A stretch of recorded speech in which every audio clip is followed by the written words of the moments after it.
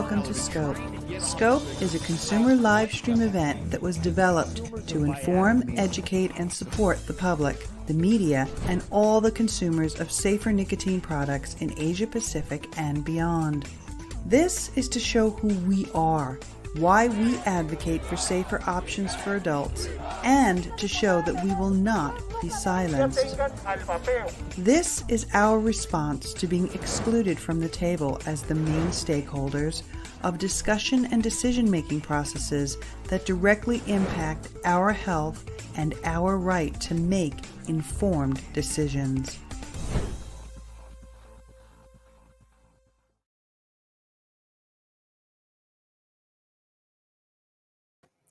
Hi everybody, welcome to sCOPe Day 3 Wednesday. I'm glad you've joined us. We're going to start off with a discussion. I'm not sure if it's going to be in Spanish or English, but with Dr. Roberto Sussman. He is going to be talking about his research on HTPs, I don't know what that was, and vapor products. He will be joined by Jeff Zamora and Tomas O'Gorman. So let me bring the gentleman in, if I may. We will start with the good doc. Hello, Roberto. Hi, how are you? I'm good. How are you? A little bit sleepy because it's midnight here. Sorry. I'm glad you. Thank you for taking the time. I know it's midnight, so we're going to get everybody in here, and so you can start. Up next, we have Tomas O'Gorman. Hola. How are you, Nancy? How are you, everybody? Good. I'm good, Tomas. Thank you for being here. And last but not least, of course, Jeff. Hola, Jeff. How you doing? Everybody, we're good, I think. Have you decided, do you want to do this in English or do you want to do this in Spanish? Let's do it in English because otherwise lots of people will not understand. Okay, fair enough. So what I will do is I will leave the floor to you guys, pull myself out, and you have at it. Does that sound good? Yep. Sounds good. Yeah. See you in a bit, guys. Okay. Well, so let's start with if a description. Are we now in the air? Yes? Yes. Yeah, we're in the air. Okay, so careful what you say. Okay, see, I'm going to describe more or less the research that I've been doing and the articles that different. I can speak about 6 articles that I've published in collaboration with other people, of course, on electronic cigarettes, different aspects of electronic cigarettes. And just today, our review of heated tobacco products was published today, just today. That's fantastic news. So let me give a very brief description of this research. The first 3 papers, I wrote them in collaboration with Ricardo Polosa, and it was at the time of the COVID pandemic. And we were concerned with the issue of, because of the lockdowns, lots of vapers were forced to be in indoor spaces together with smokers or with non-users. So we were concerned to find out what are the risks of transmitting COVID, the virus, the SARS-CoV virus, through exhalations, vaping exhalations, because vaping is a respiratory activity, right? We bring something from inside our respiratory system to the exterior. So there is a theoretical possibility that we might transmit viruses. This work involved looking at the aerodynamics of the exhalation, comparing it with the aerodynamics of breathing, talking, coughing, all these activities, and also calculating the risk of inhaling the virus, which is proportional to the amount of air that you exhale. these were my first these three papers. Then I worked with Sebastian Soulet. He's a French physicist. He has a laboratory. He works in a empresa, how to say, in an enterprise that is dedicated to standards.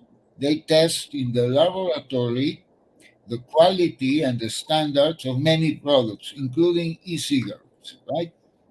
And he has his own laboratory and he makes experimental tests. So we collaborated together in a revision, in a very thorough revision of studies on vaping emissions, because you hear in the literature, no, metals and formaldehyde and toxic substances and so on. So how do people know the toxicity of the aerosol? Well, they do studies on analytic chemistry, and because we want to know what's the composition of the aerosol as we inhale it, we cannot put a detector inside of the mouth. So we need to use machines that simulate the inhalation. But the key issue is how you program these machines.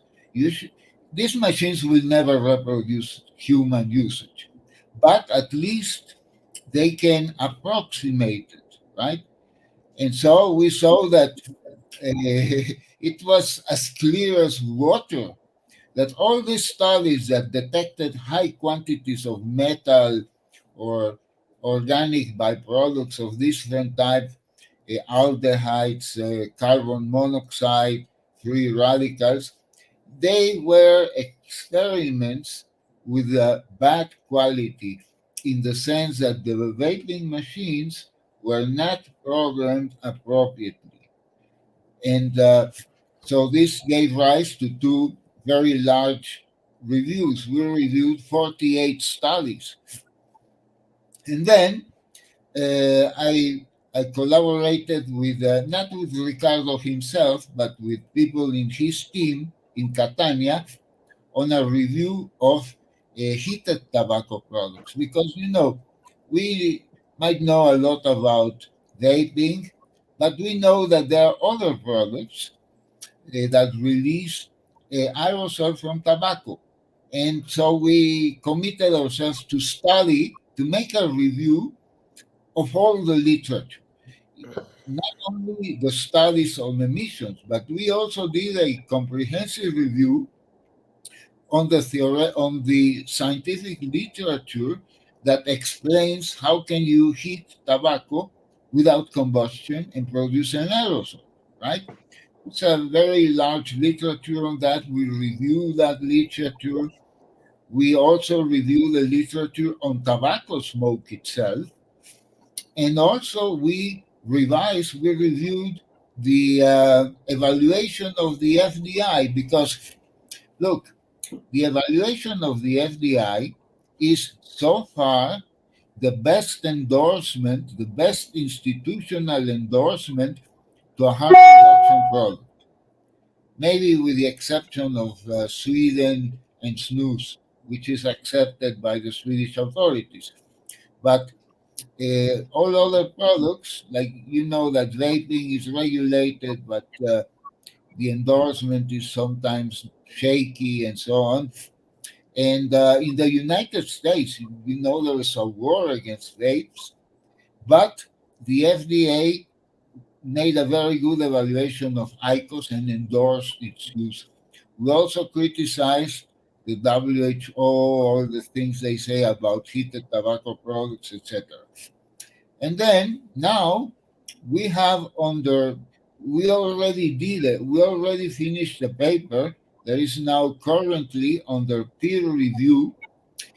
It's a very interesting paper because we picked up to start 17 studies that used a special equipment to generate e-cigarette aerosol to be used to expose cell cultures and rodents. And we discovered that this equipment that is commercially sold is literally poisoning the subjects. That is, the aerosol they generate is an aerosol that will be overheated. So these authors, they find horrible things, they write horrible things about vaping, but the experimental quality is very low. So these articles are not reliable, they are trash, right? And we also discover 69 other articles that do the same thing but with other types of experimental equipment. And we listed them. And we believe this is a scandal because we have identified more than 100 articles, people writing, researching about vaping emissions that are simply generating aerosols that humans would find repelling. So obviously you get harms from that, but these these are not reliable. That's not a description of generic vaping. Because, and with this I finish, the user, see, if I'm a vapor, I don't know physics. I don't know the physics of this thing. I don't know it. But my body knows it. How? Because when you take a device and you start using it, you graduate several things. For example, you graduate the power, you graduate the airflow, and once you feel the aerosol that is pleasant, these are the settings that you use. Now, these settings are based on physics, but the user doesn't know. The user simply is trial and error, guided by sensation, until they reach an optimal vaping.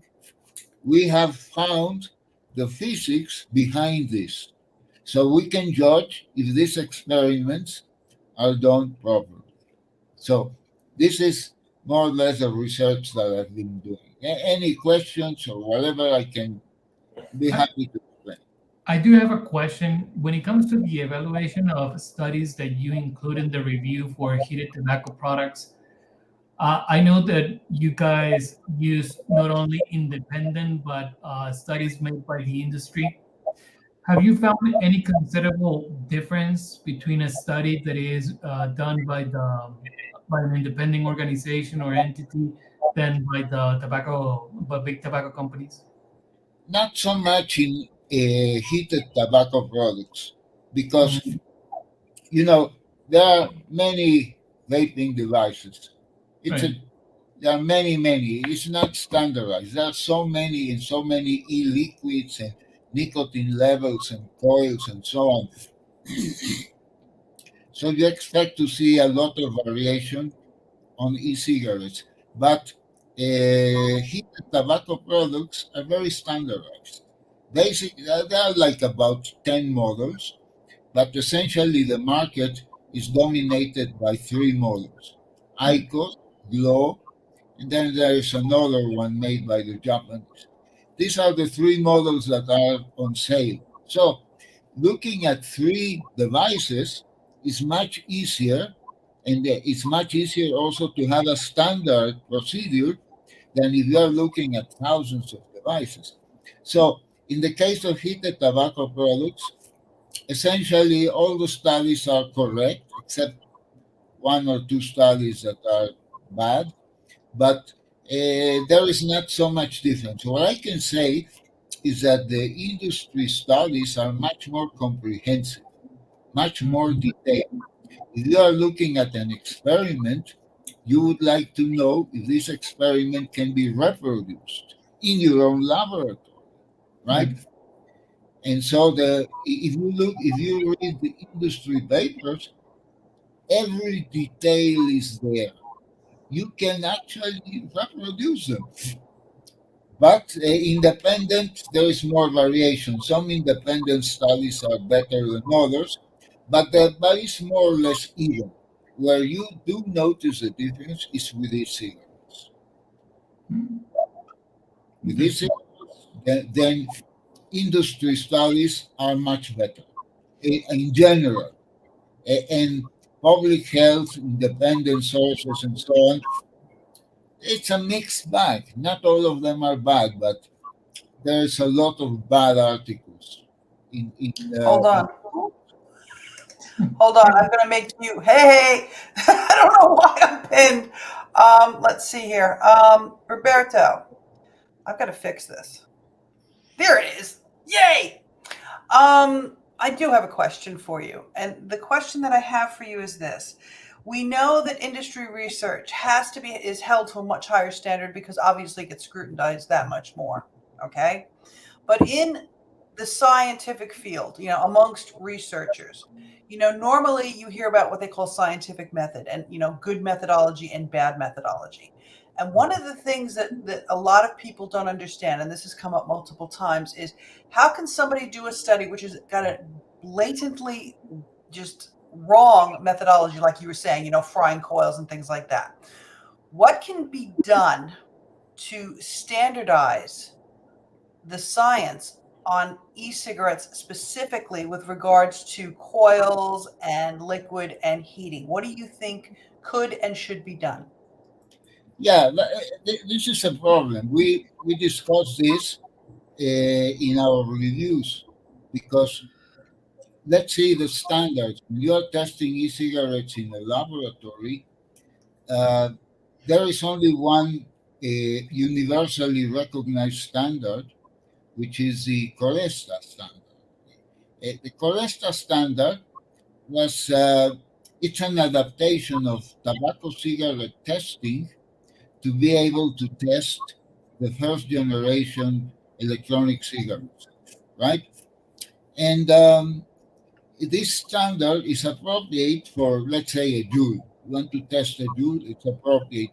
Or even a pod, not a power, but it doesn't work if you want to test this because the parameters are completely different. However,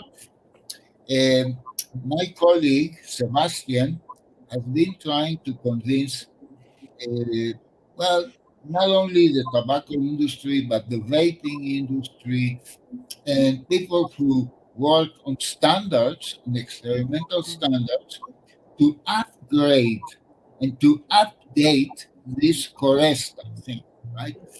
Now, why? Because all the devices, if you look at an IQOS or a Globe, they are low power devices. So they can keep using the same standard and they are not interested. And so it's getting very difficult to do that. And this explains also the abundance of independent papers that are so bad. Because if I'm an independent researcher in some institution whose agenda is anti-vaping, so I take this monster and I puff it with a machine with a very low airflow, as if it was a joule, right? You do not puff a joule the same way you puff this one, right? But the machines do it. And the machines do not feel nothing, etc. So essentially, they are testing devices of this type. The industry will not do that. The industry is not interested in this type of devices. They don't. They don't manufacture. No. But independents take this device and then puff it with a machine and measure the amount of metals or aldehydes or use it to expose rodents or cells, and then they get horrible things. And the justification is they say, well, we use the Coresta standard. We use the standard. There is no other standard. We use it. But what we are telling them is that they should not use the Coresta standard. In fact, they are not consistent. They modify the Coresta standard, but always in a very close to it, right? So this is part of the crux of the problem.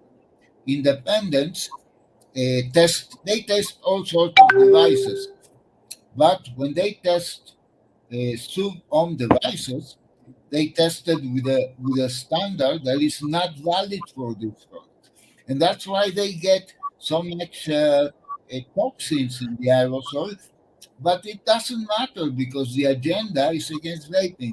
So if you publish a study that shows a lot of metals, yeah, then bravo, bravo, your institution will support that. There's no problem in publishing that, right? So now what we are calling attention to this fact, right? I mean, it makes sense because, Jeff, I know you want to say something, but it makes sense when you think about all of these policymakers that want to ban open tank systems is because they can't evaluate them.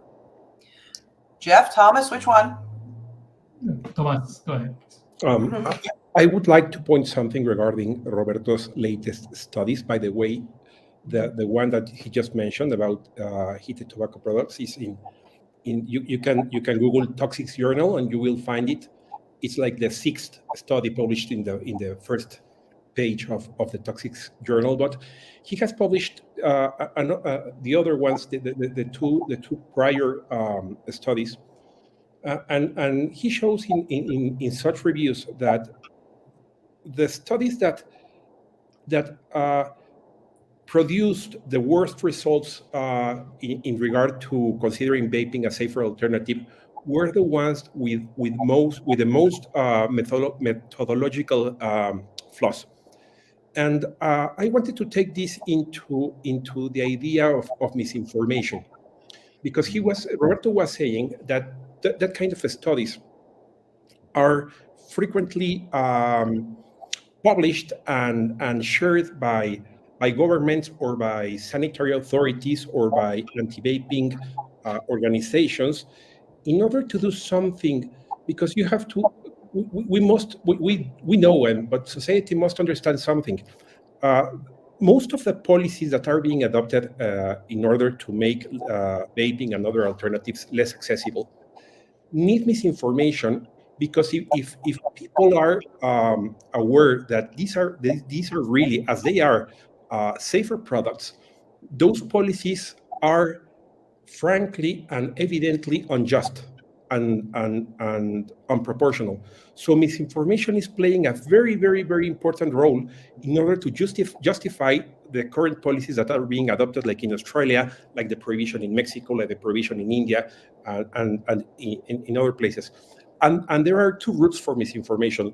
One is publishing or making, I hope they are not doing it cautiously, bad studies. But the other one, which is very severe, is the censorship of studies, the character assassination of scientists, the censorship of studies made by the industry. I mean, I don't necessarily like the industry, but as Roberto was saying, they are doing good science, and science must be rejected because of methodological flaws or because errors in the studies, not because of the scientists that made it. So it is very important to be clear about this. Misinformation is the tool that these people are using in order to justify very unproportional policies, and I guess those are the two routes: by doing bad science, or at least making it more visible, more public to the society, and in the other side, by censoring the studies made by the people they don't like.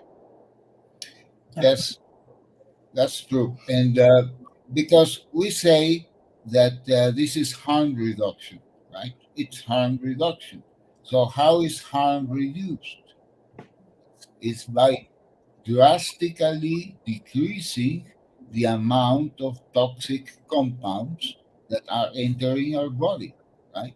And this is directly connected to how you generate the aerosol, right? As I was saying before, the user doesn't know any physics or chemistry. He or she will just vape and adjust some parameters, power, or maybe airflow, or the intensity of the inhalation, in order to reach an optimal sensation, right?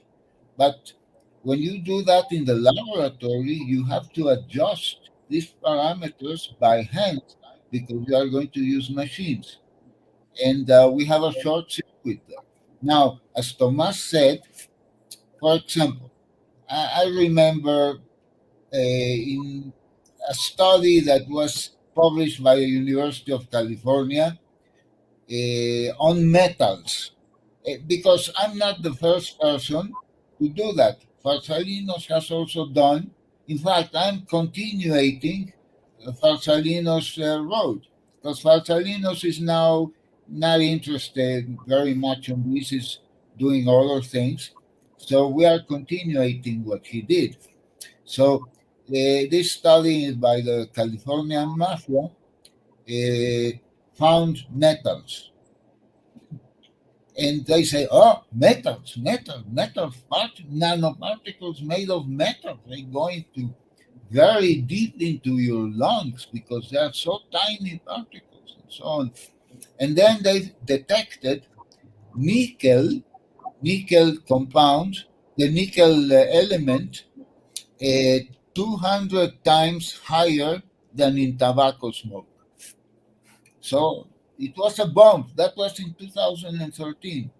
And Farsalinos looked at this study and they say, okay, we know that they are emitting metals.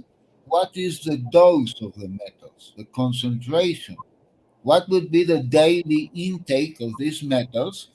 And let's compare it with toxicological standards, because whenever you talk about harm, you are comparing. There is no absolute harm. All harms that we can quantify are with respect to a standard. So there are toxicological standards that are used in industry and are used everywhere, in toxicology, the medics, etc. So he compared them and he showed that all these metals that were detected were 5,000 times less below the standards. So here you see that metals, but when you actually look at the dose, it is very low. And now 200 times that of tobacco. Okay, nickel is not an important ingredient in tobacco smoke. It is negligible. So if you have a tiny, despicably negligible quantity and you multiply that times 200, it is still negligible. But the way these authors and the media, the bloody media, the way it is framed, it's as if you were putting lots of metals in your body.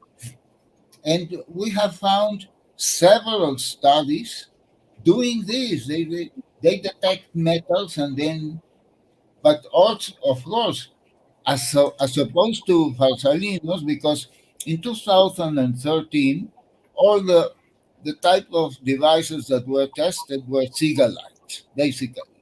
And Sigalites, because they are low powered, they are not going to produce a lot of shit, right? But once you start testing these ones, then you can produce with this one 10 times more formaldehyde than in the cigarette, and also a lot of metals, right? But it is because you test them under overheating conditions that a user would find absolutely repellent. And so we have discovered more papers. And who are guilty? There is a group of people that started from Johns Hopkins Bloomberg School of Public Health. Now they have. Then there is some people from University of California. I'm not saying names, but because it's bad. But these are a group of people who do that. Then there is a Lebanese group that works with an American guy, and they also publish a lot of rubbish. But these people have also published good papers, the Lebanese ones. So my impression is that it's not incompetence. They can be very competent, except there is a political agenda. And as a scientist, I understand it. I am a mature scientist. I have tenure. I'm not going to lose my job. I don't have to compete anymore. But if I were 30 years old, 35 years old, 28 years old, I wouldn't have tenure and I would have to be competing. And if you see a very powerful agenda that is not favoring vaping, so you just navigate along this agenda. It's not that you are threatened. Nobody comes to you and tells you, unless you find harms, you are fired. No, but you understand that this is the agenda. And so you follow it because you want to make an academic career. You want to get grants and so on. So this is the problem. Publish or perish. Right. It's publish or perish, and the difficulty to find jobs in academia, right? Now, industry doesn't have that problem because industry has a lot of resources, and also industry is is considered like a rogue industry, the tobacco industry, and so they are very strict about that, and they are very competent. I have spoken with tobacco industry scientists, and they're okay. They're good. The research they do is very good. But it's like this. Like if I want to talk about testing these devices and the products, I'm telling they're not interested. They are testing their products. Period. They are not interested. Yeah, that's So right. that's the problem. Jeff, you were going to ask a question. Yeah, I was Yeah. going to ask something, Roberto. Thinking, obviously, we know that there's a lot of biases and people that do not want to get involved in the research because of the agenda and stuff. But I will imagine that there's some that they're actually thinking about doing research on this and thinking about possibilities when it comes to, at least testing the thermochemical and thermophysical aspects of the vaping devices, right, or the vapor that they emit. Wouldn't be that solved with like the temperature control that we have on those devices? Like using temperature control? It's not sufficient because Mm. we solved this problem in this paper that is now under revision, the peer review that is already subjected to publication. We solved this problem because the authors thought that just by setting the device at a comfortable temperature, a comfortable temperature for vaping is between 200 and 250 degrees. These are the temperatures at the coil, not the aerosol. The aerosol gets into your mouth maximum at 40 degrees, otherwise it bothers you. But Right. at the coil is between 200 and 250 degrees. And they set the device like that. But there are two problems. If you set the device like that, at that temperature, but your machine is puffing with an inappropriate airflow, then that would be repelling to a human, but the machine and so you are puffing this device at temperatures that are not well calibrated with the temperature that you are putting. See, to calibrate, it's not sufficient to put the dial there. You have to calibrate to see if the temperatures in the dial correspond to temperatures that are measured with a thermocouple or with another method. So to calibrate these instruments, this device, you have to puff it with the right airflow. Then it is calibrated. We show that. We show that. We show the graph. If you puff this device with the required airflow, then temperature is very well calibrated. But if you puff this device with an insufficient airflow, then you completely break the calibration. You think that you are at 200 degrees, and really the temperature goes above 300, right? And so, yeah, but this doesn't happen with humans. If you are a human, not a machine, you are a human, and I give you this device that has temperature control, then you set the target temperature, and you start puffing. If you puff with insufficient inhalation, it will burn. So you learn to control the airflow. See, this one, I control the airflow with this mouthpiece. Without this mouthpiece, I would burn. But but then there are other ways you can control the airflow with a slit. But the user doesn't need to know any physics. He simply, or she, they try and so on. And so it works. The temperature control mode works with people because people do trial and error until they set the right inhalation parameters, right? But I repeat, if you do that with a machine, then you have to calibrate you have to set the machine in the right conditions. And these people don't do it. Another point is that these researchers are not vapors. These Right. researchers are chemists or engineers or medical doctors that are conducting these experiments. They don't care how you vape. They don't care. They just use this Coresta standard and boom, that's it. We have a question. Ah, well, we're putting our bets in Argentina, but we don't know really. But my prediction is as good as anybody's prediction. It's very uncertain. 2 years ago, we did not imagine that Russia would invade Ukraine. 2 months ago, we didn't know about this massive conflict in the Middle East. So the best prediction is no prediction, but it's going to happen. At least look. Let me say something about Mexico. The political class in Mexico, and Tomas can correct me, the political class in Mexico already knows that the devices have to be regulated. It's just our president who is Yeah. he's a very stubborn, dogmatic, and authoritarian character, but he will go out in 1 year. So we will have regulation.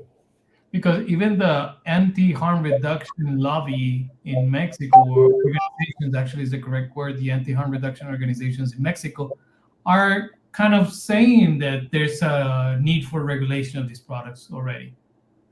Sort of, right? Let me tell you something. When there was a possibility of a regulation after the Supreme Court ruled that the commercialization blanket ban was unconstitutional, yes, they said it had to be regulated. When 4 months after, no, 7 months after that, the president rebanned vaping products by a decree, then they feast and then they make their party about prohibition. So no, they will just adjust. And also we all have to bear in mind something very, very important. It is not only regulation what we need, it's a proper regulation. Right. It's a regulation that embraces harm reduction, that makes these products available to adults, that respects human rights, that respects freedom, because regulation, like equating them to tobacco products, which are ruled by different policies that were designed to reduce or to obliterate the offer or the demand of the products, won't work for these ones. Okay, so it is not only regulation what we need; it is a proper, a balanced, equilibrated regulation that, yes, of course, protects people from using these products if they are not supposed to, like minors. But in the other side, and at the same time, makes these products available for adults, especially the ones who are already smoking. Okay, so always bear in mind or have in mind, regulation must be appropriate, not only a regulation. Yes, that's true. That's a real debate. And the political class in Mexico, the way we have been interacting with them, they say they want to regulate it, but very strictly because they're afraid of the problem, right? But if they regulate it excessively strict, then the black market will not disappear. Right? I- No. we will still have the same problems. And well, actually, no. I think that even a bad regulation is better than no regulation. But Yeah. All right, we've got questions. First one's up there for you guys. The average consumer is not science literate. How would you suggest consumers refer to and use scientific research in their advocacy? well, cite me. Look, and not only me. I mean, there are sufficient number of researchers doing actually good research on on electronic cigarettes, and the idea is to cite them. Something that we can do is an idea that I just got now, is to have a sort of available library of different subjects. Like if somebody is telling you that vaping is a gateway to smoking, there are 3 4 studies that prove the opposite. Now you don't have to read the studies or whatever. Well, in case you need more information, you can always ask me. And I have some information. And if I don't have this information, I can contact somebody who will, right? But that's it. What the first thing that people have to know is that electronic cigarettes are not innocuous, but they are close to being innocuous. What I mean by close to being innocuous, when you enter your kitchen, you are exposed to kitchen aerosols. When you clean your room, you are exposed to aerosol emissions from the cleaning products. We are exposed to pollution all the time, all the time. But we are not worried, right? We are not worried that we are going to be poisoned by so many aerosols. So you have to emphasize that vaping is at that level of risk. And this is what I would call almost innocuous, right? Don't be afraid to say that. Don't be afraid to say that. Vaping is as risky as many other aerosols that we are constantly exposed to. Oh, but a study found methods. Well, according to Dr. Sussman, these studies do not have experimental quality, and they were criticized in this. Or another issue that, but see, there are several topics in the science: emissions, environmental and inhaled, then biomarkers, once they enter your body, then studies on tissues. They take a tissue from your lung or throat and compare it in the microscope. This sounds very impressive. Oh, DNA modifications and so on. But these are idealized experiments. They actually just prove the plausibility, the plausibility of a possible damage. It's like buying a lottery ticket. If you don't buy the lottery ticket, you'll never get the lottery. But if you buy it, doesn't mean you will get it. So these are studies on tissues. Then there are the studies on cells and mice. And then there are clinical studies, but the clinical studies do not have much power because vapors have not been observed for long periods, right? Yeah. So you mentioned the solution, and here I commit myself if you want to have a list of articles divided by topic so that you can cite them. Always, whenever they tell you something horrible about vaping, calm down. Don't hit them with a hammer. That will make things worse. Just tell them what are your sources. How do you know? I am interested because I use the devices. Maybe you know something I don't know. Please tell me what is your source. How do you justify what you just told me? 90% will don't know anything. They're just parroting whatever. But you have won the argument, right? And if they tell you, then look, we're a community. Send me an email and I'll tell you about that study. If I don't know, I can find out who. And we should have a databases of papers that refute all these notions, right? We do. It's actually on a couple of different sites. They do. I mean, Kurt in South Africa has one. Then there's in Safer Nicotine Wiki has one. I mean, the information is out there. So if somebody needed that information, I'd say your first port of call is contact your local consumer advocacy group.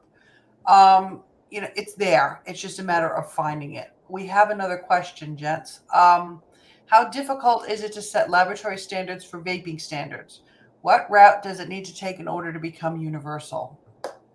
Well, there cannot be a single standard because there are so many devices. But essentially, we can divide all devices known in three classes: low powered, high powered, and intermediary. Because this division, in terms of supply power, correlates very well with the vaping style. Like if you are vaping a Juul or something small, you are going to do mouth to long because it's very likely that you are a recent smoker, ex-smoker. So this vaping mouth to long more or less resembles the way you smoke cigarettes, more or less. Now, if you are using a sub-ohm, then it is almost certain that you are doing direct to long because see, this device requires a lot of inhalation. Why? Because you supply a lot of power to the coil. So you you make a lot of vapor, of illiquid vapor.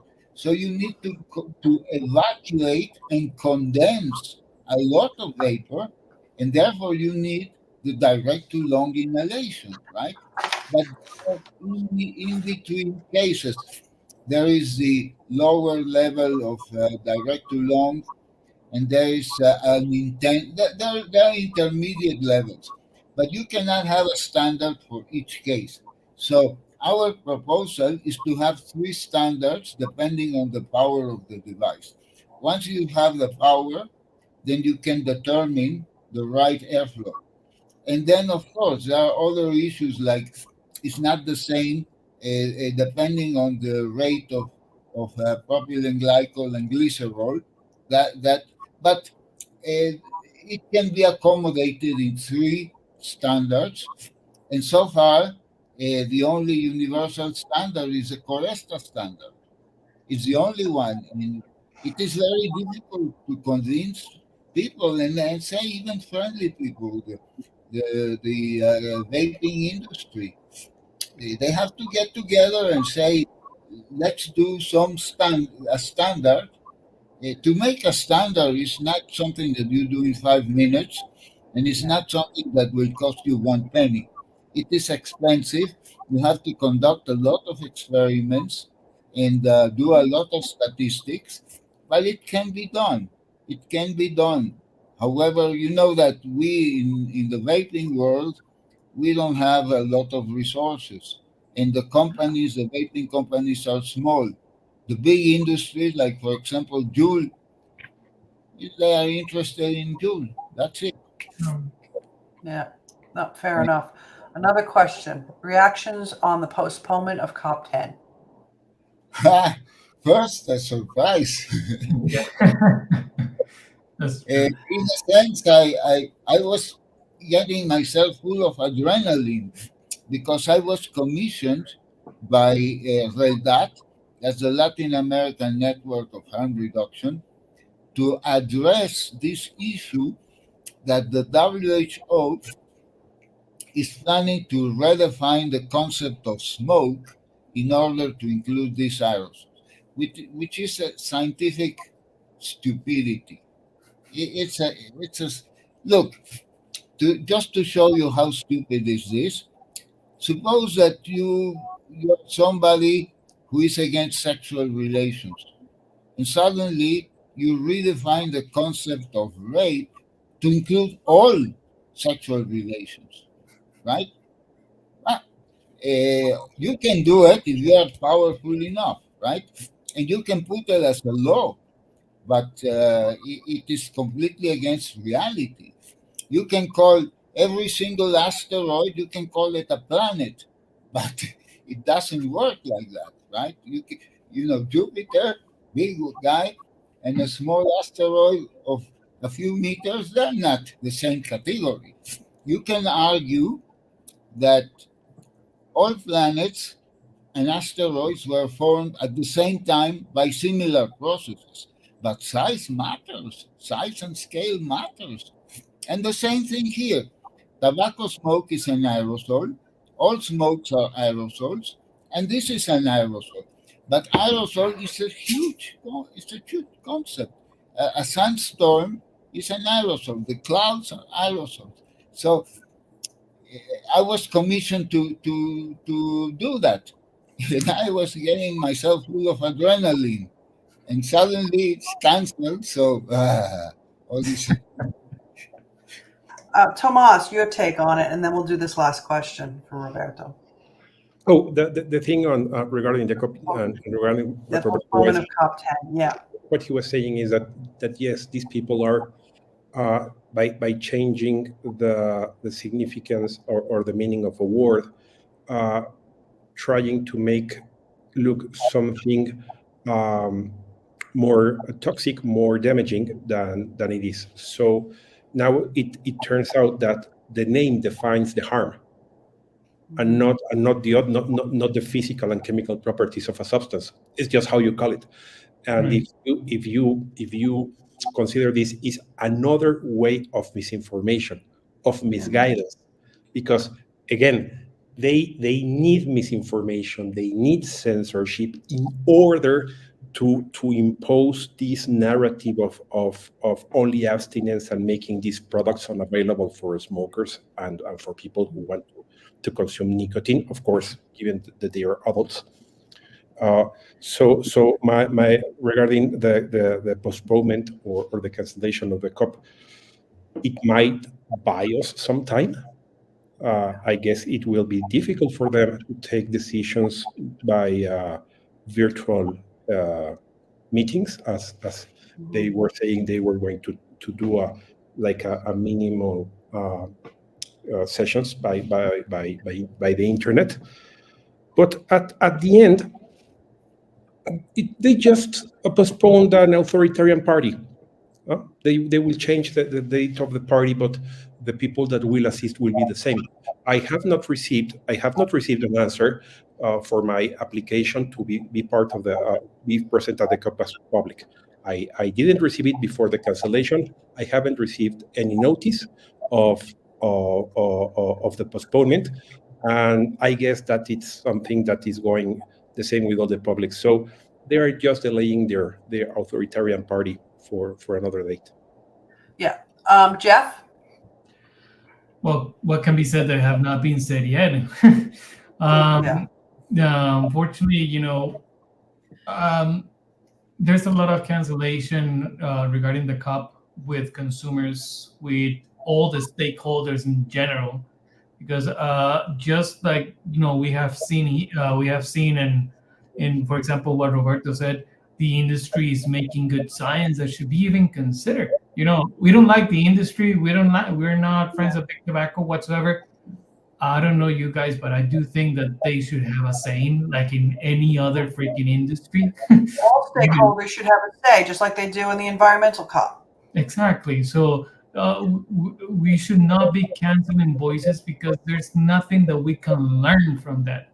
And unfortunately, that's something that has been continuously happening with the FCTC COP and the expansion of the 5.3 article, and how they have been pretty much putting a blind into the delegates for them not to receive any information related to harm reduction. That if you go into some other areas, that's inconceivable. People not hearing about the benefits of using methadone or the benefits of using any other harm reduction than anything, right? And somehow the people in the Secretariat, the FCTC, or people in that role have been doing it one way or the other. I don't believe in cancellation. I don't believe in censorship. I do believe that every stakeholder should have a right to say something. And at the end, the COP probably is going to be held. What we have heard, at least, is that they're going to have a virtual session just to discuss budget, and then they're going to reprogram the actual physical session where the delegates to be there. That's what we have heard, at least, right? So could it be any different? We don't know. We don't know what is going to happen there. We hope that there's a lot of countries that already favor harm reduction when it comes to people who smoke, like UK, New Zealand, Canada, France, Japan, Philippines. We're waiting for them to have a say in this and say, no, we don't believe that vapor is a smoke. That's outrageous, for example. Right? Yeah, it is. I mean, there's two things that came to mind for me when they postponed it. One was, wow, this is good. It gives us more time to get the message across. But then the second thing I thought about was, I wonder how pissed off those delegates are going to be that the budgets they had to allocate, the tickets, the hotels, the visas, and all of that. I mean, especially in light of what, was put in the paper, that they knew about this before they actually canceled it, right? And the amount of money that was involved and so on and so forth. So I choose to look at this as a positive thing, okay? I also think that we've got to be very careful about what they're going to discuss in that de minimis meeting. I actually went through the COP agenda. This relates to you, Thomas. Hold on. I'm going to tell you something in a minute. And yes, they're discussing budgets and the process and policy procedures for doing a virtual meeting. Now, Tomas, I looked also to see who were the people that were approved, NGOs and individuals. You weren't on that list. They've already decided that. They decided that back in September. No, yes, they have already decided that INCO will not be allowed as an observer. No, I was referring as application of people like me as public. They don't let people in from public. You have to be an affiliated NGO. You can be in theory, you can be present as public, and September 21st was the end date to file your application as a person, as a individual. Several people filed. A lot of people filed their or made their submissions, giving them. You have to give your passport number. You have to take a picture of yourself. You have to present a resume and state your affiliations. And in theory, that had to be done 60 days before the COP.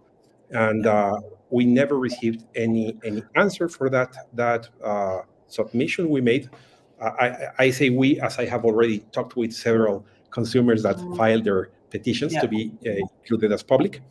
And the thing is that if they change the date, I don't know if they will restart the submission procedure, or they will just answer the ones we have already made. But I guess the idea was very clear this time. They asked you to file 60 days before. They won't answer maybe just one day, the day before the COP was scheduled to start.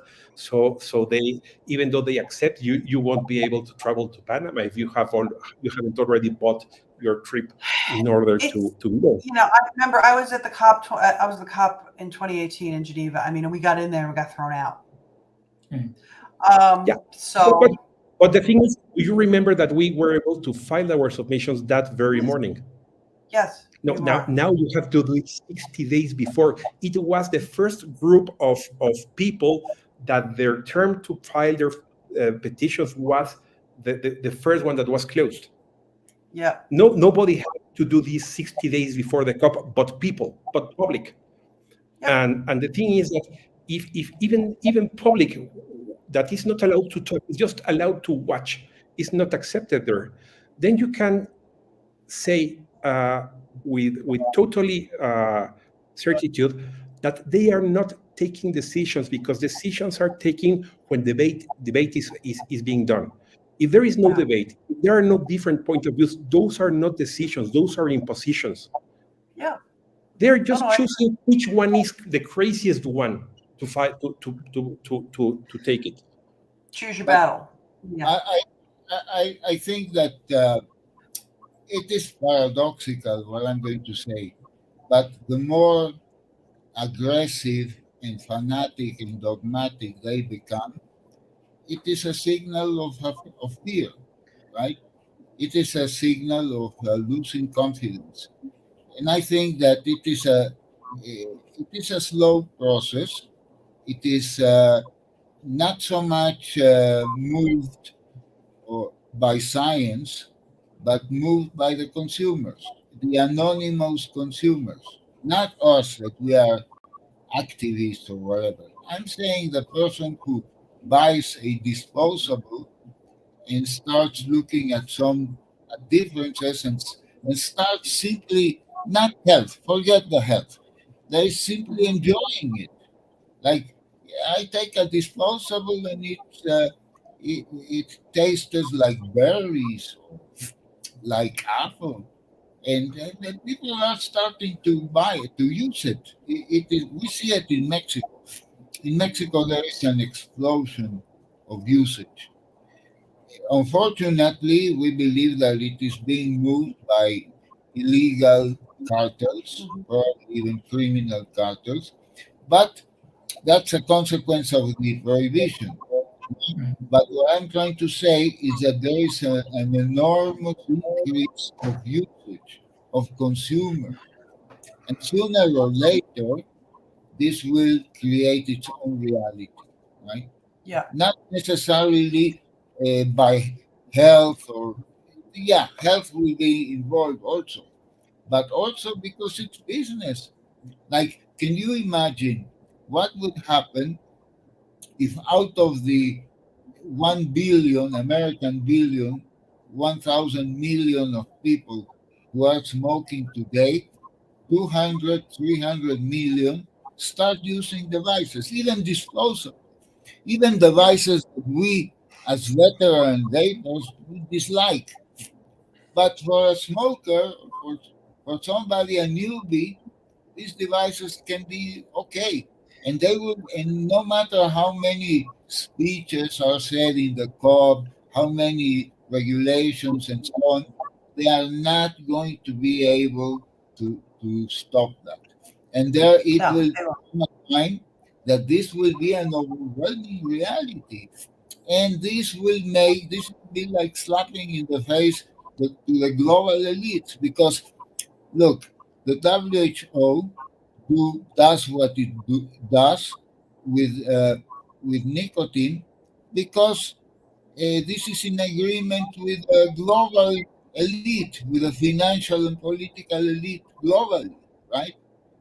But these people are watching this reality becoming, and there will come a point where they will tell the FTCT, "You're not working. You are not working. You Yeah. have a reality. You have 300 million users, and you are still talking about bans and flavor bans and things like that. You are not working." That's my point. Reality will defeat prohibitionism. I agree. I agree. Guys, thank you for joining. We've kind of gone over, and I've got somebody waiting. Thank you all very much. There are a couple of questions still in chat if you guys want to jump onto YouTube and answer those There questions. was one question if wheating and liquids should be part of the standard. Yes, they should be, but Yes. you cannot take every single case. You have to incorporate them in a general way. But yes, they Yeah. are. Okay. There we go. Gentlemen, once again, thank you very, very much. I am much obliged. You all have a good evening, You too. and we'll see you guys Thanks. soon. Thank Thank you very much. you. Have a great Bye, day. guys. Bye, guys. Bye. Hi, everybody. I'm sorry we're running a little bit late. Up next, we have the one-to-one discussion. We will be talking with Miss Jessica Perkins, who I will now bring in. Hi, Jess. Hey, hi, good to see you, Nancy. Good to see you. Sorry about the delay and the running over. Don't worry at know, all.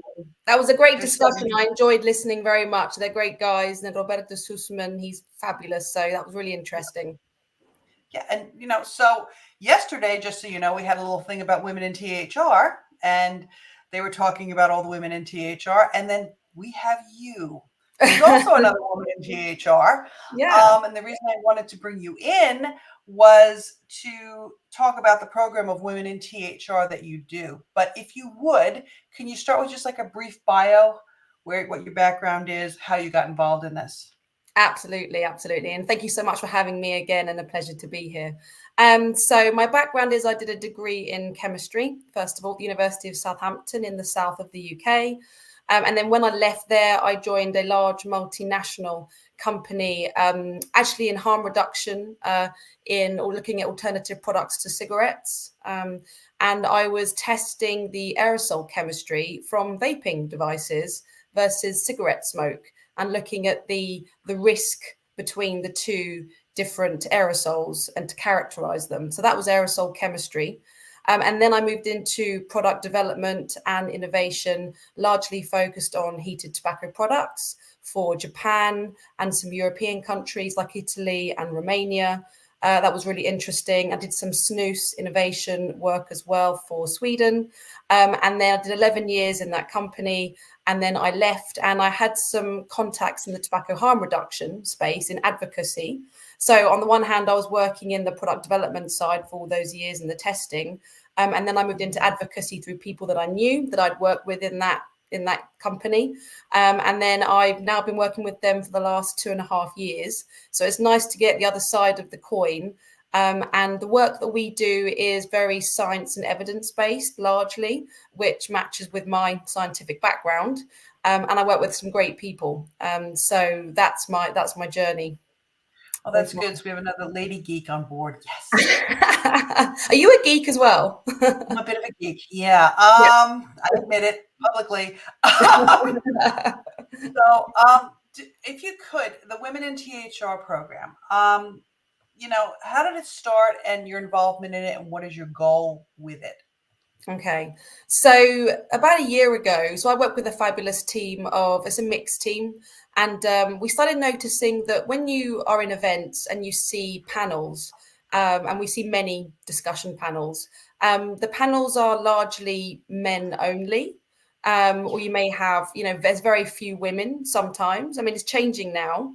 And then there was some comments on social media that we were picking up, and people were saying, why are all these panels manels? Where are the women? Mm-hmm. Which there is some truth to that for sure.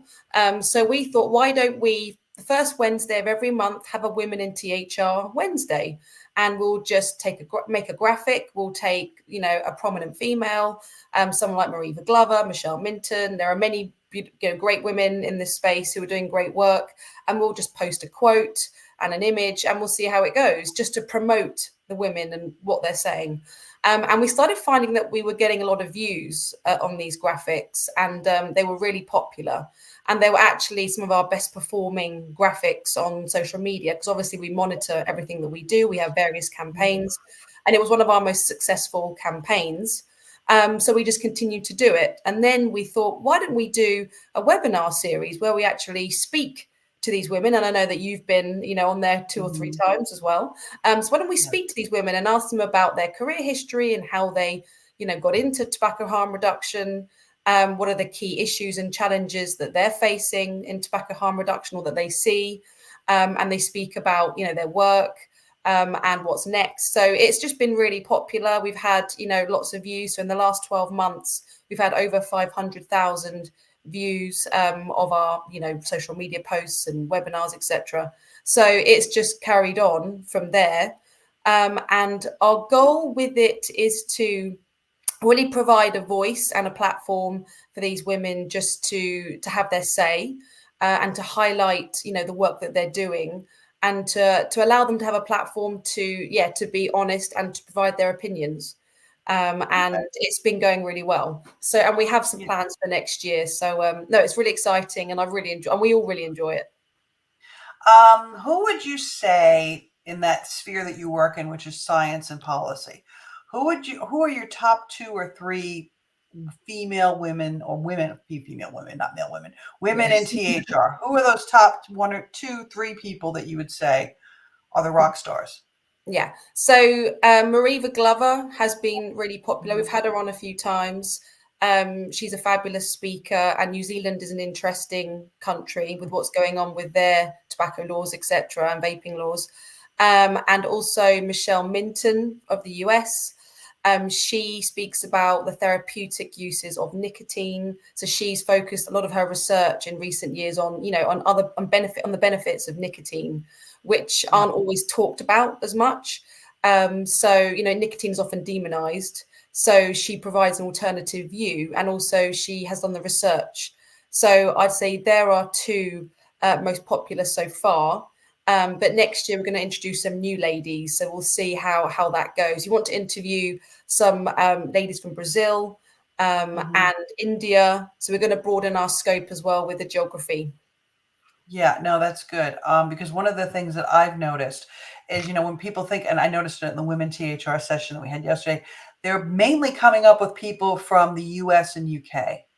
It was interesting. A couple of other women came up, but I think in Asia, I think in Latin America, I think in the Middle East, okay, there are a lot of women that are out there working, but they do it behind the scenes for cultural reasons, such as it work. Okay?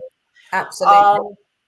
But just because that work is behind the scenes doesn't mean it's not important. And, it would be good to highlight that and promote that, amplify it, I guess is the word. I think of Dr. Sharifa in Malaysia. Yeah. Yeah. I don't agree with everything she says, okay, but I respect her. I can agree to disagree with her because I know what it takes for her to be able to stand up there and speak out within the world that she operates in. And I think one of the things that we need to do as women in THRs, we need to support each other. It's like the sisterhood. Absolutely. It's something that I'm seeing happening. I don't know if you're seeing it, but I'm seeing it happen more and more. And this brings me to my next question for you. We had a discussion about the way women advocate versus the way men advocate. Now, you're not actually, a consumer advocate per se, but what do you see as those main differences? Like, what are the benefits, or not so much the benefits, but what do women do that's different from what the men do? That's an interesting question. I guess. Yeah. I guess I think we're seeing more women shouting louder now, because traditionally women tend to do more behind the scenes, I would say, and maybe not so much public speaking as much. So I tend to find men are happier to speak on stage, put themselves in the limelight, and be at the forefront of that discussion and make themselves more visible. I think women generally tend to do things in the background and are more operators. That's what I tend to find. But in the last year, I'm seeing more women actually speaking in the forefront now. I've been very impressed with Mariva Glover. We've organised some events and she's been on stage at the forefront.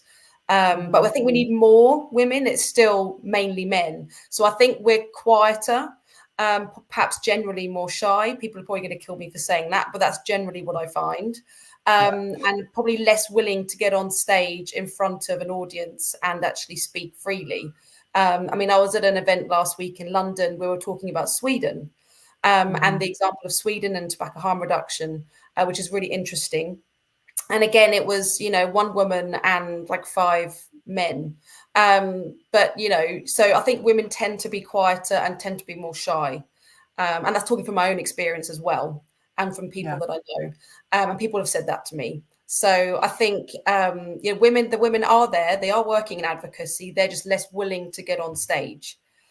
So I think the webinars that we're doing is quite nice because they're remote, they're virtual, maybe a bit less pressure. So women are now coming to the forefront through technology. But I think it's actually being on stage and being present and voicing their opinion like that. And actually being supported to do that, because a lot of us, we're never given that. We were never, we were always of a certain generation, let's put it that way. Those of us of a certain generation and the saddle generation of that, I'll go out and fight, and equal rights and stuff, but, make sure you come home and make the dinner and take care of the kids kind of thing. Yeah, and we still see that a lot. I think you mentioned Asia and the Middle East, and there are lots of fantastic women, doing great work in tobacco harm reduction. And funnily enough, for next year, I want to focus more on women from those regions of the globe. The Middle East and Malaysia, Vietnam, those kind of countries, finding females from those areas that will speak. And then what we do is we identify them, and then we can start inviting them to events, because we do organize events where we physically have a presence. We did an event in Brazil, went to South Africa this year, and trying to invite those women to speak on stage. So we can kind of help in that way in terms of the physical presence as well. Yeah, no, excellent. Now, you say events. Is this stuff that you're doing through thr.net? Tell us a little bit more about that. Yeah, it's a good question. So this year we launched some other regional platforms. So we have thr.net, which is the flagship, the global platform, which is translated into several different languages. So we have French, Spanish, German, Italian, obviously English. We launched a platform in Pan America. So it's the PARA, Pan American Harm Reduction Alliance, which obviously is centered on Brazil, Latin America, Central America, the US. So we did an event through the PARA platform in collaboration with thr.net back in May of this year. So the idea is that we're supporting the advocates in that region. It's kind of a platform for them. We then also launched ASHRA in the Asia or Australasia region, which is the Asia Harm Reduction Alliance. And then we also have ARA, the Africa Harm Reduction Alliance, obviously the Africa and Middle East. And we have now a Sweden website as well, because Sweden is a really interesting country and actually is a leader, and shows us a great example in terms of tobacco control and tobacco harm reduction, incorporating those two things.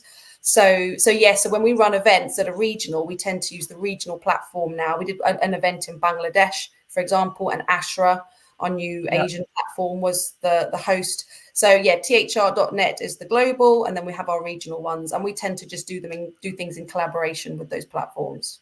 Yeah, no, that's really cool. I do want to ask you something, because I didn't realize that there was an African group. Can you tell me more about that? Because Africa is one of those countries that seems much underserved in terms of support for advocacy. So can you tell me more about that? Yeah, sure. So we launched the Africa Harm Reduction Alliance 2 years ago. And we've had a lot of success with it, actually. So we have our key advocates. We have Joseph Magero of CASA, and he does a lot of advocacy work for that platform. Kurt Yeo as well, who's done a lot. And then we run the event in South Africa through ARA. South Africa and Africa are very interesting countries when it comes to advocacy. So Joseph focuses on Kenya, and the oral nicotine pouches that have come back in. And then the South Africa is obviously a separate thing. So there's plenty of work going on with Africa. With Asanda has helped to advocate by the ARA platform as well, of Vapor Products Association of South Africa, Asanda Goi. We've had great success with ARA as well. There's definitely a need to advocate. Absolutely. Yeah. Because I have seen some of the women in Africa. I do see them on social media. I don't really know them. I haven't really seen them like on a webinar or anything like that, but it looks like they're very active. It looks like the ones that are there are very vocal. They're very direct. Impressive, actually, quite impressive. Absolutely. So especially Asanda and I think that a lot of the advocacy that's done both on the consumer side and also on the science side or the policy side, we need to have those regional power centers. I think you and I might have had this discussion like a while ago. Yeah. Because there are certain things that can only be understood from people within that region that won't translate somewhere else. Exactly. But in saying that, there are some things that are somewhat similar in regions. Like, for example, Asia, where I am, there's a lot of things that are very similar that are happening in Latin America. The context is different to a certain extent. But, having those those regional centers makes it much more focused and much more able to affect changes. Absolutely. And we see that in the South America. So for the Pan-American, we see that Brazil obviously is very strict with regulation. And once the Brazil makes changes, other countries like Argentina, other South American countries will follow suit. So it's often you have, a country in a region that obviously, is almost like a leader, and the other surrounding countries will look to that country and almost copy them.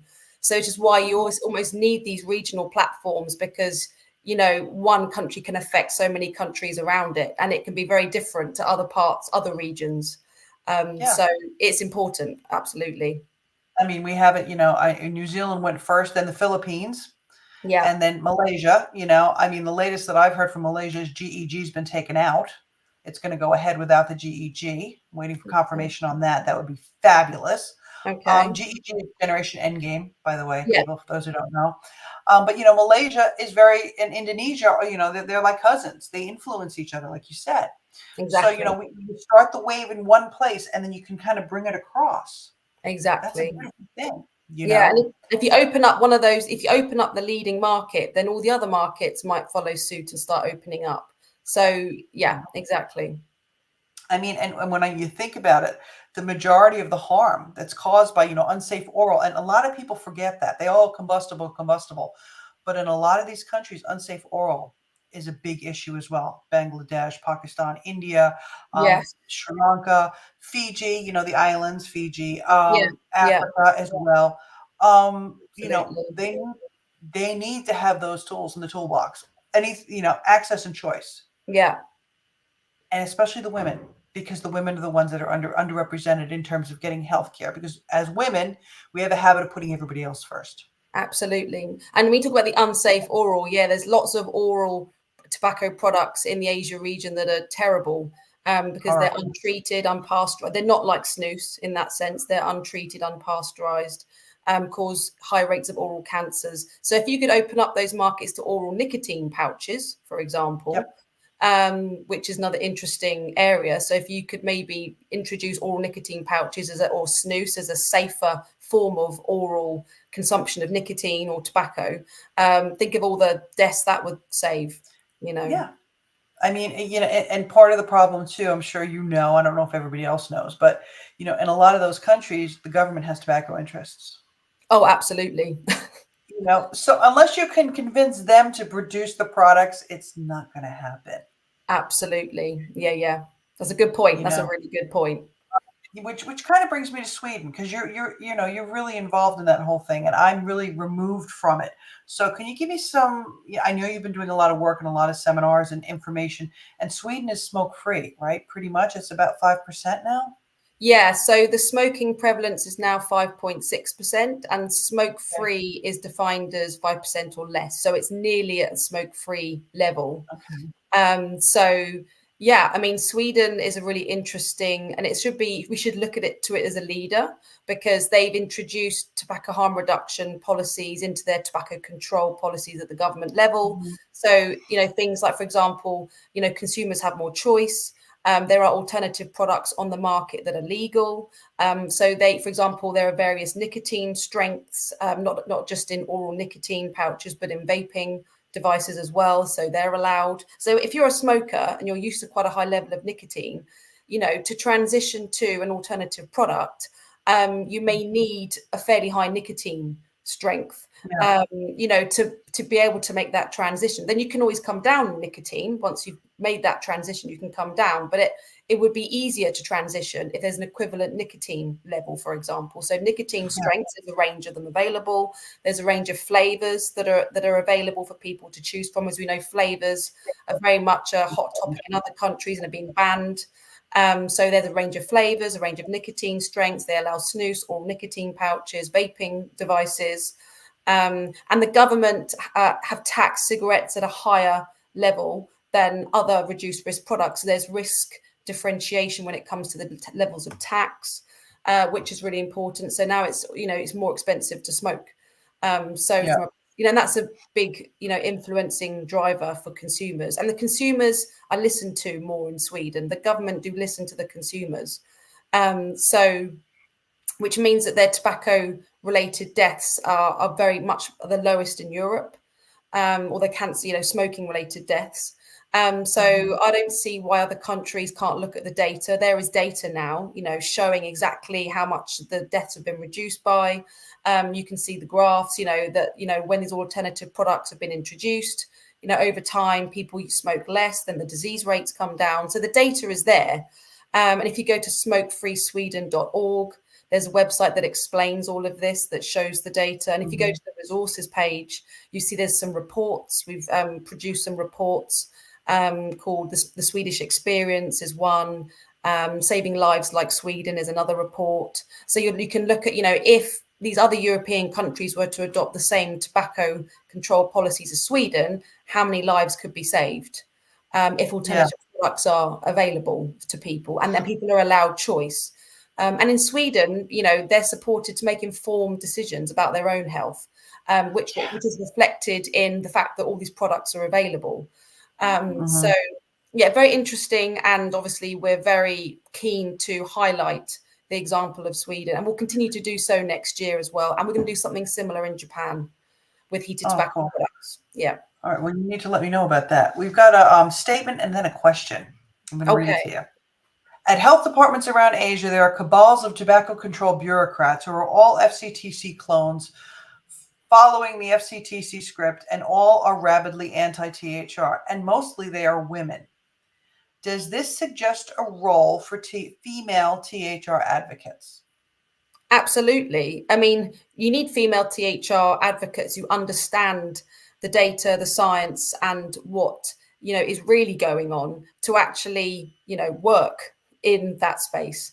So if you've only ever worked for the WHO and you've never really, been opened to genuine tobacco harm reduction and understood the data and the information and the reality of the situation, then, you're just believing in ideology.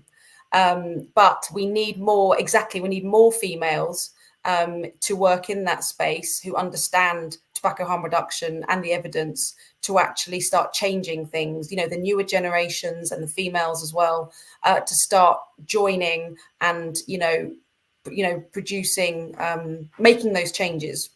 Absolutely.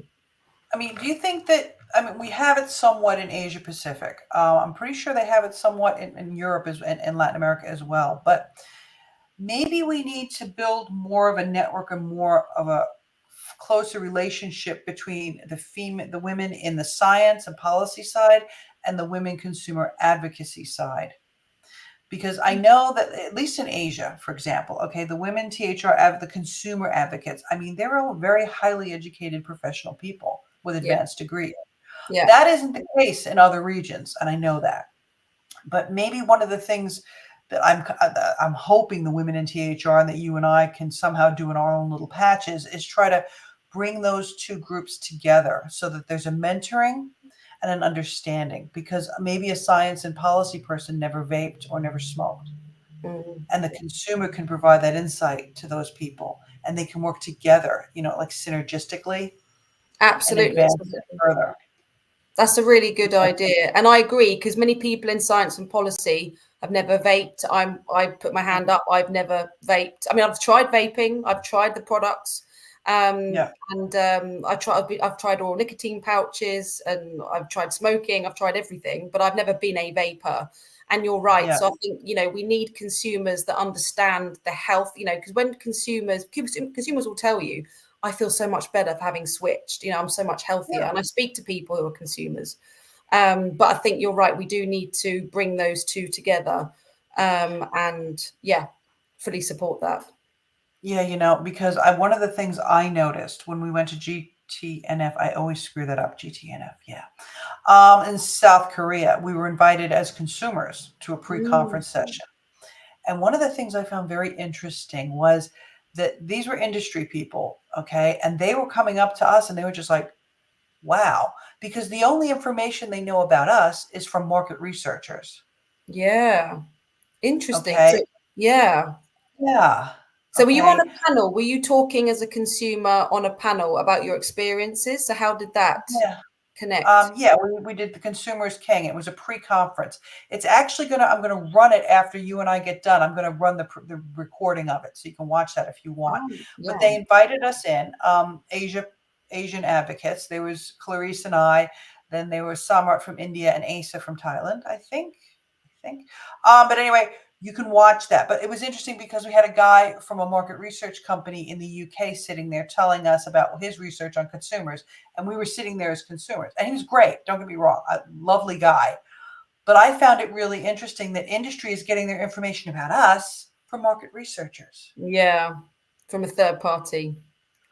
They would have loved to have heard from you directly. That would have been a very rich session completely. Yeah. But you're right. We need to bring all the groups together. I think all of the stakeholders need to be at the table at the same time.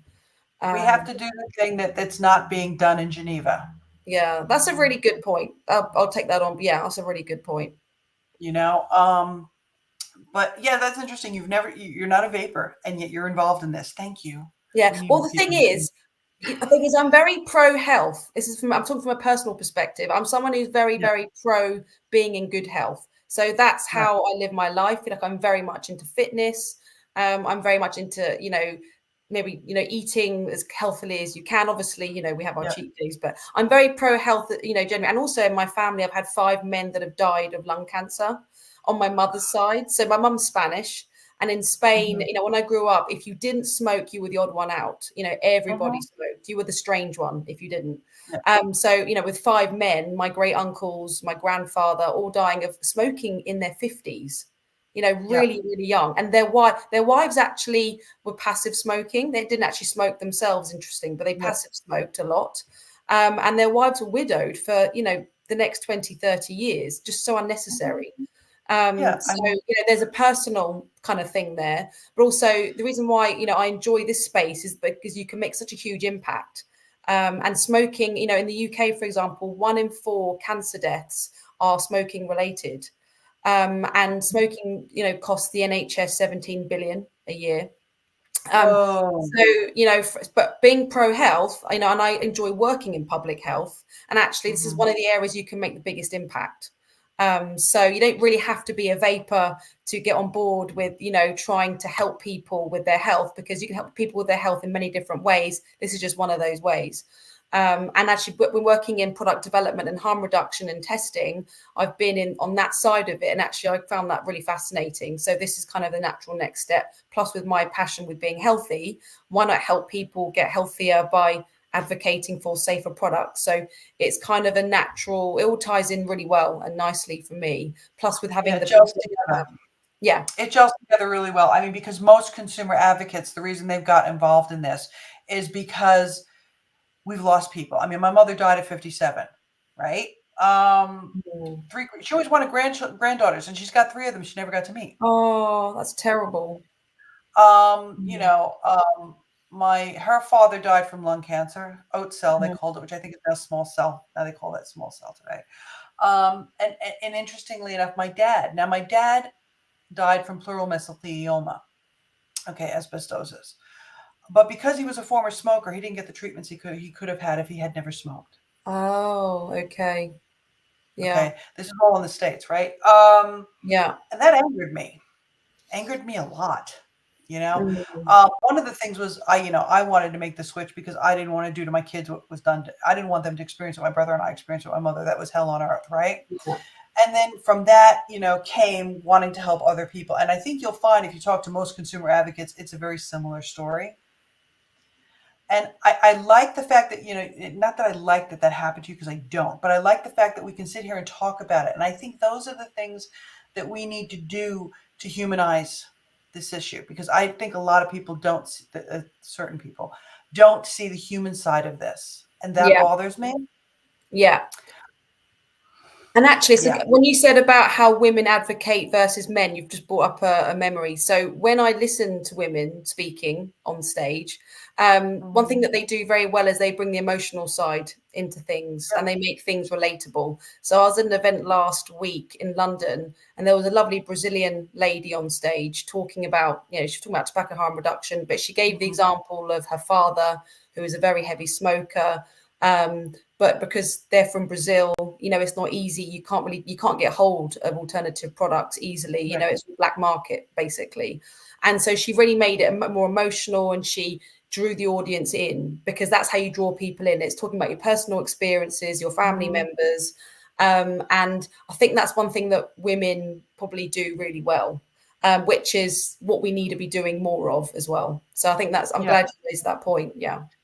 I mean, that's something that, Lindsay Stroud and Skip did with the Golden Oldies Tour in the States, the testimonials. And then we have the Right to Vape testimonial site with CASA.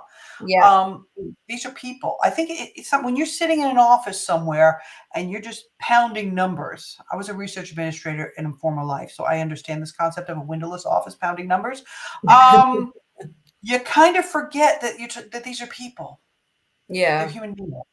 Exactly. And I think you're right. Women, we tend to be a little more on the surface. We can express ourselves emotionally, whereas men have kind of been programmed not to do that.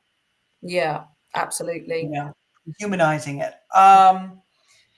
We've covered pretty much everything that we just said that we were going to discuss. Is there anything else that you'd like to say or bring up with regards to women in THR or whatever? Yeah. I guess for women in THR, it's keep getting your voices out there, be brave.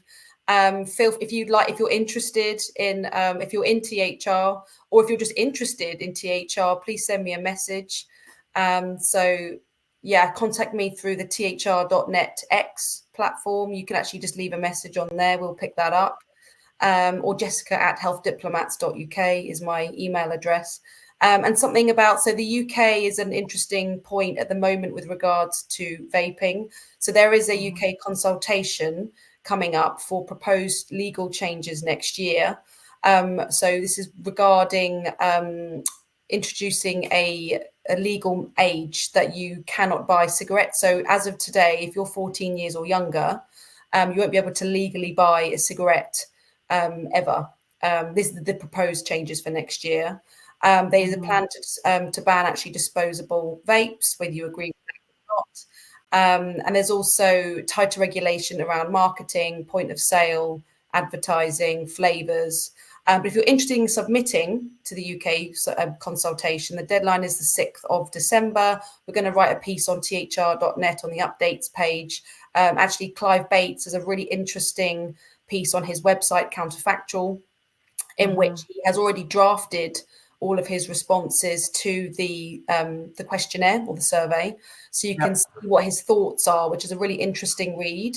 There might be some things that surprise you, but it gives a really balanced view, I'd say. So Clive gives a very balanced view. So if you are interested, we're going to post the link to the survey on thr.net. So please do. We welcome all submissions. Isn't it interesting how the UK used to be the shining light for everybody, and now the UK seems to be going backwards, and it's all the same stuff? Yeah, I know. It's really interesting. Very interesting. There's obviously the youth vaping concern. So, a lot of teenagers are, the concern is they're vaping underage. And obviously we don't promote any kind of underage vaping at all. It should be for adults to switch to safer alternatives. Exactly. But when I was at school, kids would be smoking, at the age of 11 or 12, you pick up your first cigarette. I did that as well. Whereas nowadays, if they're vaping and they're not smoking, it's probably better that they're not smoking, but obviously they shouldn't be doing anything at all because it's illegal. Right. So it'd be good to get as many responses as possible to the UK submission, because like you said, the UK has been a really good example. It's always brought up as a good example of being pro-THR, and it still is pro-THR. The UK government and Rishi Sunak still say that, vaping devices are there for adults who want to switch, who can't quit smoking, but want to switch away from smoking. So there's still very much the support, obviously. But it's just the disposable vapes, and the flavors is another one. There's a lot of pro-THR argument for flavors in terms of helping adults make the switch, but obviously, again, shouldn't be consumed by children. But you just brought up a perfect point. I mean, I was nicking cigarettes from my mother when I was 11, right? And I'm a bit older than you, but I mean, when I went to high school, we had a smoking area. Yeah, we did. Okay. Yeah. So it's kind of, yeah. I don't want young people to vape. Okay, but then again, I definitely don't want young people to smoke. Exactly. It's the lesser of the two evils. It is. It's the lesser of the two evils. And Kurt just brought something up. Okay. In the UK, NRT is available to 12 and older. That's also the same case in New Zealand, and I believe in Australia as well. Interesting. Yeah. Very interesting. Yeah. Okay. That's a good point, Kurt. Thank you for that. Yeah. The demonization of nicotine. We've been talking about that a lot, of how everything seems to have changed from being about tobacco smoking to now to being nicotine. And yet, NRT is there, and there's nicotine inhalers, and, all these.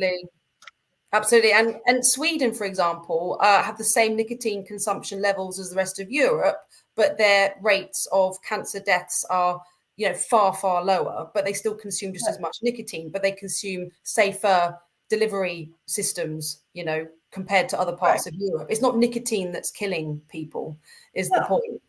And it doesn't cause cancer. So, but a lot of physicians around the world, a lot of, health professionals actually still believe that nicotine causes cancer. For example, 97% of Indonesian physicians actually believe nicotine causes cancer. So there's a really interesting survey of doctors and their perceptions of nicotine that was published by the Smoke Free Foundation. You can find the result of the survey on their website. And 60% of US physicians believe nicotine causes cancer. Yeah. So the problem is, do we need to re-educate, medical students at university with regards to, nicotine, the fact that it's a relatively safe drug, it's similar to caffeine. So there's a lot of education that needs to happen, I think, at a very young, early stage of physicians training. So that's a whole other topic. Yeah. That's a whole other topic, because there's a whole bunch of things that they never taught about. And, and I've had discussions with doctors. I'm like, well, they never taught you about, you're supposed to keep people alive. But what if you can't keep somebody alive? What's the problem with hospice? And in some countries, that's considered, so yeah, we exactly. could do days. Exactly. And the other thing too, and this is another thing that I don't think a lot of people know, and Kurt just reminded me of it. Nicotine is an essential medicine on the WHO's medicine list, or repository, that list. Nicotine is on there. Yeah, I know. So it's. I know there are many benefits. If you look at Michelle Minton's work, we have some clips on thr.net's YouTube channel where she's been talking about nicotine and the therapeutic uses and the benefits of nicotine. There's the mental health area. There's Parkinson's, looking at the benefits of nicotine for Parkinson's and pain management as well for other illnesses. So, it is a relatively harmless drug. And Clive Bates talks about nicotine. He's done some interviews on YouTube with Kassar, I believe, about nicotine. So I think we just need to kind of recheck in with ourselves. What's the evil here? Is it the tobacco smoke, or is it the nicotine? Maybe it's just the tobacco smoke. Maybe it is. Yeah. I mean, I use nicotine to help me focus. Yeah. I will pain vape. Like if I'm writing a paper, one of my infamous reports or shadow reports or white papers. I mean, I'm chuffing. Yeah. It's helping me focus. And then funny you said that. So in Sweden, surgeons performing operations quite often have a snus pouch or an oral nicotine pouch because the nicotine helps them focus. That actually has been documented. So it's a very good, exactly. Yeah. Very funny that. Well, thank you for joining me. Yeah. That wasn't painful at all. No. It would be all right. I really enjoyed it. Thank you very much, Nancy. It's really great to see you. It's good to see you, and catch up soon. Absolutely. Speak to you soon. Thank Bye. you. Thank you. Bye. Bye. Hi, everyone. I hope you enjoyed that. She had to run because she's got kids and school runs and so on. But what I'm going to do is, if it's all right with you, I will run the pre-record, and then I'll come back and we will do the live open discussion. If you are interested in joining me here in the studio, do let me know and I will bring you in, okay? But for now, let's try this. Hopefully I don't screw this up. Notorious. Let's see.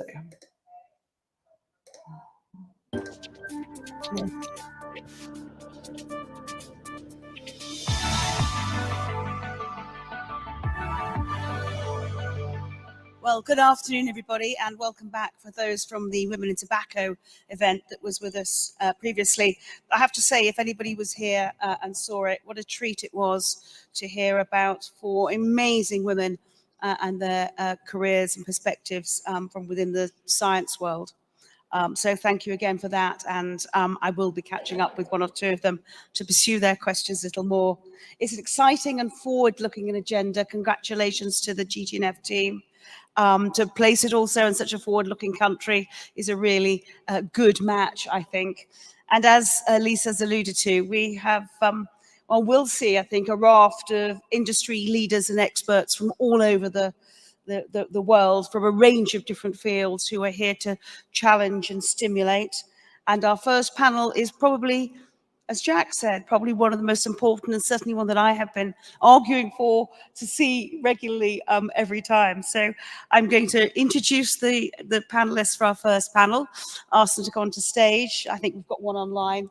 If they want to come up, then we'll get this first exciting session focusing on the consumer underway.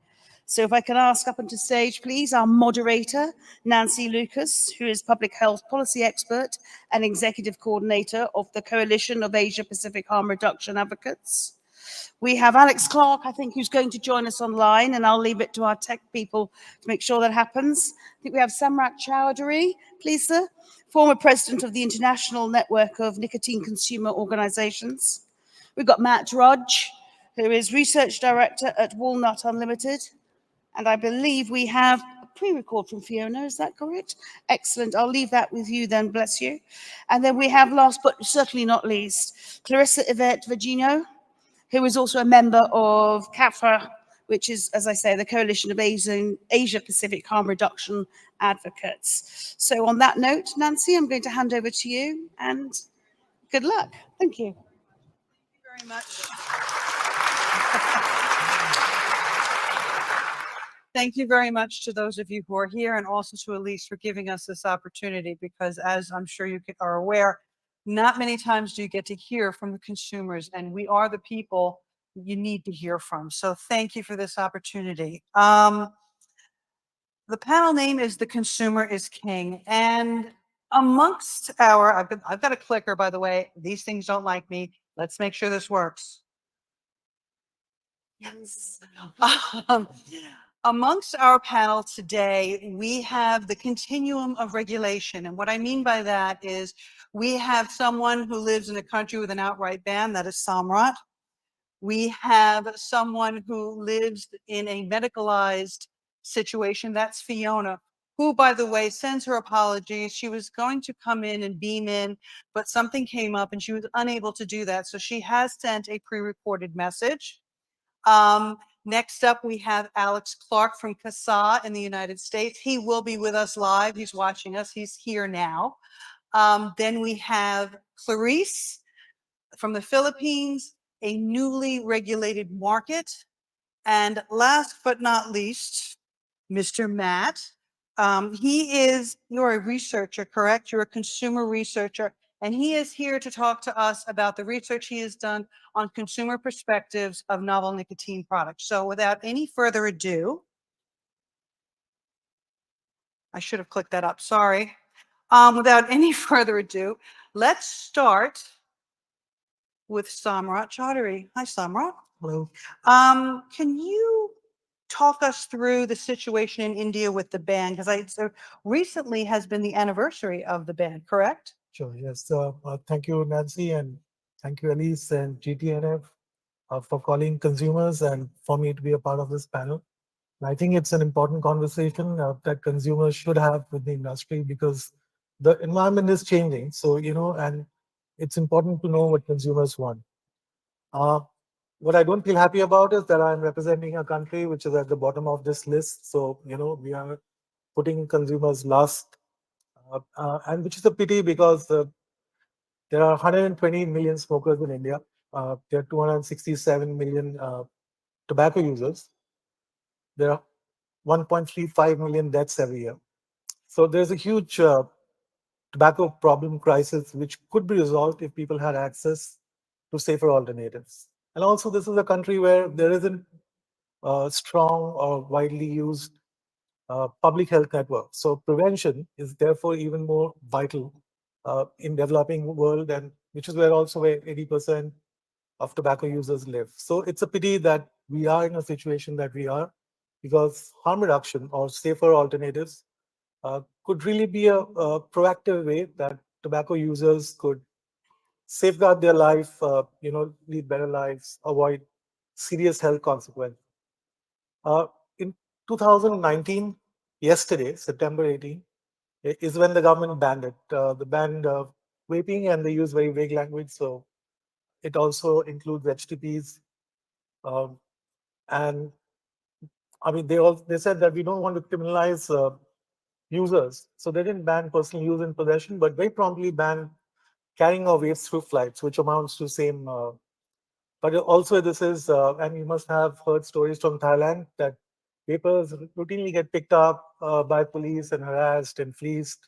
So it's not good being a vapor in India right now.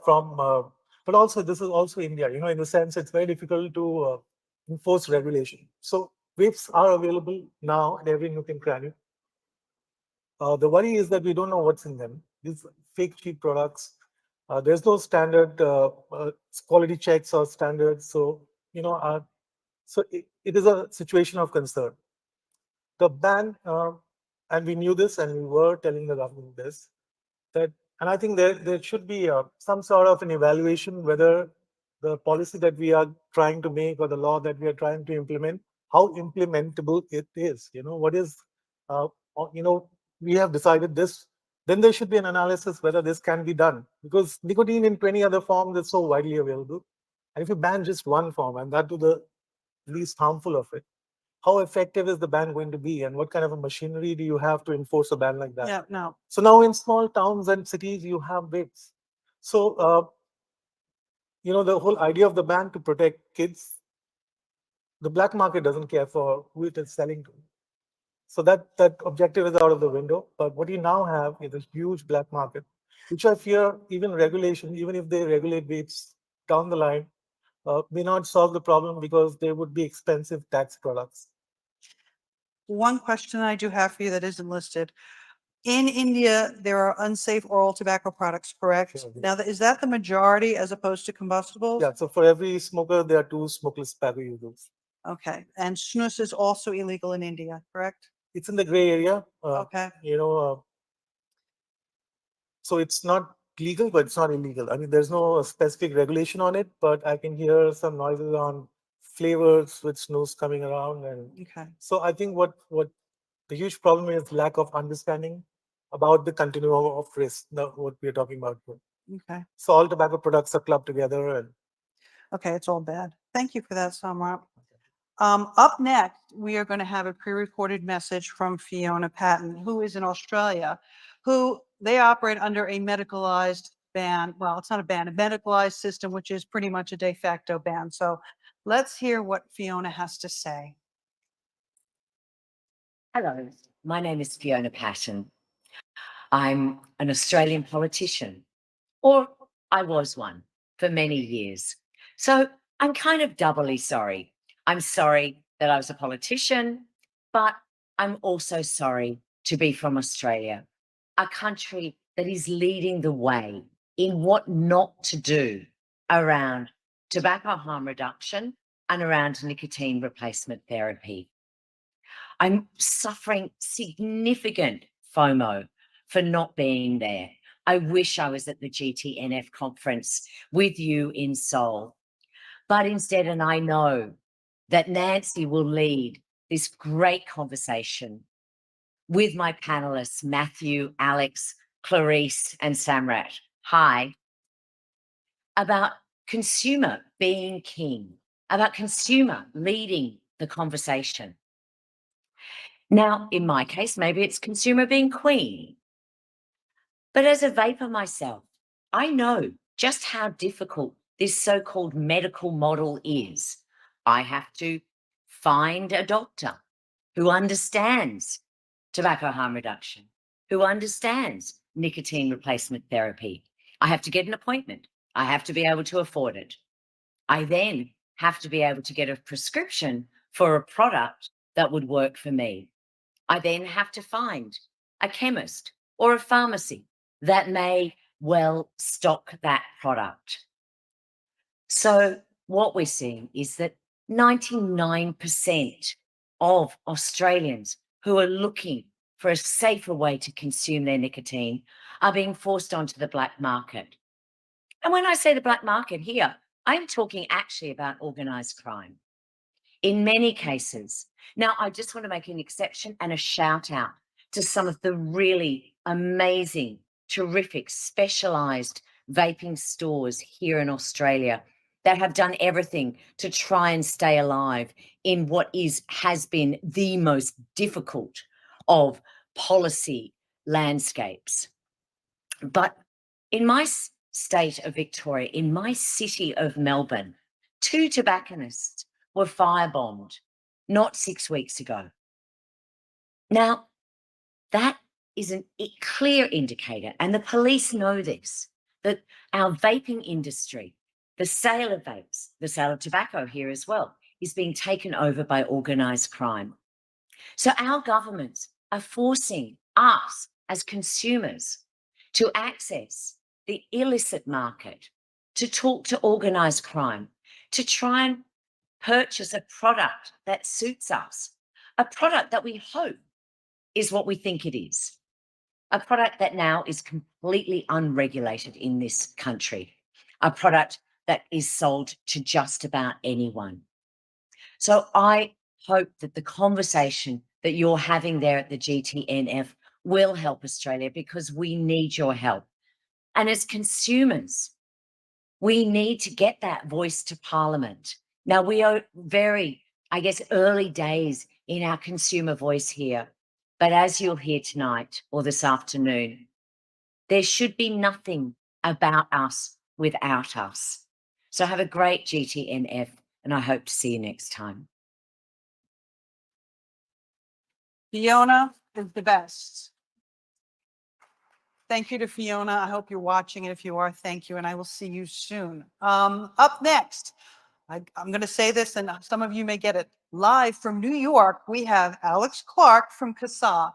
He is going to talk to us about the dismantling of the legal market there in the United States. Hi, Alex. Hi, Nancy. How are you? Good, up late, but hanging in there. Okay. Can you give us some thoughts, some of your thoughts about this process of what's happening over there in the United States? Sure. Well, you know, the prompt on the slide here is you know, what's going on with PMTA, and I can't really speak to that with any amount of insider knowledge, but you know, how it appears to us out here in the consumer world is that the PMTA process is functioning as a very tight bottleneck on products that we have access to. There have been no flavored products authorized for vaping. It's all variations of tobacco. There are still interesting products available.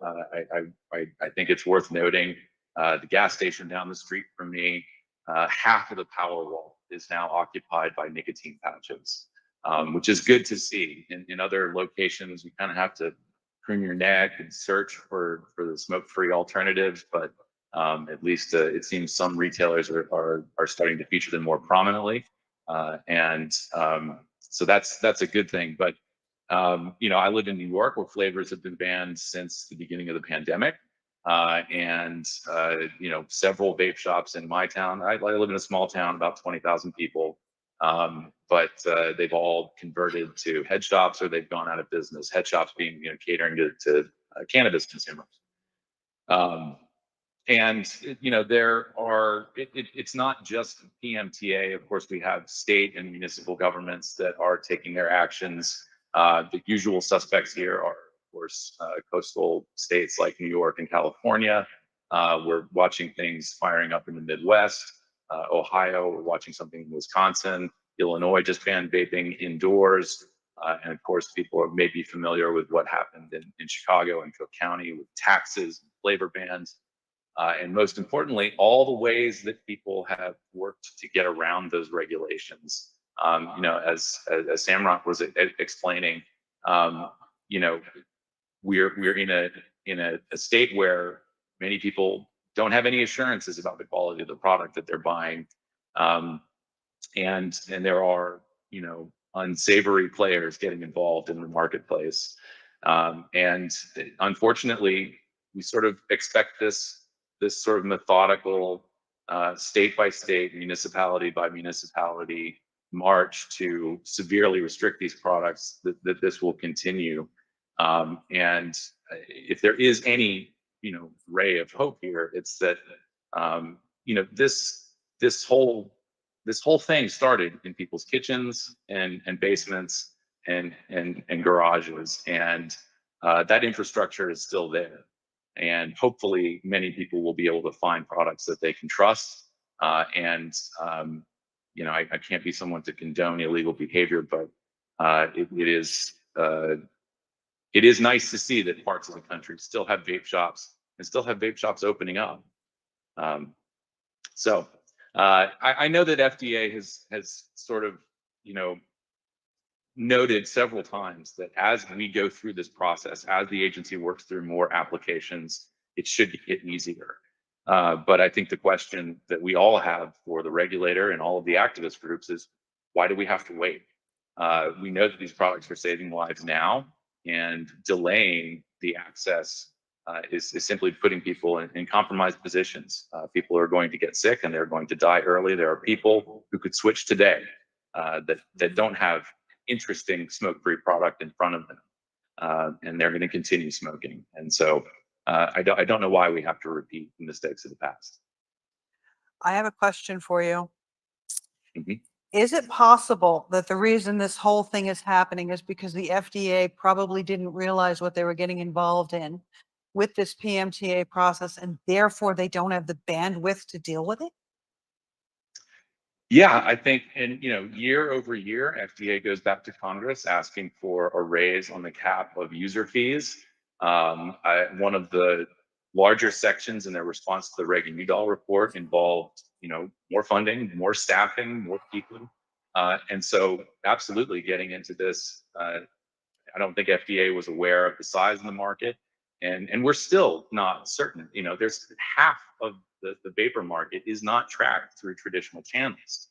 And even more of it is moving to an illicit marketplace. So we don't really know. There are good estimates out there. I know Bonnie Herzog has talked about this a lot. This is her job, and we can estimate half or more of the industry is independents that aren't tracked. So I think one of the things that we tried to demonstrate through our membership was that the FDA was not prepared for this. They were not. They did not have a good read on the size and scope of what they were doing. And one of the first actions we took was to jam up the phone lines at the FDA for 3 days in 2016, because people had questions. They had questions about the regulations. They were afraid they weren't going to be able to get their products. And fortunately, many people still have access, but the way that it's going, it seems that the FDA is content to have a handful of companies to regulate, rather than actually catering to the needs of consumers. Sad, very, very sad. Last question for you. What is it like to sit there and see this market being dismantled piece by piece? It's I think I've gotten over the sadness of it. This was in 2016 when the hammer came down. We lost all of the big events.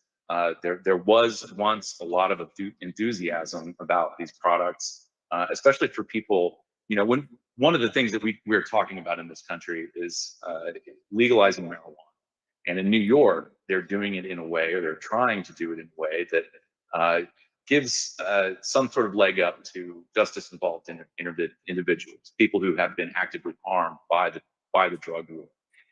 And when it comes to tobacco, people who had been smoking for decades, trying to quit, suffering health consequences, finally found something that they could open their business and sell a product that was helping their community. They took care of all of that sort of compensation and getting their lives back on their own. And that was very hard to see. It was very hard to see people who had pulled themselves up by their bootstraps and built a business, built a community around their products, And now all of that is either taken away or so seriously challenged. And now it's, I think that sadness is turning into a bit of fear, in that if the regulator can do this seemingly unchecked, I mean, there's a bit of, checking boxes when we have listening sessions and comment periods that don't end up actually changing anything in a proposed rule or other regulation. That it seems that they are acting without impunity. They're making political decisions, and I think ultimately that's very dangerous. And no matter what issue we're talking about, I think for a lot of people, and myself included, that's very frightening. Thank you, Alex. We'll come back to you later in the discussion. So try to stay awake for us, okay? I'll be here. Thank you. Next, we're going to ask Clarice Virgino to talk to us about the Philippines. As some of you are probably aware, the Philippines is a newly minted consumer regulated market. So we're going to ask Clarice, how is that working out? What's going on? First and foremost, I want to thank GTNF and Elise for having me again. This is the second time that I'm part of GTNF. I think the last one is 2020, and we didn't have a law yet at the time. Now it's 2023, and we finally have a law in place. So as you may know, it has been a wild journey for us because for the past couple of years, the trajectory was looking dim. We really thought that we were going for prohibition instead of regulation. And might be surprising to some, and I consider our country lucky. But at the same time, it's so much hard work that consumers and industry and other supporters really put in to be able to have a vape law in place. Now, as to access and choice, from a consumer perspective, access, it's a double-edged sword, because for retailers and resellers, this is a good thing because the law will also protect them aside from consumers.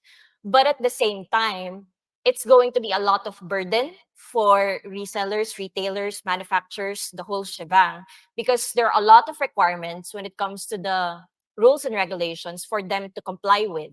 At the same time, this affects consumers because if these retailers don't get their permits, their papers in order, where are we going to we're going to get our vape, our juice, diba?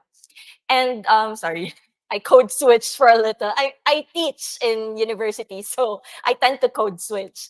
Anyway, so it's a double-edged sword for us.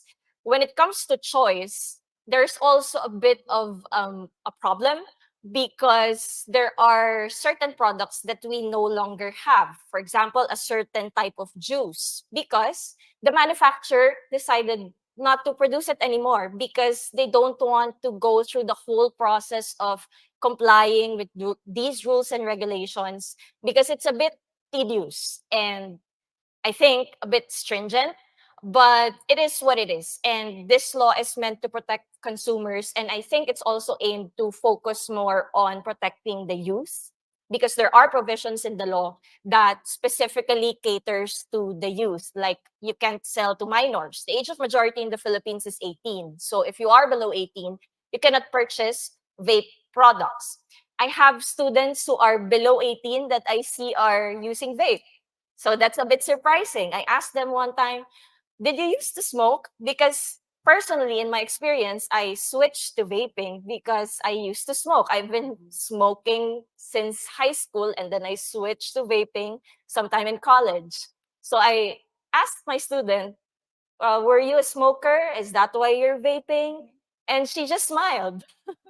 So we have that. In terms of the backlash, I would say that in the political scene in the Philippines, it's a mix of policymakers who are very supportive of the vape law, but there are also people who are strongly against it. We have politicians, senators, I'm not going to drop their names, but we have policymakers who are strongly against vape. And I don't know why, because there's so much data out there. All you have to do is read the data. All you have to do is listen to what consumers, to what experts say. All of the information are readily available for people to read and consume, and yet there's still a stigma against vaping, that it shouldn't be allowed. It shouldn't have been allowed because, as I mentioned earlier, the trajectory originally was we were heading for prohibition, but now, with luck and hard work, we were able to have a vape law in place, and there's no hard and fast rule in having a law. I've mentioned this before in a talk in India. There's no hard and fast rule when in terms of having a law in place, because every country in the, at least in the Asia Pacific area region, they have different needs, they have different laws, and we cannot simply dictate to other countries, here's the things that we did, you can follow them, you can do them by the dot. We can't do that, right? So we are, I really consider our country pretty lucky, but just like what's happening in the US, it's only a matter of time probably for us to have an amendment to the law that we have in place right now.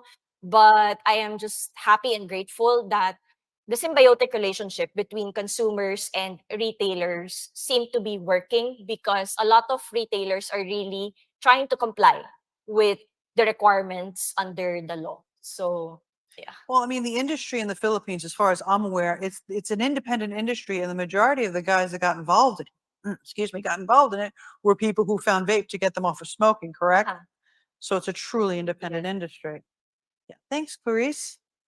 Up next, Mr. Matt Droge. Now, Matt will be speaking to us on how people who smoke, how they feel about novel nicotine products, and how we can address tobacco harm reduction with them without, quote unquote, throwing them under the bus. So, Matt? Thank you very much, Nancy. Hi, everyone. It's a pleasure to be here this afternoon. So let me just give you a bit of background and context as to who I am and the angle I'm coming from today. So I work in market research. I've been working in market research for nearly 12 years, and in that time, been conducting a lot of research in the world of tobacco and nicotine consumption on behalf of the consumer.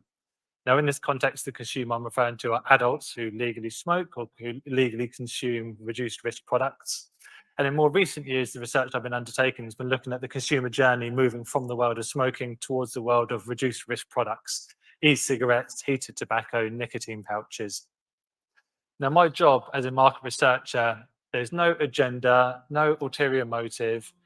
My job is simply to speak to consumers, to analyze consumer data, understand what they're doing, why they're doing it, and then report that story. So I'm very much here today as the voice of the consumer.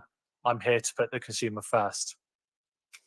Now, the research we undertake looks at two aspects of consumers. First of all, it looks at their behavior, i.e., what are they consuming? Where do they buy it? How much do they spend? Where are they consuming it? The other part goes beyond what they're just doing and looks at their attitude and values and their beliefs. So it gets to know the person on a more personal level. What makes them them? What do they like? What do they believe in? What are their motivations in their behavior? What are the barriers to other behaviors? And it's by only understanding both their attitudes and their behavior that you get the whole big picture. And it's through the understanding that big picture that we come to some really clear insights in our research. First and foremost, you can't treat all consumers the same. Every consumer has their own point of view, their own motivations, and actually what motivates one group of consumers won't motivate another, and vice versa. And it's very important to take that into consideration.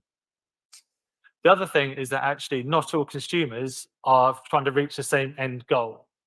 Now, some legislation has been put in place where actually we're trying to implement policies in which it's forcing the hand of consumers to move towards the world of reduced risk products.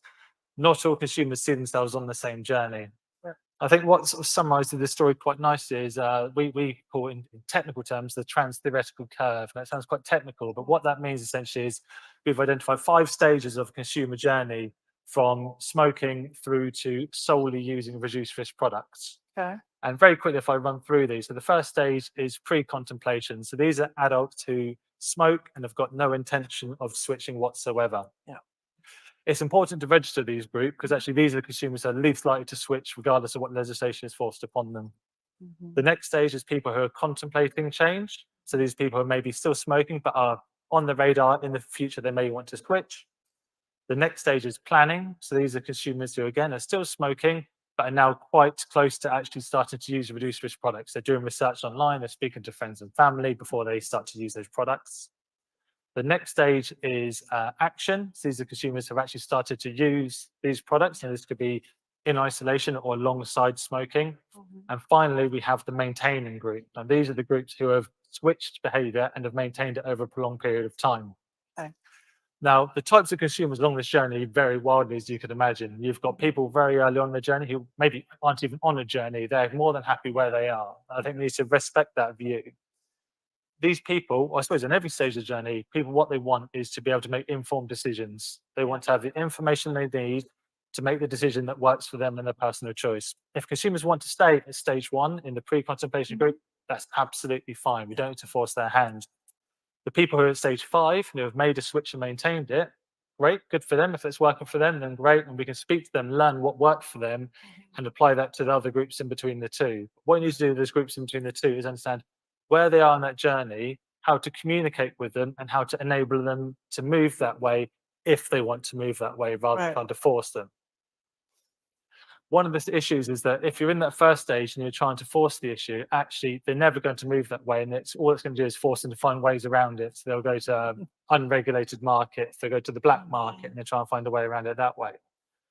What you need to do is understand them, and actually what we've figured out in our research, what we've identified in research, is that depending on where they are in this journey, you need to communicate them in different ways. People very on in the journey need to be made to feel that reduced risk products are something for them. Too many of them at this moment in time feel that that's for other people. That doesn't apply to me. That won't work for me. I know that's not my cup of tea. People at the sort of further end of the journey who are looking to make that switch or have just started trialing it, they're much more influenced and much more motivated by wanting to feel like they're pioneers, that they're at the forefront of this initiative, that they want to be excited by reduced risk products. They want to feel like they are excited and engaged and at the forefront of this movement. So when you start to take into fact both the different types of personalities and how to communicate with them, plus how they are on these steps of the journey, you really get to build a very big picture that actually forcing change upon them isn't going to work. Communicating them with a one-size-fits-all approach isn't going to work. You need to understand them and tailor your approach to communicate to all of them. So in summary, consumers want to be able to make informed decisions. You can't treat all consumers the same. You need to understand there's wide differences and you should treat them as such. And lastly, you need to understand that on this step-by-step journey, people want to move at a pace that's comfortable for them.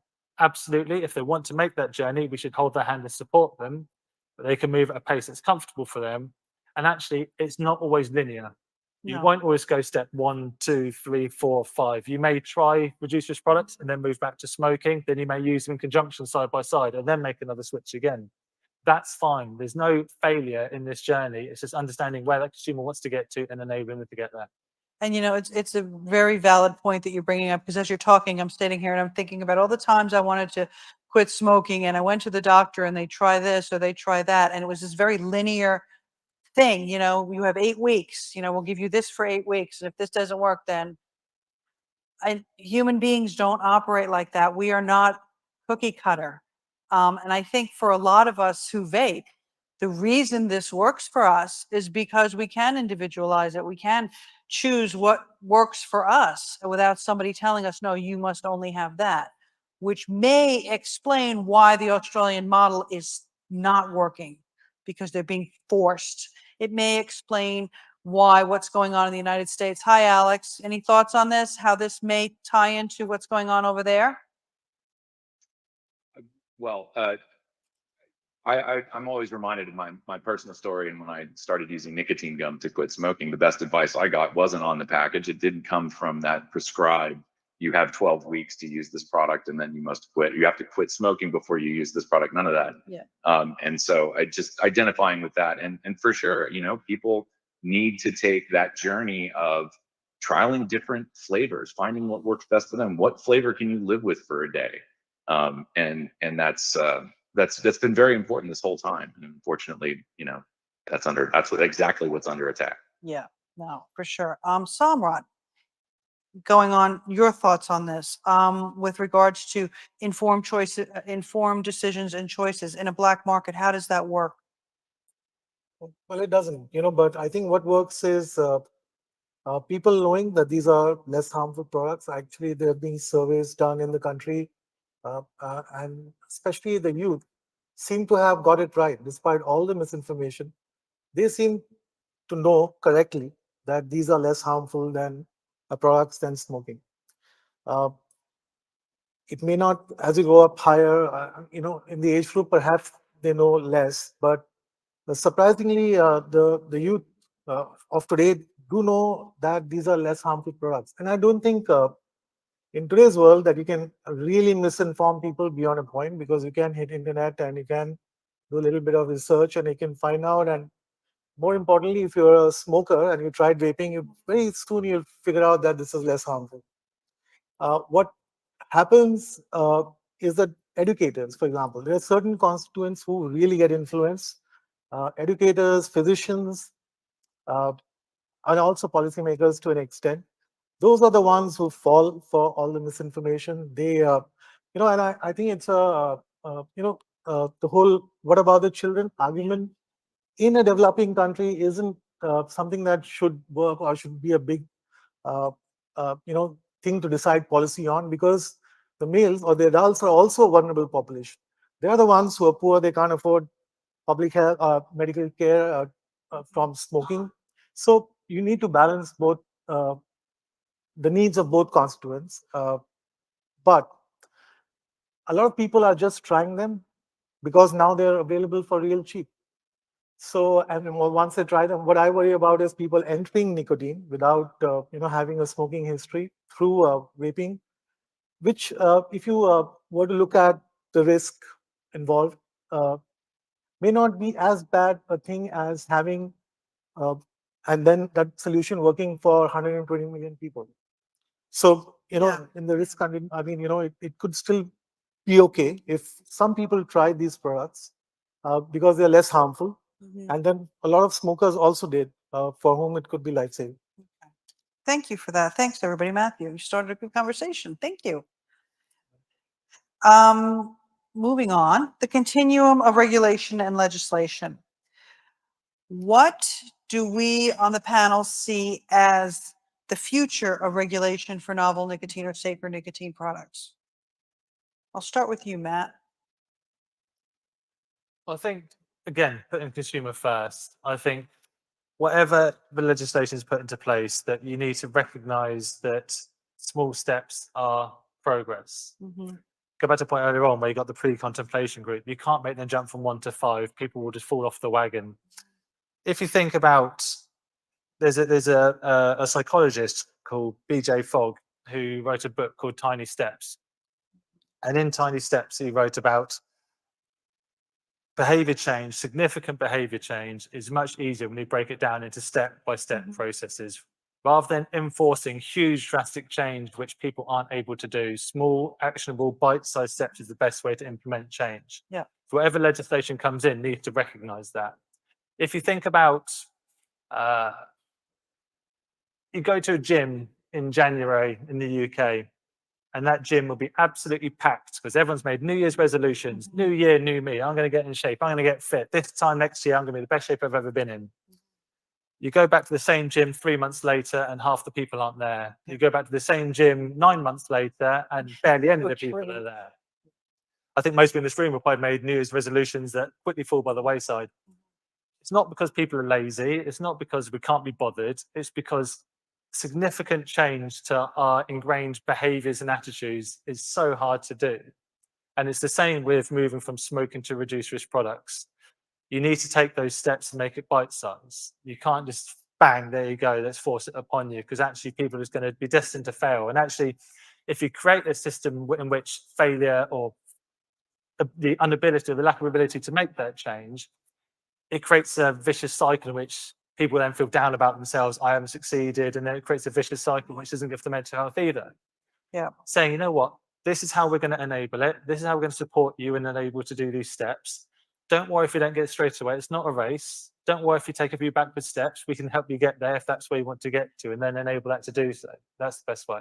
Well, I know that, but amongst all of us vapors here and advocates here, Alex, Clarice, Summer, and myself, I mean, we have all mentored people who smoke to switch.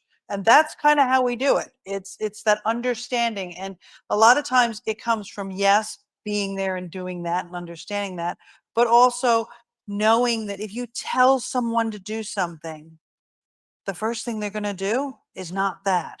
Or if you tell somebody not to do something, the first thing they're going to do is what you told them not to do. That's basic human, I think it's human behavior, correct? It's interesting that you bring this up because I know a lot of consumer advocates in various parts of the world get very frustrated and get very burnt, I guess is the word that I would use, correct? I know that there has been issues in Europe with this because the constant fighting with the TPD and, you know, this country does this and this country does that. Samrat in India, being that the advocates are operating there under a ban, how do you guys deal with that burnout and how do you get beyond that to continue to fight for safer regulation? Well, it is quite frustrating and demotivating. And also there is a certain degree of fear of repercussion. Very recently, the government issued a diktat to all media saying that you should not publish anything pro-vaping because the vape ban law itself contains a provision that you cannot criticize it. So I think this is just going a little too far. There is a ban on research on vaping. So it is like fighting a big system, which is also backed by WHO and the allied groups. India got an award for banning vaping, which is crazy. So it is a big fight. It is demotivating, but knowing that if you have switched from smoking to vaping, you're not going to go back. You're not going to give up your life because the government, decided something. So people will vote for their health, no matter what the government decides. So that is one. But also there is something, a critical mass that would develop over time. And I think we'll have a better situation then. Alex, what about in the United States? Because you guys have been through the ringer. And as you know, I'm always saying this to you, whatever happens in the States, the rest of us, we have to deal with it. So what are your thoughts on this? Well, I can echo thoughts on the sort of incremental change and there needs to be buy-in for all of this change to happen. And one of the walking into this conference and other conferences, it's great to see the focus on consumers at the beginning of the conference. We sort of get to set the tone a little bit. Yeah. And so at least in these circles, we see, I think, a more focus on prioritizing our needs and our demands. And I think a lot of this, as we've had conversations in other places, I think it's very important to change the language. And when we do talk about person-first language, it's very important that everybody gets on board. And I know it will take time. So there's no scorn here for people who are still adjusting to this. But I think it's really important to elevate this issue and the conversation about specifically harm reduction as it is applied to smoking and tobacco products, elevate this issue to where all of the other issues are. When we start talking about substance use disorder, we're talking about people with mental health conditions.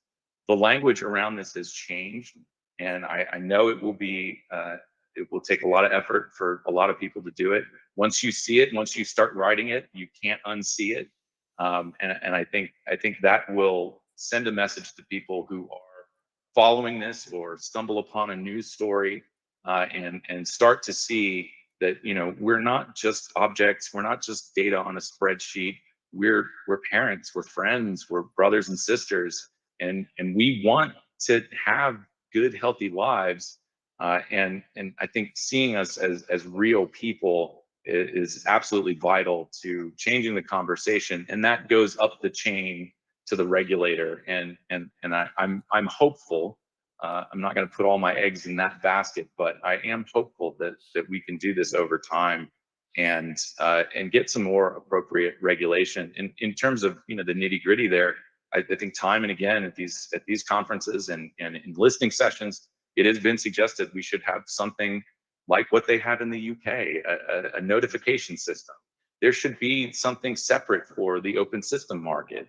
There should be an incentive for people to open up their own vape shops and create that community where we can peer counsel each other and support one another. It's not something that has been replicated by 1-800-QUIT lines. I know that at least one manufacturer, probably definitely in attendance here, has tried to replicate that for their own stores. But I assume, because I've never been to one, a much different experience than walking into your neighborhood vape shop and seeing your neighbors and your friends all quitting smoking and all willing to help one another. So I think those are just a few of the things that really need to happen going forward to get the most benefit out of these products. Okay, here's an add-on question for you. I mean, we try to talk to governments, our own public health officials, the WHO. I mean, we get shut down, okay? All of us are sitting here now gathered in front of people who are from industry. So what do you think or believe that industry should be doing that they aren't doing maybe to help us as consumers advocate and help people? Well, I will never miss an opportunity to ask for funding. So I think that is important. We're not shy about it. I know that in certainly other parts of the world, I mean, seriously, even in the United States, taking money from the industry is a black mark and does tend to lend itself to seeing us be dismissed very easily by people. But with CASA, it's never been the case. We've been saying this stuff since 2009. Our demands and our positions haven't changed depending on the source, and they will not.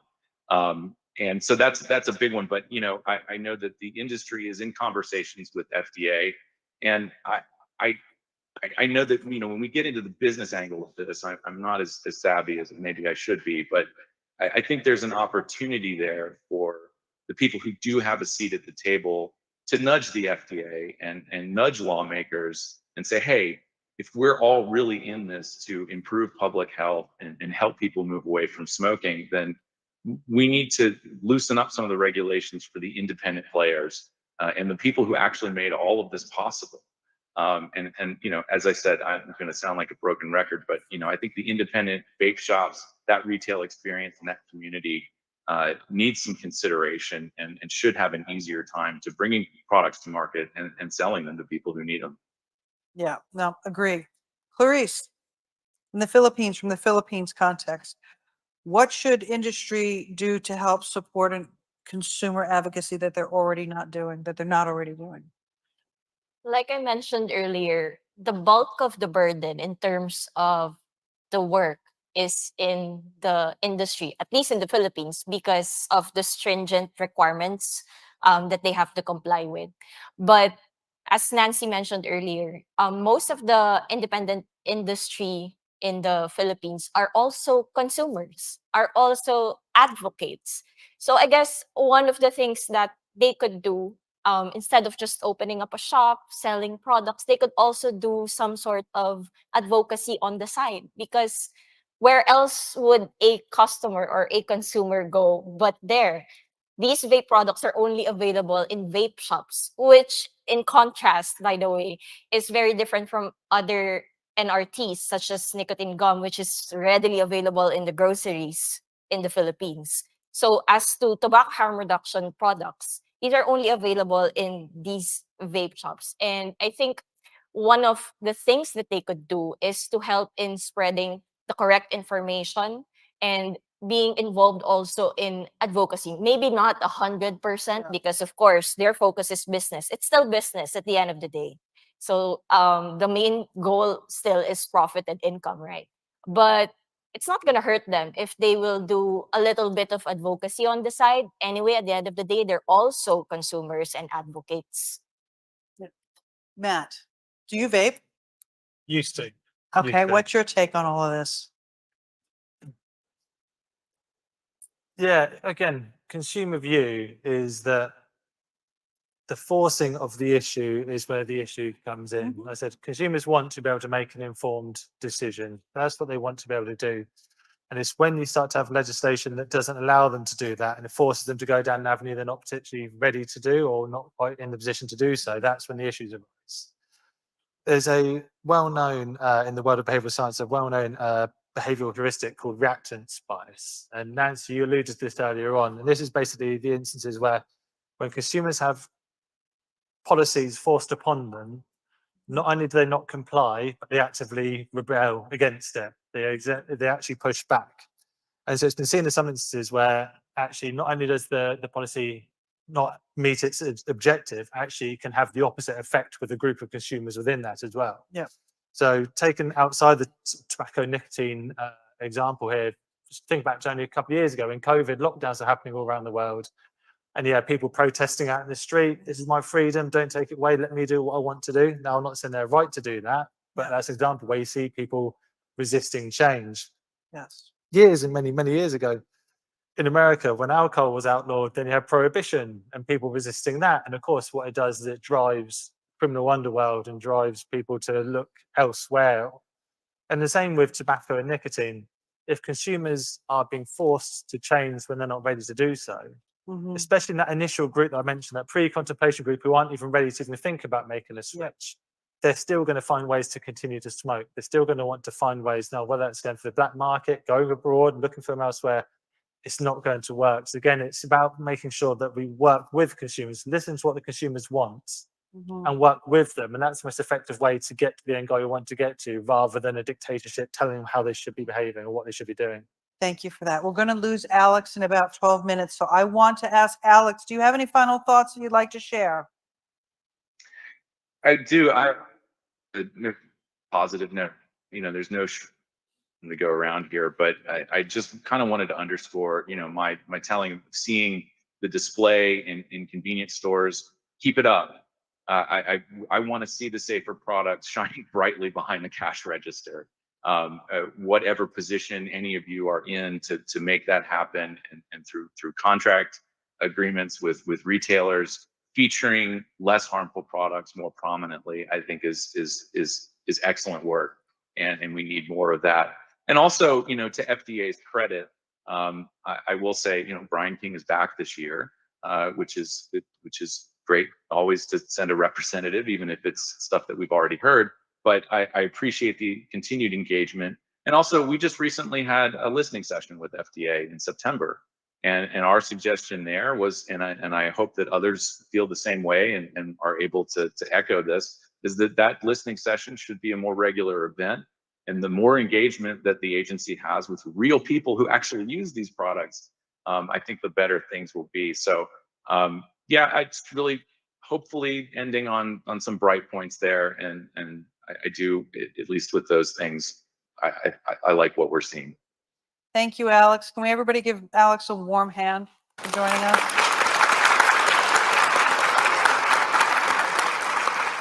Thanks again, Alex. Samrat, last but not least, what do you believe industry should be doing more or less to support consumers? Okay, so this is what I feel, and feel free to disagree. The sense that I get when we interact with tobacco control is that they are set in a thinking which is maybe from the 2000s, and they haven't adapted to the new reality of novel products which are going to be less harmful. So they're still in that mindset.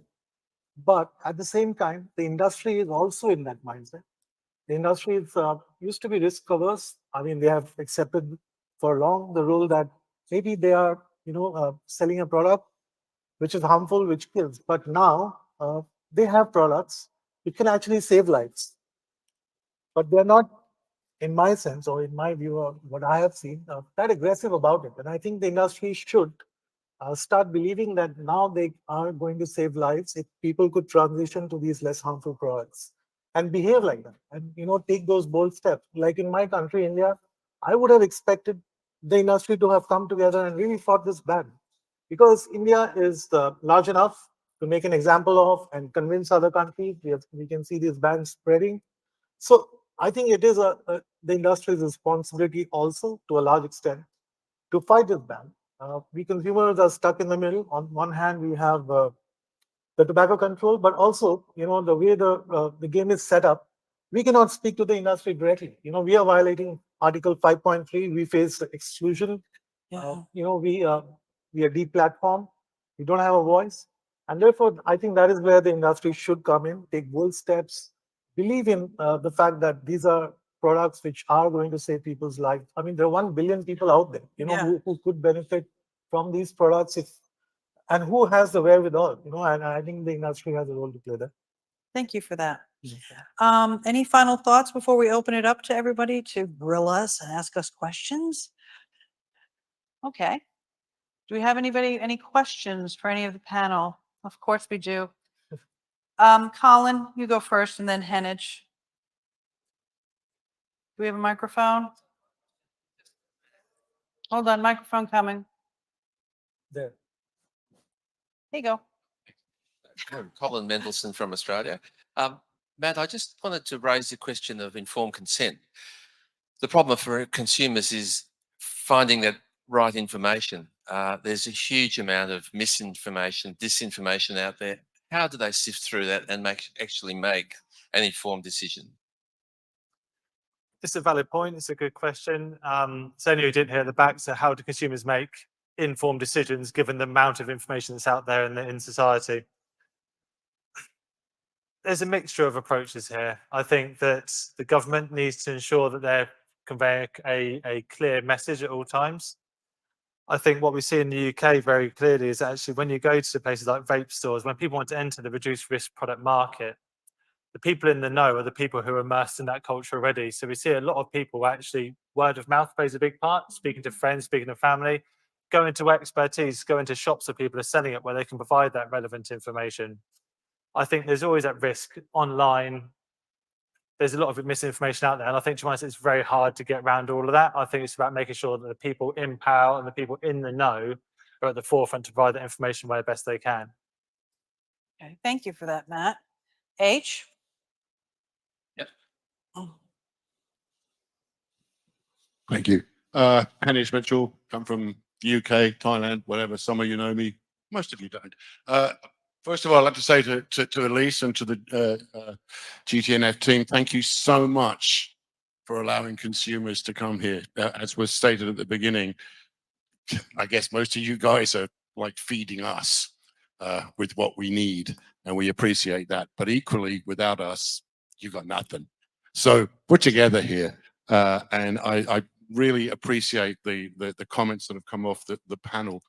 And I'd just like to come up with a comment, then a question. So if you'll excuse me, first of all, to all our colleagues in the industry, each one of you, please go away from here and think, what can we do in our communities, in our markets to support consumers? Approach us here. We know who most of the consumer advocates are in most countries. It's not about money, though we'll take your money. It's about information, data. It's about getting consumers in front of regulators to share their life stories, their shared experiences. It's their lived experience. It's about getting consumers in front of the media. It's about getting consumers in front of any platform where their voices can resonate. That's really important. Well, so please approach any of us at any time during the conference and discuss consumers. We're happy to talk to you about it. The question I would like to ask you, Miss Lucas, could you tell us what CAFRA does and how it impacts the industry and the consumers? Thank you. So you'd like me to give an oral dissertation is what you're asking me to do. Okay, CAFRA, the Coalition of Asia Pacific Tobacco Harm Reduction Advocates. It is a coalition of 10 current consumer advocacy organizations. We work together voluntarily, okay? We're loosely bound. Nobody's mandatory or anything like that. What we do is we share information. We share research. We share experiences. We commiserate. As Clarice had said earlier, one country may do something one way and another country may do something another way. So if one of our countries does something and it's successful, then we can share that with the other countries and they can tweak it to make it work for them. Okay. And that's what we're about, is we are consumer advocates supporting each other in our region and also the wider global region. We do submissions. I'm the resident nerd. I write a lot of white papers. You know, we support each other. We support each other in our advocacy, and also I would say in our personal lives too, because we've all become one big, huge family. And that makes what could be a very lonely and disheartening journey bearable. Would you agree? Yes. Clarice? Does that answer your question, Mr. Mitchell? Any other questions? Okay. Well, I hope that everyone has gotten something from this. And if, as H had said, if anybody has any questions or wants to reach out to any of us, please feel free and do so. I believe the slides and everything will be available on the website. There's some of the information. And again, I want to thank Elise and her team, and I'd like to thank everybody who's joined us. And I'd like to thank my panel for putting up with me, and the clicker worked. Yes. Thank you. Thank you.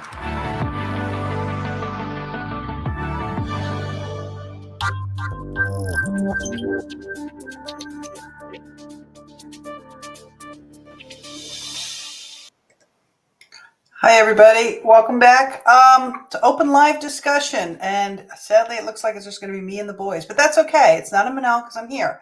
So let me introduce everyone who is joining us. We have Asa Salagupta from ECST in Thailand. Hi, Asa. Hey. We have Kurt Eo from Vaping Saved My Life, South Africa. Hi, Kurt. Hey, Nancy. Hi, Asa. Hey, and last but not least, we have Mr. Mitchell from Factasia. Hi, Mr. Mitchell. Hi. Again, anybody in the who's watching, if you have any questions, just ask them in the chat. If you want to join us, let me know, and you can come in and join us in the room with us in the studio. I would like to start with Kurt because I know Kurt has something to say. So, Kurt, what's going on? I'm sorry. Apologies. I'm rather amped and triggered based on a radio interview I heard yesterday. It was shared to me, and it was the amount of misinformation and disinformation regarding vaping by a leading pulmonologist in South Africa. It was so bad. He even linked vitamin E acetate with popcorn lung, which, on both counts, those are on their own, independently, are significantly bad. But when you start amalgamating or merging that together, it becomes really problematic. And it was based. The statement even went further, stating that there is an incredible amount of kids being hospitalized with products that have been, include, or products that include vitamin E acetate in these in the vapes. I can't tell you. I try to count how many times or how many instances there was just a pure problem with what was stated from a scientific and factual point of view. And there's no recourse. There's no way of correcting this. You don't get an opportunity to say, hang on, but that's not correct. That's wrong. It's the disinformation campaign, and I don't know if you have the same issues in South Africa. I'm presuming you do, and it comes in waves. It's like this wave of effluent, being nice, comes and hits us all, and without any kind of warning, it's like a tsunami, right? And there's no recourse. You can't even tell people, here's the wave's coming, because all of a sudden it hits you, and you're so stunned by that it hit you.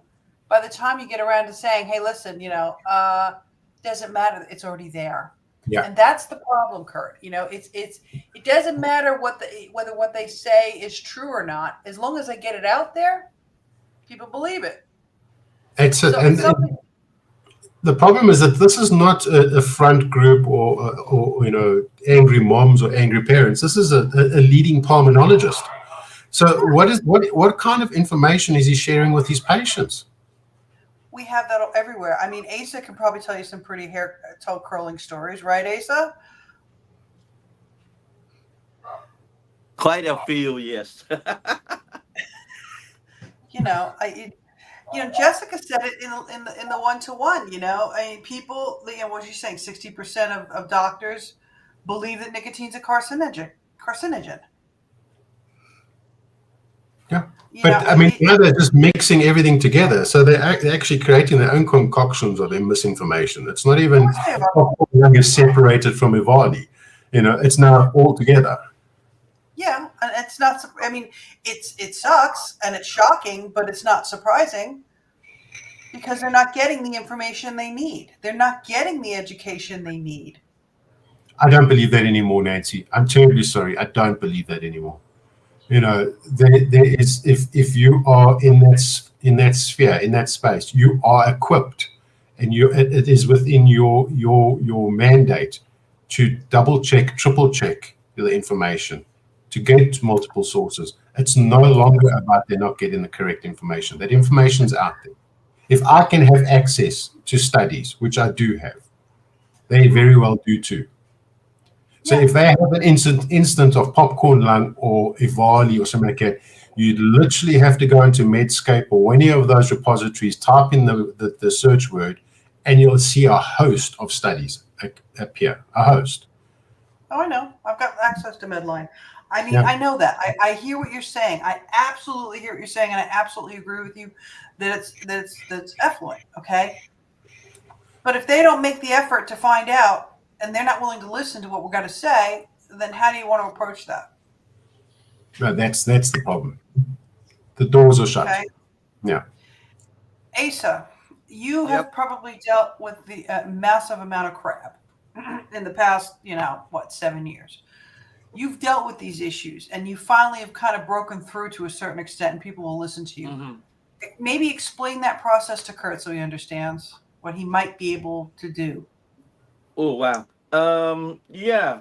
Here, you probably have had known that it's been almost 8 years that they started to ban vaping, and it started by sending wrong signals and false and misinformation to the government to start the ban, and it started by said it started ban on importation, and then it went on to manufacturing and distribution. Excuse my cough drops. But anyway, so we've been dealt with loads and loads of misinformation even before Ivali and popcorn lung.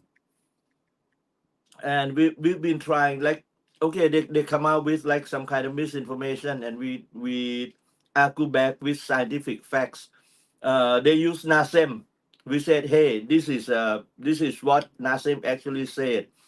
They use the CDC, FDA, US FDA, of course, and other scientific research. And we said, hey, this is a full sentence. What they would normally do is they would just bring in a few lines, because there are pros and cons of vaping. They would just use the cons of vaping by not saying the pros, and then what we do is we will throw out the whole paper, the whole summary, the whole started with introduction.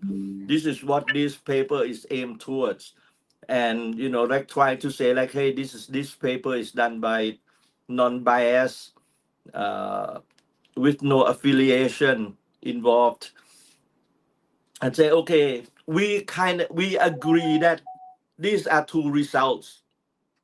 The cons are two of the results, but it's only two of the 10 or 12 or 20 results.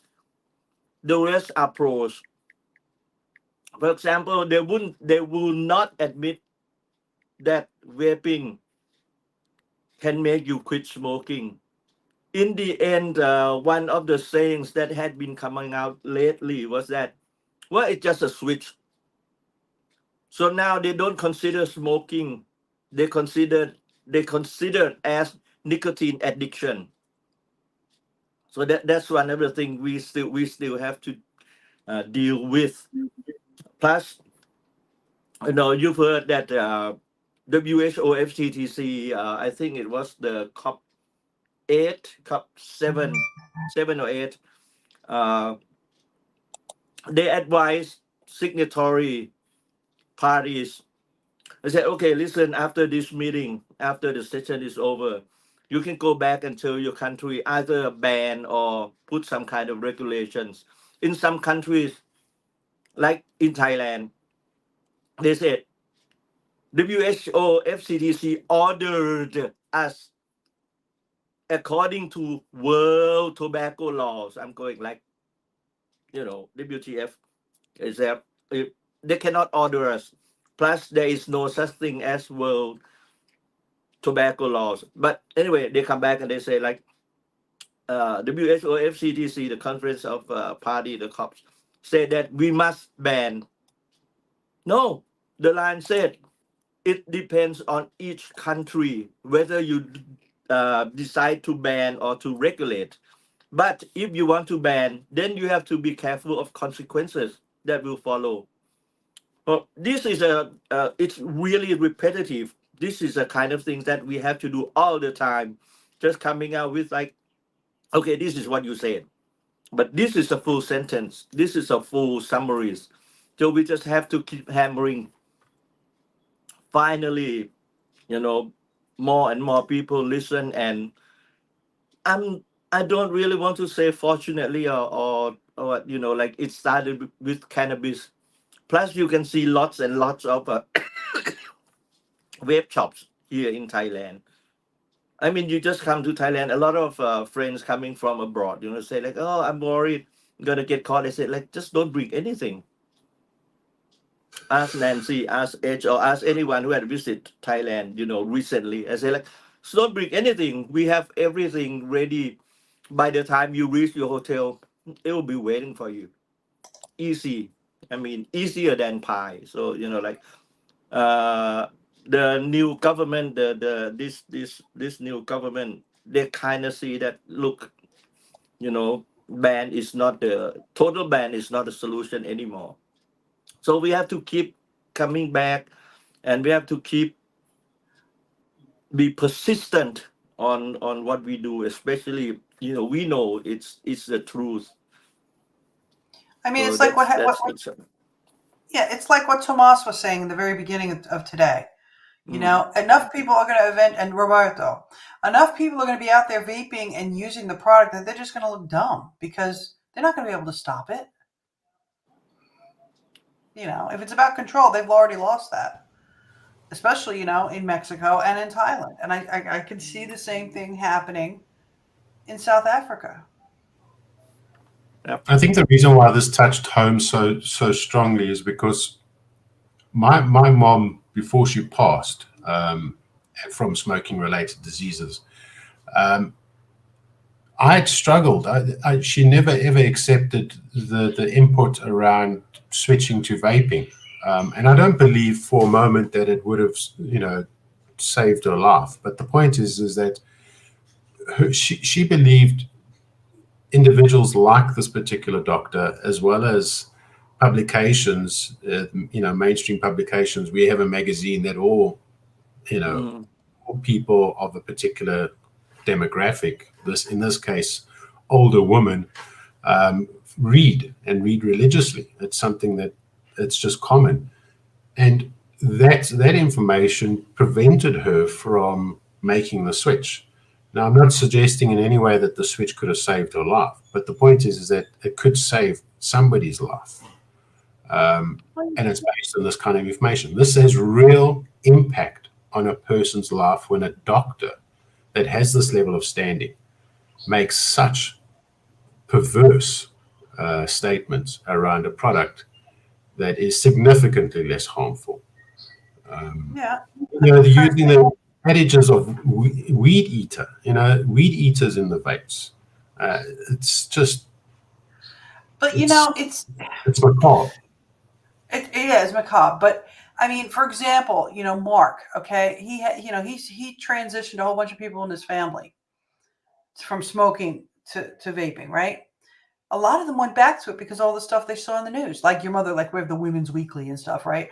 Those rag papers that the older people seem to watch, or read, or on TV, the stations that they watch.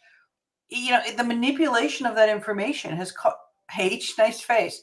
The manipulation of that information, okay? They don't care. They don't care. And it's sad.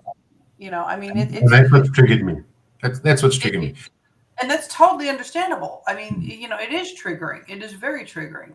H is being very quiet. I don't know if he's drinking his coffee, answering his messages. I don't know what. Yeah, answering your messages. Yeah, okay. But did you, Kurt? You were watching when I was talking to Jessica, right? And when you were watching when I was talking to the Mexican the boys from Latin America were on, Jeff and Tomas and Roberto. One thing I think you need to take home with you is that it's not you. It's totally not you. We all understand that. And number two, I think the thing that we have to take home is like what I was saying with Jessica. And, she was like, when I said it to her, is that it has to start locally, right? We build those networks up locally and then we work together interconnected like this to get the information out. I mean, when Jan and I first were doing AVCA, okay, and we went to go see the Minister of Health at the time, he was one of those people that thought nicotine was a carcinogenic. And we were just like, what? And how did we handle that? We gave him a whole bunch of paperwork, like H's favorite thing. Gave him a whole bunch of paperwork and the science and saying, hey, listen, you need to see this. Because one of the things that he did say, and I will give him credit for this, is that, as a GP, he was still a GP and the Minister of Health at that time, I believe, they don't have time to deal with, doing they do their basic CMEs to maintain their licenses and that's it. And because nicotine is not, smoking cessation is part of the curriculum and smoking cessation is part of their CMEs and vaping is not included in any of that, that's where it's focused on. And yeah, so they think nicotine, they think smoking, okay, it's bad. They don't know how to make that delineation. You would think that a normal, highly educated human being would be able to make that delineation, but they don't. I get that. I get that there is the ignorance there in some of it. But when you have a pulmonologist that's talking on the subject, obviously has done some kind of research or some kind of look into it. That's the issue. All he's done is read things from like the Journal of the American Medical Association and all of those highbrow, medical journals that basically demonize it. That's what he's read. When you start mixing those facts together to come up with something altogether differently that's not stated in those publications or in those position statements, now we're dealing with a complete different animal here. Now we're just making up stuff. We all understand there's a topic of EVALI and there's a topic of popcorn lung and there's a topic of nicotine addiction. But when you start making or creating your own concoction of information to generate a response or generate a statement, and you of that standing, it's a very different beast to being just simply ignorant. Agreed, but look what the WHO is doing. Yeah. And what triggers me is that I'm the kind of person that will tackle the individual head on. And a lot of people say, well, he's not going to listen to you because you just certainly don't have the letters behind your name. You don't have the qualification. So it's going to be flogged off. And when you don't have people on the same level as them kicking back and saying, but sorry, terribly sorry, doctor, you've got this wrong. This is it. If you don't have that, then you have nothing if no one stands up and speaks out about it. And that's what concerns me. And that goes back to what we were talking about previously about how we need to have experts in each region or each country because they'll listen to their own people. Very few countries, I mean, there's some in Asia, they prefer to have an overseas expert, but the majority of them want their own local people. And the only way to educate those local people is to reach out and build those connections, just like what Jessica's doing. Yeah. You know, it's Yeah. very hard to counter because, you know, the ultimate expert, which is the WHO FCTC, look at what they're putting out. But now you take, for example, in South Africa, Derek Yak, a prominent South African in the space. Dylan Human, prominent medical specialist in this. Dr. Corsi Klapa, I mean, he was the head of the South African Medical Association, prominent. But because they have now tied them to being tobacco shrills, they're immediately silenced and not welcome. So, yeah, exactly. But Colin doesn't have any affiliation whatsoever. No, it doesn't matter. If somebody puts out the accusation, it sticks. Yeah. Because they want it to stick. You know, there's one thing about throwing mud and it's mud. And then there's another thing about throwing out mud and having a little bit of crazy glue in there. You know, focus on crazy, emphasis on crazy, right? Yeah, it just, you know, sorry, it just triggers me. It amps me. You know, I feel like making an appointment with him and then asking him to do an analysis of me and then understand why and then have that long debate and still pay him to have that debate. It'd be worth it. It'd be like an investment. I mean, Asa did it. He and the guys at ACST went and got X-rays on their lungs. Yep. And Asa, I think you had a spot on your lung or something, and you started vaping, and the spots went away, right? Yep. Yes. Yeah. Yeah. So, yeah. I mean, we had some, Kurt. You know, like one of the things that would really help is what happened to us was. We had some of our fellow vapers, you know, that they still have the X-ray of the lung X-ray. That back in the time they were still smoking, and some of them have spots, right? And recently they just went and did and you know, you have like comparisons that after switching to vaping, the spot disappeared, same as mine, but you know, mine was.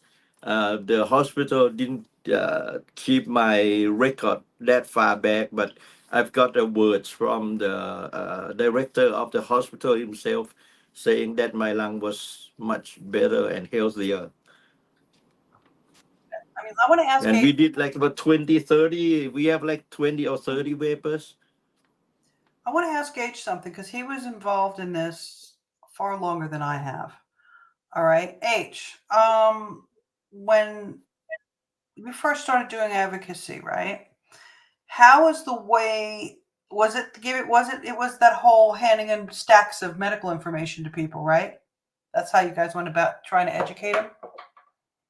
Largely, it was, yeah. I mean, of course, back in those days, we, you know, you had to take hansom cabs and, you know, walk on the cobbled streets. Stop it! Yeah, that's not what I meant. Yeah, thank you. Yes. That's not what I meant. Yeah, no, obviously advocacy has changed. Everything changes. The way that we do everything in life has changed. But yes, there was a great deal of knocking on doors, a great deal of going to health departments, a great deal of going to basically anyone that would see us. So we saw a lot of political parties in a lot of countries to start off with, and a lot of it was introducing regulators and legislators to researchers and experts, whether they were legislative experts, whether they were scientists. Dr. Pelosa, Professor Pelosa, Dr. Krasolinos, Clive Bates. These are all people who have toured, if you will, various Asian capitals to meet regulators and legislators. And, you know, I think we have to recognize that in Asia, there is an advantage operating in Asia that doesn't exist in some other areas. Specifically, it's not what you know, it's who you know.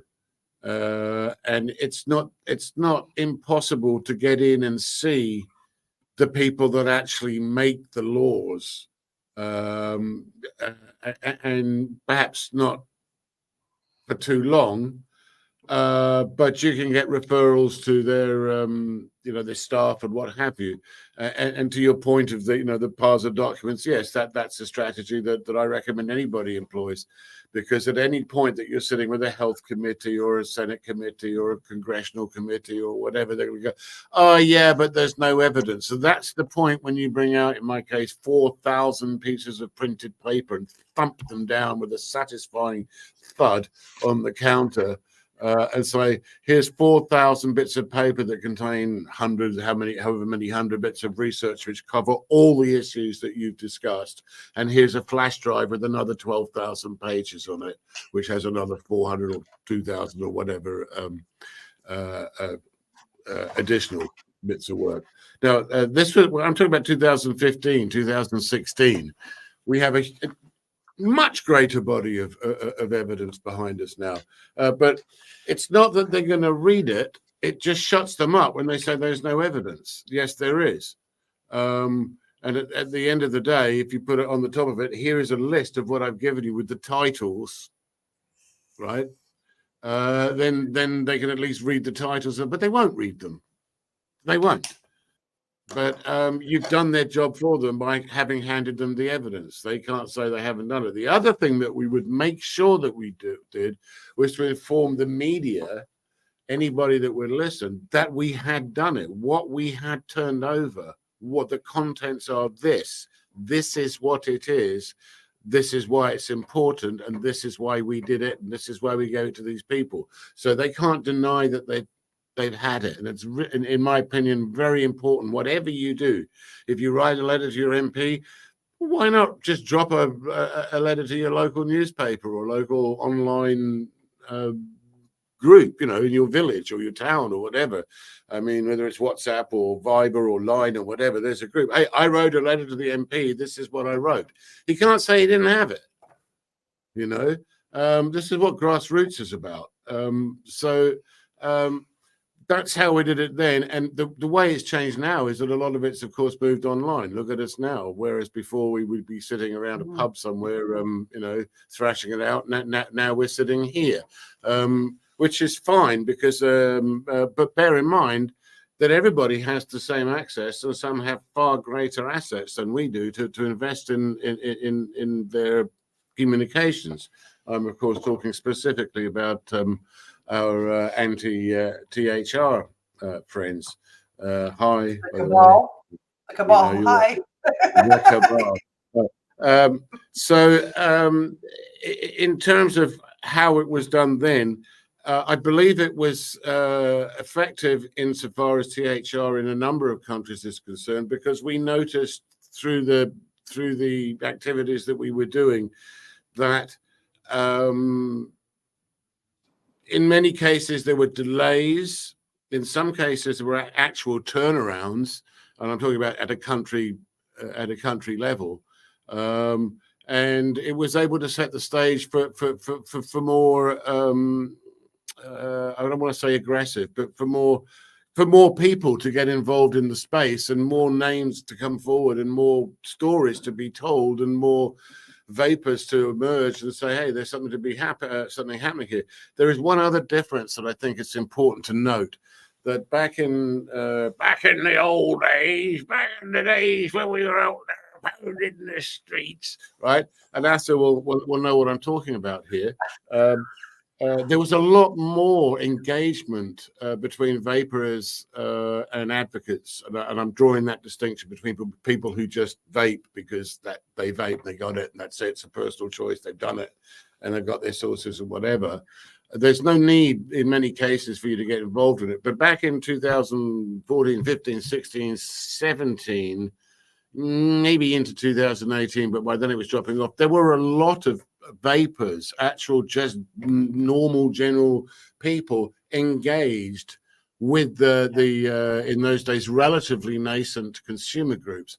I think speak for Asa, I think he had like 500,000 people at one stage before Facebook shut him down or YouTube turned it off. Almost 480,000. Right. The Philippines was a similar story. And that's Malaysia, I mean, they got together a petition of 50,000 signatures, which is unheard of. That no one's ever turned over a petition in Malaysia of 50,000 signatures. That was purely consumer group, consumer driven. But I don't think you can do that now.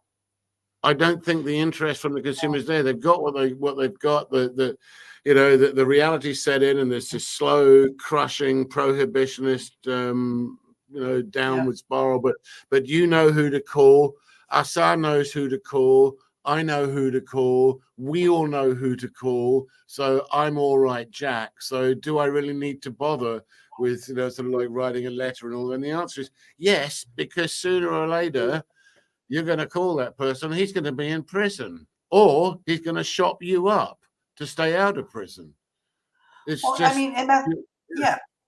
Martin and I were talking about that last night, right? About how, we've got this extra time and we should utilize this extra time and just keep doing what we're doing. And we've also had discussions about, the same thing in New Zealand. We got 15 or 16,000 signatures on the petition for the flavors, right?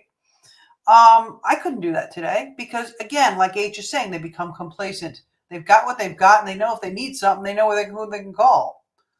And I mean, that's not the reason I get involved in this. I got involved in this, and I maintain my involvement in this because it's not about me.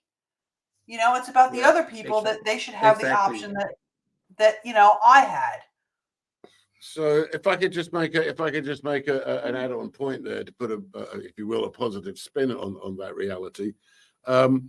The fact that they're not engaged and not sort of all chiming in on the websites and whatever. I mean, we can explain it, and I wouldn't want to use the word complacency, frankly.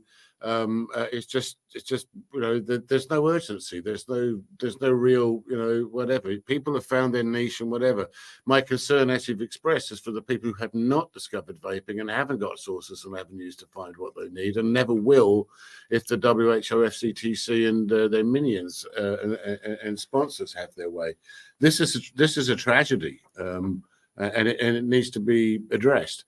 Consequently, the fact that we can't muster the 50,000 signatures that we once used to be able to get into, or the 16,000 signatures, it doesn't mean that we're not still carrying the torch for over 1 billion smokers and nicotine users on the planet.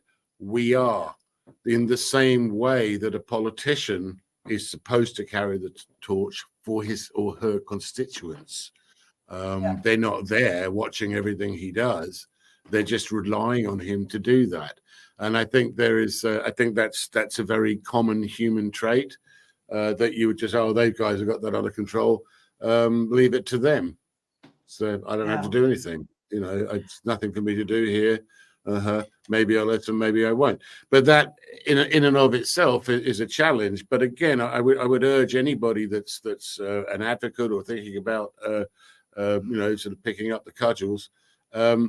It's true. If you could number us, there are not that many of us on the planet. I mean, an efficient hit squad could take us all out in 48 hours if they had, sort of like, I'm just saying, that's like, there's not that many of, but we represent over 1 billion people. Our constituents number 1 billion people. And within each country in this region, you could say there's probably half a dozen or a dozen people in each country that are looking out for the interests of 1 million, 2 million, 3 million, 4 million, 10 million, 50 million people who vape or use nicotine. Because who else is going to do it? Yeah. So we do it.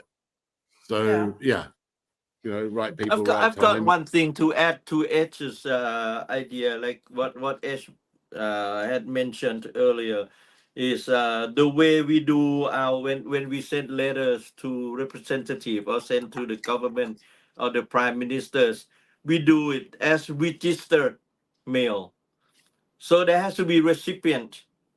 There have to be someone who receive it and sign it and send back to us. And plus also, I'm not sure if this is a requirement for any countries or other it occurred maybe in your country, but here, if the government or NGO or any kind of government agency receive any letters or like documents, they have to reply. There has to be a letter acknowledging, saying like, okay, we receive your petitions or we receive your letters. Keep that. I have lots and tons. We file them, we keep them, and then also we let the public know. We, of course, like we don't have the major medias in our hand. Sometimes the major media got a whiff of what we are doing, and then they post it in their online face or whatnot, and then 2 days or the next day it disappear. But it doesn't matter. The work is done. People had seen it, and maybe like a smaller, minor media just pick that up and keep on going. So yeah, that's one of the way also. Yeah, so I don't know if they have that in South Africa. I mean, they have it in New Zealand as well, that, you submit something to them, they have to reply within 20 business days. And if they don't, they can get into deep doo-doo. Yeah. What's it like in South Africa? Well, yes, we do. And I have submitted to our National Department of Health, and I have yet to hear from them, and that is now a year. And I am not the only person. There have been a number of groups outside of tobacco harm reduction or tobacco control relating on other issues to do with health that have had in the same boat. They do not respond. Absolutely not respond. And it's been communicated in media to say that they don't even have an official in that department that you can communicate with. So yes, we do have that process. I have exercised my right on that process, but there's no response. And it's not just. Do you have official Information Act requests? Yeah. Okay.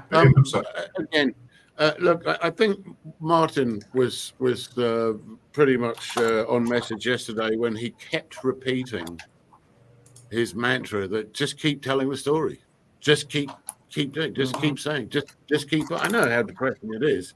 99 out of 100 efforts go nowhere, but that one effort that does get through, so it does. I remember talking to, I'm not going to mention the name, but I remember talking to an advocate in Europe, and we were talking about the concept of KPIs in advocacy. And of course, it's how do you put a KPI in advocacy? But actually, there are KPIs, and she came up with this comment. She said, "Look, we spent 3 years working to change 3 words in one sentence in a document at the EU Parliament. 3 years to change 3 words in one sentence in a document for the EU Parliament on alternative nicotine products. 3 words, 3 years. But that was a success. And at the end of it, 3 years, imagine, to change 3 words. But they did it, right? They did it by just keeping doing it. It's when you stop that you won't get any results, or the results that you get will not be the results that you want because you're not doing anything. I would urge anybody that's sending letters out that isn't getting replies to just broadcast it anywhere. Put it on your Facebook page. Send it out to your mates. So, like I say, send it out to your local community posts, whatever you have. Like in my village, we've got a line group. So put it there. You never know who's going to read it and who's going to pass it on, but put it out there. It becomes, not necessarily viral, but it's out there and you're on record. And that's the main thing. You are on record that I sent this and I told everybody and I got no response. And this is all the times I've done it. And each time I've informed anybody I could that this is it. So ultimately, it becomes a matter of trust. It becomes a matter of, can you trust this institution that doesn't respond to anything that's sent to them? Here's what I sent to them. It wasn't a rant. It wasn't a rave. It's not unreasonable. Read it. Right here. The whole world can read it. It's not private, but they don't want to read it. And this carries and resonates with a far wider group of people than just people who are upset about their not being able to get the juice that they want. This resonates with people who are concerned about government's interactions with society. And if the government can be shown to be, or a branch of the government could be shown to be unresponsive, particularly to people that actually have something smart to say, then can you trust them? And they have to address that. Ultimately, they have to address that because, oh my God, there's a whole groundswell of people saying bad things about us and they're not wrong, so we better do something about it. Most likely in the tobacco control sphere, it will be attack, attack, attack, attack. But again, that just puts them on the back foot and you just say, look, they're attacking. I'm trying to present evidence, credible, factual, evidence-based stuff, and they don't even want to look at it. They just want to attack. What does this tell you about them? Are these the people you want in charge of your health? And it's been my mantra, as Nancy knows, for years. Marginalize these people. Just expose them. Look at them. They're receiving funding. They're what they're saying is not backed up by evidence. It's an opinion. It's being presented as fact. It's not. It's obviously there's a lot of people that don't agree with it. Consequently, can't be regarded as fact. Therefore, the fact that they're trying to tell you that it's a fact means that they are in fact lying to you, and therefore you can't trust them. So take their opinion as their opinion, but understand it's not based by facts. Right, moving on, can we now talk to the tax department? Can we now talk to the Department of Trade and Industry and Commerce? Can we now talk to the Department of Tourism? Can we now talk to the Department of Labor? Can we now talk to the, all the other departments that have skin in this game? And most particularly, can we please talk to the people that are using these products and find out how we can best serve them because we are paid by them? I mean, ASA has gone around the Ministry of Health. I mean, you went to what, tourism and business and commerce and Yeah, almost all ministries already. At least more than half of the ministries we've been through.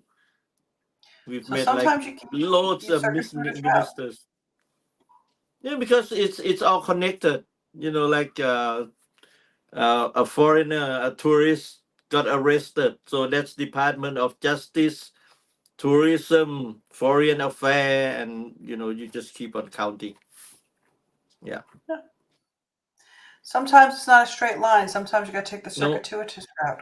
Actually, we even went to a Minister of Agriculture and Forestry because it's got to do with tobacco farmer. Yeah. Make friends with the executive assistant. That's the person that has his ear. That's the first one. I could share. No, I'm not going to share that story about an executive assistant. Let's not. Thank you. It was just so out of yes, minister. It was unbelievable. It was so. I'm sure it was. Oh no, those rules don't apply to us. It's okay. Yes, you may smoke in the Department of Health. Here, use my office. I'll have one too. I won't mention the country, but yeah, it's. I know it's crazy. I know it is. Yeah. I mean, Kurt, has any of this helped? I've sat in MPs' offices where in government buildings where smoking is absolutely not allowed, and they're sitting there smoking. Oh no, it doesn't apply to us. It doesn't apply to us. I can think of another country where people vape in the government, but the regular people can't. Yeah. I'm not going to mention any names. So the hypocrisy is everywhere, Kurt. I mean, I hope this helped you. Did it? It does. And, it's not something that's new to me. I mean, I've been doing this now for over 6 years. And it's the same issue. And it boils down to what we mentioned yesterday, Nancy. It's about accountability.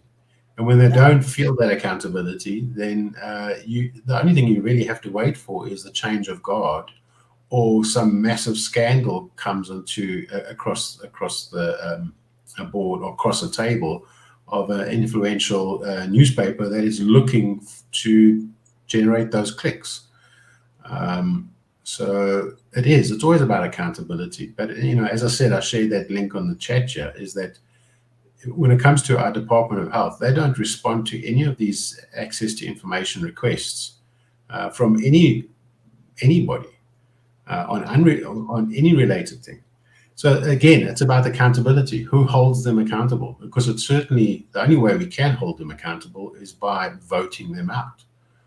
When is your next election? Can I ask a question, Kurt? Kurt, in South Africa, in the Department of Health, is there a tobacco control unit? We've got director generals that are focused on certain areas. We do have a director general that is on health promotion, if for lack of a better word. I don't know. We usually have these titles that are yay big. And that individual is, and she is unresponsive at the best of times.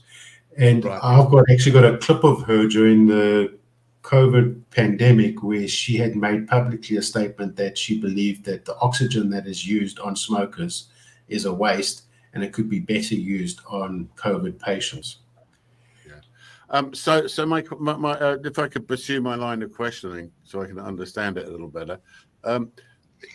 Most Department of Health that I'm aware of have embedded within them a tobacco control unit, which is invariably just a mouthpiece for FCTC and is pretty much always run by a woman.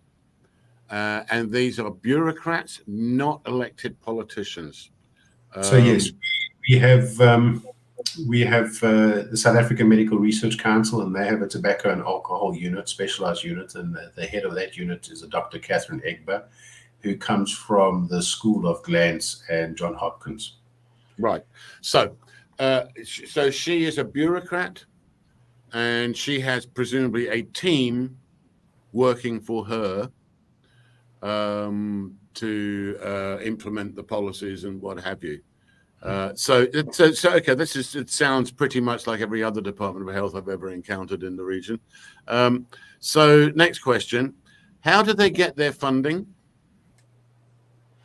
So if we look, let me qualify that question. For example, in Thailand, where there is a tobacco control unit within the Department of Health, they are funded largely by a percentage of tobacco excise revenue, and it amounts to a lot. So if we look at the first global adult tobacco survey that was conducted in South Africa by the South African Medical Research Council, the funding for that particular project came from the CDC Foundation, or via Bloomberg through the CDC Foundation to conduct that study. If we look at a number of other schools that are participating in this discussion, the links are pretty clear. We're looking at Vital Strategies, we're looking at the Union, we're looking at Bill and Melinda Gates Foundation. We're looking at all. So that's, as I said to Nancy a couple of times yesterday, it's about pattern recognition. We see the same pattern no matter where you go in the world. Right. Okay. Can I interrupt? I'm sorry. So what I'm hearing. Okay. First of all, let me again qualify the question. From where I sit, South Africa isn't in such a bad place compared to many countries in our region, Southeast Asia, and in fact many countries around the world. It's in a better place because you can buy the stuff, no matter the cost, or you can actually purchase it, whether it's regulated or not. You can actually purchase it. The challenge is, of course, to get it regulated so what you're purchasing is taxed effectively and efficiently, or whatever. That's the challenge. But you're already pretty far ahead of many other countries at the moment. But I recognize that there are significant challenges that you're struggling to overcome. And my point is this. The pattern, as you said, that we see is repeated in South Africa is the same one that we exposed in the Philippines, the same one that we exposed in Malaysia, the same one that we exposed in Australia, the same one that since it's the same money that's flowing in and the same people, it's the same issues, which is that foreign money is coming in to influence policy in a sovereign nation. And that is a trigger for probably 90% of the population. And this is the point I'm trying to make, that if you can absolutely show, look, yeah, they've received money from this and they're producing this, and look, this is the script from there, look, there's the language, it's the same. These guys are infiltrating our government. These guys are using their funds to influence our legislation. I imagine, like most countries, that would be totally against the Constitution of South Africa. It's probably clearly stated in it, as it is in many constitutions that I'm familiar with, but you'd need to check that. But nonetheless, as an emotive issue, it's far more compelling to the majority of people than, you know, we want flavors, we want vapes, we're against disposables, we're for disposables. It's far more good. Here's a bunch of foreign money coming into our country and corrupting our government and corrupting our legislative process. Do we want to put up with that? And that fell part of my application. Yeah, and that fell part of my. So that was part of the questions that are posed to them, as to who funded this, where did the funding come from? Well, I think what our experience, sorry to interrupt again, our experience was that when you actually expose the funding and say, there it is, from the US Department of Revenue, this is where they spent the money, this is who received it. Yeah. Okay, that's it. From the US government. That's it. Right? There's no denying this. Explain that.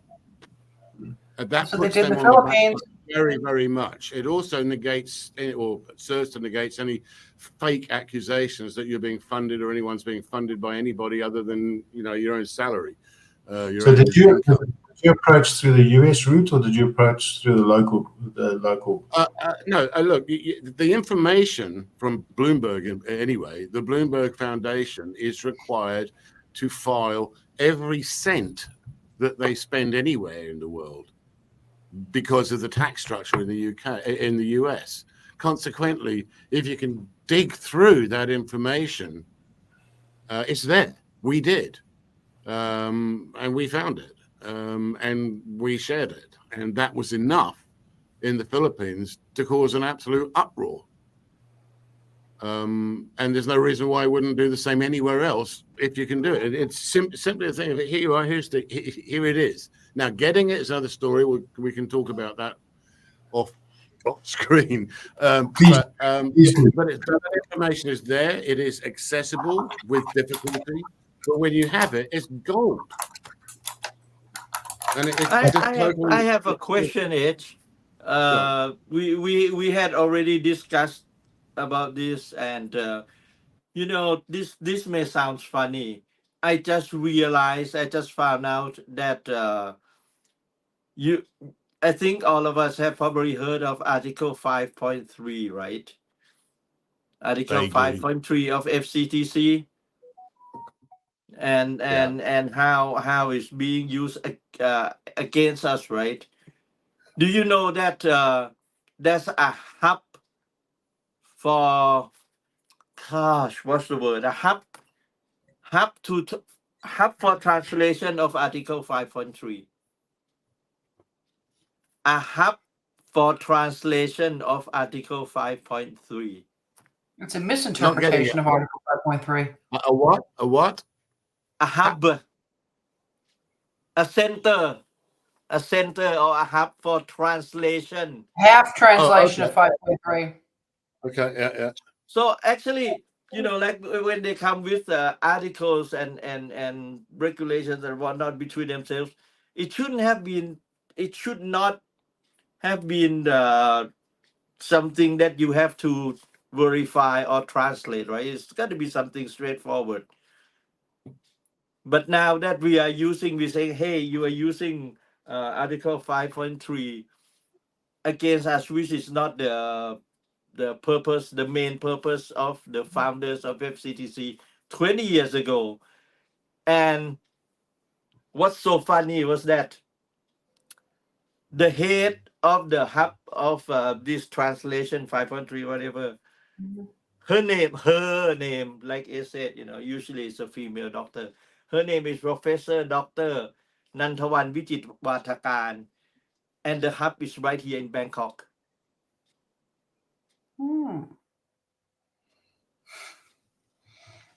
Interesting. Yeah. And she came in. Now this is a public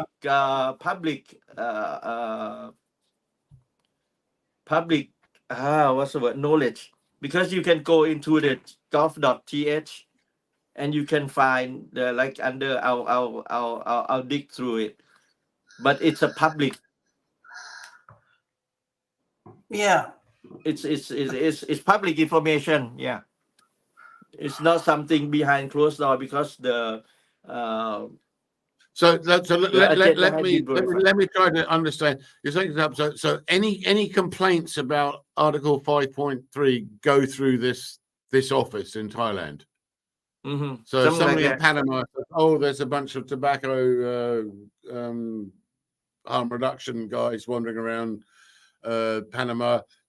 They would call up her, so look, these guys are around Panama, and look, they're here, right? Like that, right? Yeah, something like that. Yeah. So okay, right. So they're the police. They're the 5.3 police. Yeah. The enforcement. Yeah, but here in Thailand, I mean, and she's so like, oh man, I just. That's interesting, though. They're not surprising, but interesting. Mm-hmm. Well, you've got like $80 million a year, Asta. Why don't you go and pay her a visit? Yeah, come on, Asa. We know that you got all the tobacco money, dude. Yeah, Why we are we know you got sitting all that here money, here? We should be in like an island somewhere with like, Cabana Boys for me. THR Island. Yeah. Yeah, come on. Like Advocate Tower again. Practicing a THR religion. Oh yeah, we should pursue that, absolutely. Yeah. So anyway, and yet I'm still working in my bedroom, so I'm working in a spare room in my house in a rental, but I'm a Yeah. millionaire. When I drop dead, there'll be billions of dollars in I'm the living in a backyard. green screen. Yeah. Yeah, he's living in a penthouse in Hong Kong. Can't you see it? I'm in a storeroom. All right, well, there you go. Here we are, because we got all that money, right, in the backyard. It's all in those boxes over there. You see that? They're all there. Yeah. That's where the dollars are kept. There you go. Hiding in plain sight. That's good. That's a good plan. Our president puts it in the couch. I just use just use boxes. Yeah. God. So listen, wrong. back to FCTC top 10. We're sitting here. Nobody's sitting over there. We've got a story to tell. We have many stories to tell, all of us, and nowhere to tell them to the people that actually should be listening. So they're not going to listen. So back to my yesterday's point, I think it behooves us to just shout louder, and shouting louder in a media context is the headline. And the headline doesn't necessarily mean it's just something for a newspaper. It's how you present, how you sell your message, the first sentence, which is the headline, and then concisely putting it in the first paragraph or the first thing that you say, so that you get people, so you grab people. And tying that in with the other triggers that we discussed, the funding that's undermining sovereign nations' legislative processes, the erosion of human rights, the degradation of people's social standing and stuff like that. These are all triggers above and beyond our core messaging. And this is how we couch them. I really believe that as advocates globally, individually, and as a group, we really have to up our game when it comes to the media access. I hear a lot of people say, oh, but you can't get into, they won't listen. They won't. Yeah, I know how hard it is. I do. I really do know how hard it is. But I also know that there's a couple of things that can make it more likely to bear fruit. By following a couple of simple strategies every time you put something out, you can improve your chances of getting picked up. And I really think we need to be putting some media training in place for consumer advocates, and I'm happy to be a part of that. I don't think this is an appropriate forum to do it, but I'm happy to do that, because I think a lot of advocates just get really freaked out when you say the word media. They're like, oh. And a lot do when you say politician or legislator, because they're so up there, and I'm just nobody. But you're not nobody. You are you, and your story is vitally important to you. And why wouldn't you want to go and make sure that you get your story out in the ears of people who can, do something about making your story more positive for you?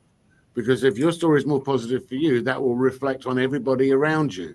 I don't want to get too philosophical, but at the end of the day, I think it's really important that people understand we have a significant amount of power as individuals that we never tap into because we don't have the confidence to do it. But as groups, as people that have got allies and colleagues and co-workers, and the whole thing is just it's just so much easier to deal with, because you can always fall back on the group to when you get a bit blown out and get refreshed again.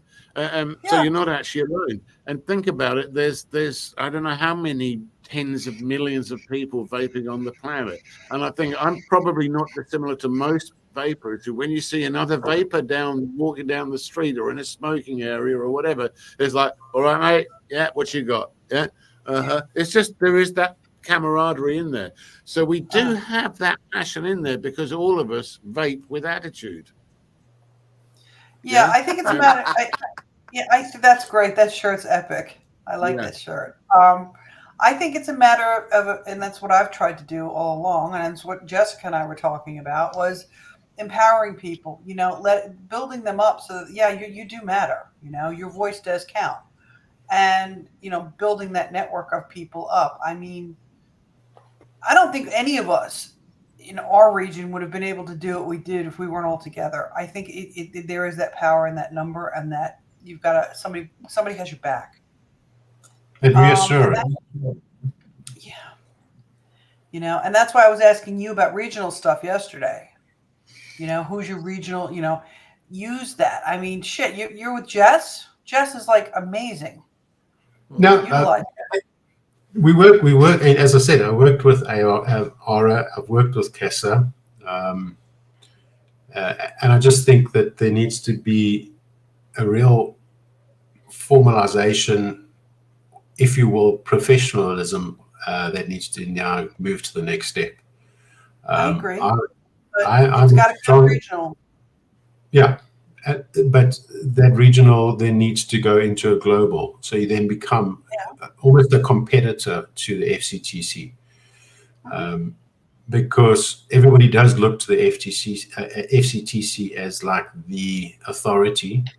However, to challenge that, you need to have something on a global perspective that challenge that.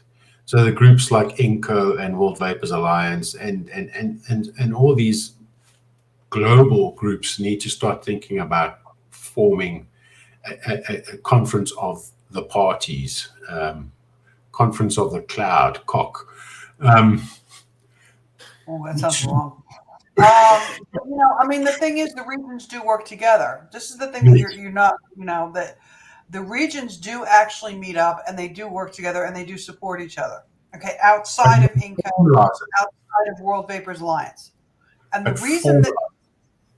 Yes, but INCO was supposed to be that. And of course, we saw what happened with INCO, okay, for whatever reason.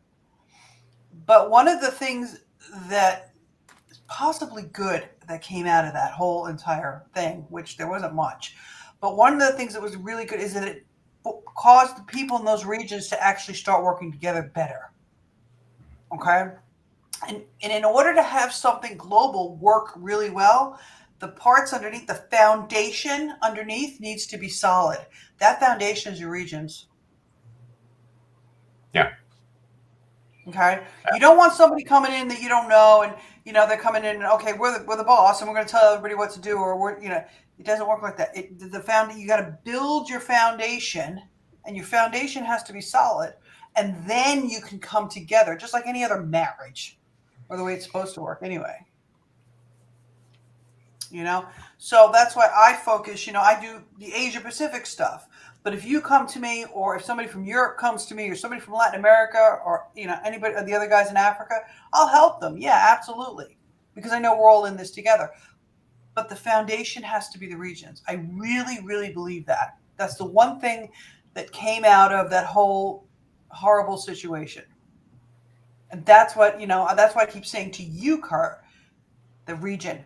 Focus on that region. Get that region running. Get everybody working together. Get cohesion. Once you have that, I'm going to have a conversation with the CASA guys, Joseph and the boys, and let's. I think it is. It's the next progression of this, because Africa is clearly being left behind on a large scale. yeah. And the only way you can get it to work is if everybody works together. Yeah. I just want to make that point that I made earlier again. It does not require tens of thousands or hundreds or dozens of people to be engaged with this. And in fact, there's actually an advantage having just a handful of people who were not elected, but just doing their stuff. Highly focused. Highly focused. Yeah, exactly. And then and that's it. Yeah. Look, I think for me, I think our focus really needs to be on FCTC and COP10, and to really drum home the point, because I don't know who's watching it now, but I know some people will watch it later. And you know, we can always take sound bites out of this, so it'd be nice to get short responses to that we could lift out and use in whatever format later. Sorry, bit of housekeeping there. But I would I'd just like to again just run by everybody and what are your thoughts on the fact that we should be addressing right now what was being discussed behind closed doors in Panama? Now it's been delayed. Millions more people will die in the interim period with nothing being done to address them in any sense from this body.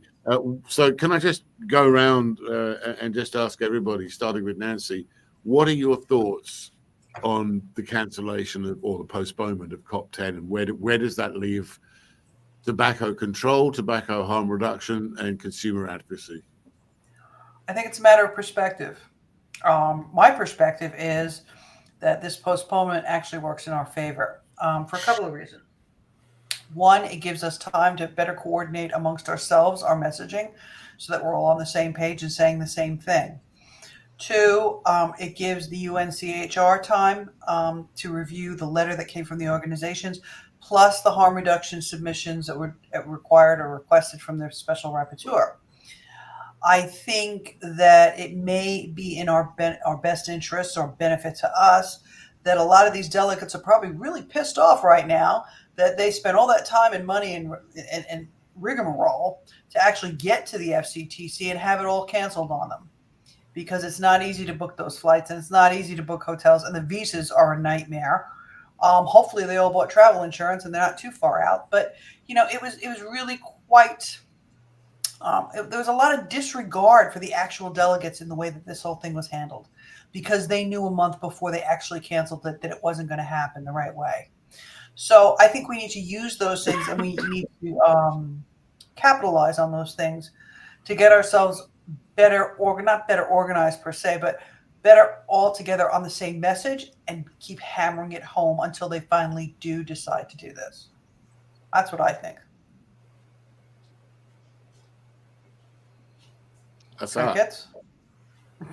Okay, yeah, I kind of agree with Nancy, although I'm also kind of curious if the representative from each countries did go or not. This honestly, I don't know who's funding the event. I mean the delegates and whatnot that goes. Is it the each country pay for their own travel expenses. Yes. So it's out of a taxpayer's money. I don't. Yes. If that's the case, I don't think the delegates will be pissed off as much as you would think, Nancy, because like I'll go, if somebody sent me to somewhere and then they say like, okay, listen, the flight, the event has been canceled. I already have the ticket in my pocket. I already have the hotel booking and whatnot. And then, it probably depends on each country also. But if it's a government doing, then, they could easily allocate and swap and postpone the ticket, plus they probably wouldn't mind, mostly if they book the hotel like we would if we do it like Agoda or booking.com or whatever. We can do it like 2 or 3 days in advance, cancel and get almost full refund. And I'm quite sure for most countries that have the national airlines, they can just easily reschedule. So it will be like kind of like different time of the year to visit Panama. That's all, so that's Asa, yeah. I mean, what you say is correct, but from a different perspective, if you were a delegate to an international conference organized by the United Nations, and then found out that it was cancelled 3 weeks after they knew that they couldn't do it. B, I will be pissed. Yeah. Either $5 million has been wasted on, because that's what we know of, because they asked for another $2 million to continue, and then that was refused. So they said, well, we're not going to do it, or whatever. They knew this a month ago. They didn't tell anybody. The delegates know this. And this is a multinational United Nations organization that's supposed to be addressing the single most deadly pandemic the human race has ever faced. And they can't even organize their own conference. They can't even inform their own delegates. And let's be honest, they've never informed their delegates truthfully anyway, ever. Yeah, not on any issue ever, not once. So, but now this actually affects them, right? So I wonder actually if on that level, they might be, some of them questioning, what, they're forcing us into all these avenues of, prohibition and banning, and there's so many people standing up and saying this isn't right, and they can't even organize a conference, and now, all my plans are all screwed up, and now I've got to, and remember, some of these governments that are saying aren't going to be there. People have elections, between now and then. So now what? So all that planning, and I mean, every single delegation that was scheduled to go there, think of how many hours of planning and work was put in by those delegations and the people supporting them just to get them to the point where they could get on the plane. And now, because of the structure of the FCTC, all of that work has to get thrown away again, because they've got a 60-day window that they had to report their report. So now that's passed. They've now got to do it again.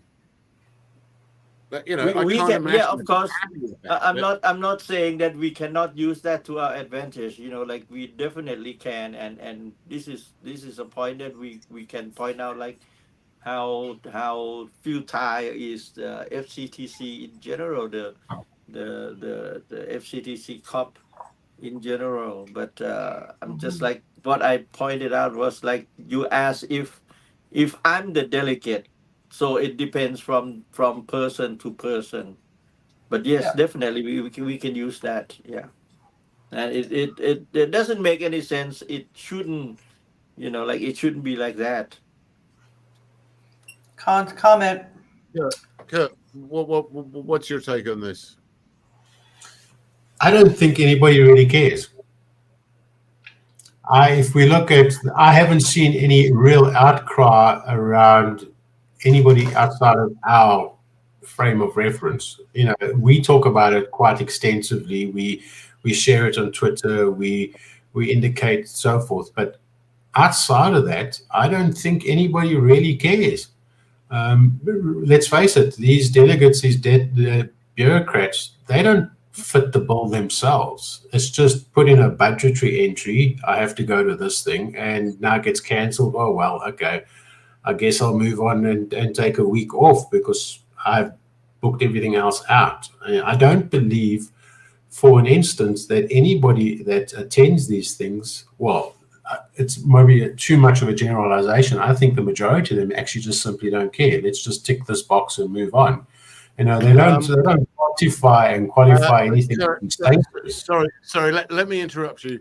I'm going to read out 3 comments from 3 different delegates from 3 different countries that have been recorded. Okay, these are the responses. I'll read them out. 1, the last-minute cancellation of COP shows the FCTC Secretariat's continued disregard for parties. We spent months on the registration process, more months to develop positions, and weeks to obtain visas, only to be told on the eve of travel that the event was called off. High-level ministerial delegates should be treated with greater respect. They cannot be expected to make themselves available at the rescheduled COP with such short notice. The FCTC is broken and needs to be more sensitive and responsible to the parties. That's 1. Shall I carry on? What country? I'm not. No. The country counts. The country counts. We're not going there. Rescheduling will be a logistical and budgetary nightmare. This is another delegate from another country. COP delegations secured budgets, travel arrangements, and visas. These processes will have to begin again next year. In some cases, require new budget allocations or even new governments and delegates. COP reports will be out of date, and there must be sufficient time, minimum 60 days before new COP, for those to be circulated. Between now and the as yet undetermined date for COP, these processes will have to begin again, and sufficient time to do them must be allowed. Okay, there's some practical stuff. Right. Here's the 3rd one, which I think is really good. Right. This is from a delegate to COP. Right, here we go. Panama is a worst practice, however you look at it. It has proven itself unable to arrange and host a global conference on tobacco control. It has taken weeks or even months for delegates to secure visas, and many have still not obtained them. If the Secretariat insists on having the event in Panama, it will have to allow months for schedules, travels, and visas to be arranged.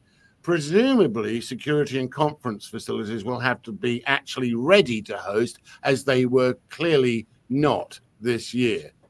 While the FCTC and its MOH present Panama as a tobacco control best practice, it is actually a cautionary trail, referred to in Run Report as the Disneyland of smuggling.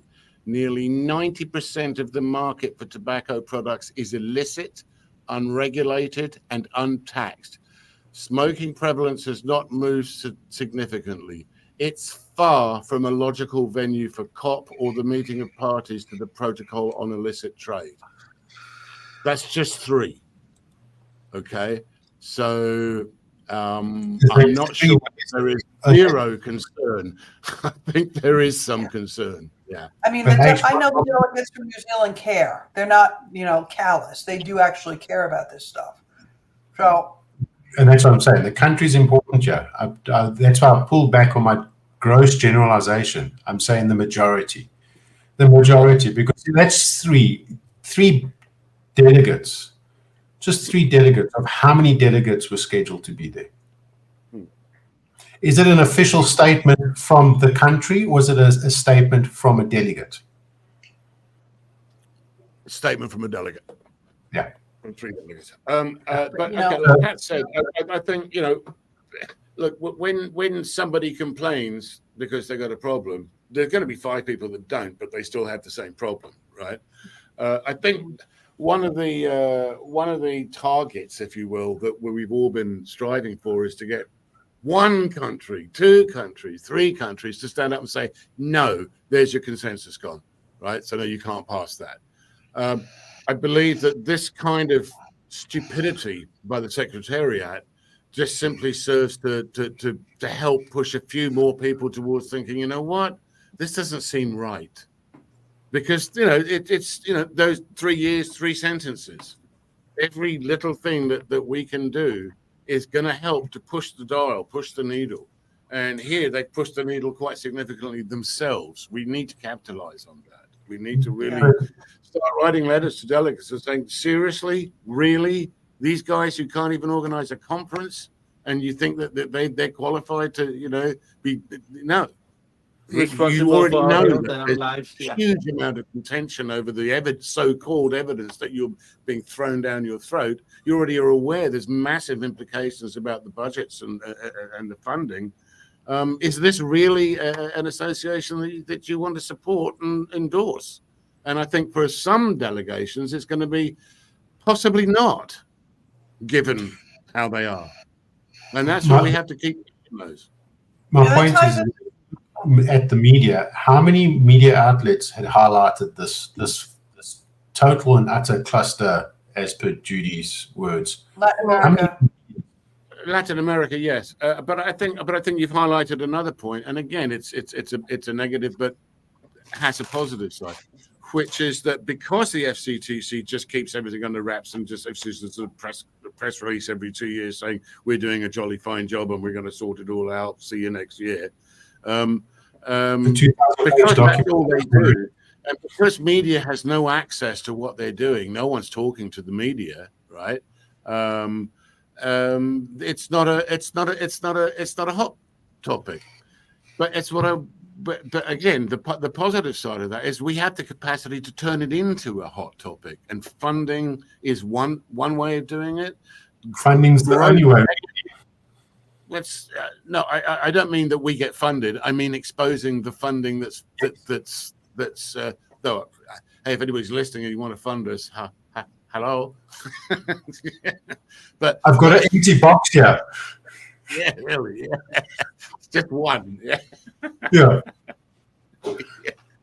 But my point is that you can make it an issue. I'll give you an example. Recently in Manila, there was the Asia Harm Reduction Forum, and it was at the same time and right next door to where the Western Pacific regional meeting of the WHO, which essentially puts the script together for the regional delegations for the COP. It's just a rubber stamp thing. But they had that behind closed doors with no fanfare, no announcement, nothing, right? So there was a harm reduction forum in the hotel the delegates were staying at about harm reduction. And we had we did some media work, mostly social media work before, and we did some conventional media work before and afterwards. And that one of the main messages was that there is a problem here. These guys are doing this. We've got this. They're doing it behind closed doors, and they're not telling you. And we're here telling you. And we're still getting coverage to this day from that. Yeah. That was like a month ago, right? Because we made it an issue, because we gave them the headlines that suggested that there was some confrontation, some conflict. That's what they want, which is back to my point about headlines. It's that why not have confrontational headlines? Why not? What have you got to lose, right? Because that's what they do. Play their game and play it better. Yeah. I just sometimes wonder what happens if the climate control conferences or COP 26, what is it? COP. Yeah, they're wide open to everybody. What happened? What do you think the outcry would be if they had the similar failure? What do you think the outcry would be? There's all the people who say they are failing, but I'm saying is if they had a conference, if their conference of parties was literally cancelled or postponed at the 11th hour. Wasn't it a couple of years ago due to COVID? I think it was. Yeah, it was. But that's different. If it gets canceled the way this got canceled, what would be the reaction? And I think what would be the reaction? Yeah, but I think it wouldn't get cancelled the way this was for two reasons. One, they don't hold it in stupid countries. Sorry, Panama, with no disrespect, but I mean, practically speaking, it's hardly the best country to have an international conference. Two, it's wide open to the media, the public, and everybody. It's a bloody fanfare, isn't it? Everybody's there. Greta's there. Everybody's there. Three, it's topical. It's topical. Yeah, it's topical. Exactly. It's topical. And there's no stigma attached to it other than if you are not discussing it, then you have an issue. In my view, and that's what getting back to my point, is that the PR around tobacco, nicotine, addiction, that all that stigma has worked so beautifully in their favor for them to work under the radar, because everybody says, well, it's a done deal. It's closed. We understand that. It's perfectly all right for them to do what they're doing because everybody is, or the majority are in agreement that it's done. And therefore, that whole accountability is now taken out of the equation, because if this similar scenario happened in a climate control setting, the outrage would be astronomical. Yeah. Astronomical. Yeah. And that's why I'm going back to my original statement, is how many do really care? And I agree. That's why I said what's important in the statements you made, H, was which countries. And I can guarantee you, if I'm just going to make it, I don't know which countries they were, but they're typically the countries that are very focused on pragmatic approaches to tobacco. So I'm guessing we probably see a New Zealand in there, we'll probably see a UK inside there, and I can't think of another one. Those bureaucrats come from those countries. But you won't see a bureaucrat coming from, I don't know, South Africa. You won't see a bureaucrat coming from India making that statement. You won't see a bureaucrat from Mexico making that statement. I take your point, but my point is that we don't need all the delegations to be jumping up and down. We just need one delegation to go, you know what, that's enough. No, that's it. Then they're not going to turn the vape. They're not going to turn prohibition into the way forward because they won't get consensus. We just need one country, and it looks like we've got a couple that are now further towards not having much confidence in FCTC, certain aspects of FCTC, and it's bit by bit. Put those seeds of doubt in there. Eventually, they will flower into seeds that cannot flower by day must flower in the night. I think that part of it has to be that we amplify the cluster that it is, and that's something we have to do. And I think also getting in touch if you can with your delegates and saying, hey guys, listen. Now I'm in a weird situation right now because I have no government, but it's a coalition government, and one of the guys in the coalition actually said we need to screw the WHO. Because he sees the WHO as trying to control everything and beyond tobacco. I mean, on everything, right? He actually sees total control, absolutely. And again, to your point yesterday, or was it the day before, Kurt? Which is something I always because I got to say, listening to you talk, there's not a lot you say that I haven't already said, but probably not nearly as coherently. But. One of the things that you said yesterday was the, and I've forgotten what it was now. Wasn't that important? No, it was very important. I'll think about it. Talk amongst yourselves. Sorry. Brain fart. As I sit here eating. Sorry. Yeah. Kurt articulates things. Kurt, you articulate things very well. You do. Better than the rest of us. We just kind of bumble along. And then you got the epic accent too, which helps. But H, can you even think of what my wife doesn't get my accent. Well, of course she doesn't hear your accent because she probably has the same one.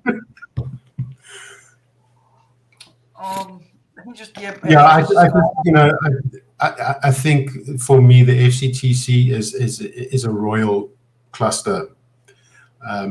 And I think they get away with a lot because of the lack of attention to it. I just do, because in my view, a lot of the world, in fact, the majority of the world, just consider it as a done deal. It's the discussion is done. You know, tobacco bad, smoking bad. Let's move on. You know, and I think a lot of the groups, particularly what we see in South Africa, is that they're using this tobacco influence to try and keep it squashed, to keep it down. That it's always about, you know, the control, but also to ensure that they control the narrative. And I think FCTC has used that to their advantage of not getting too much scrutiny because of the stigma attached to the topic. I remember what I was going to say because you just reminded me about it. It's the Orwellian 1984 control, which is just everywhere. And what you said was to that point that it doesn't stop here. It's what I've always called the thin end of the wedge, right? It's the perfect test. They're going to come after everything. It's a boiling of the frog scenario. Use this scenario to see how far we can go.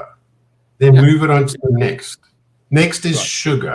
Next is alcohol. Next is okay. And before you know it, sorry, you have no choice. Here's a jab in your arm, and by the way, you're not allowed to move because you didn't get any credits for your social score.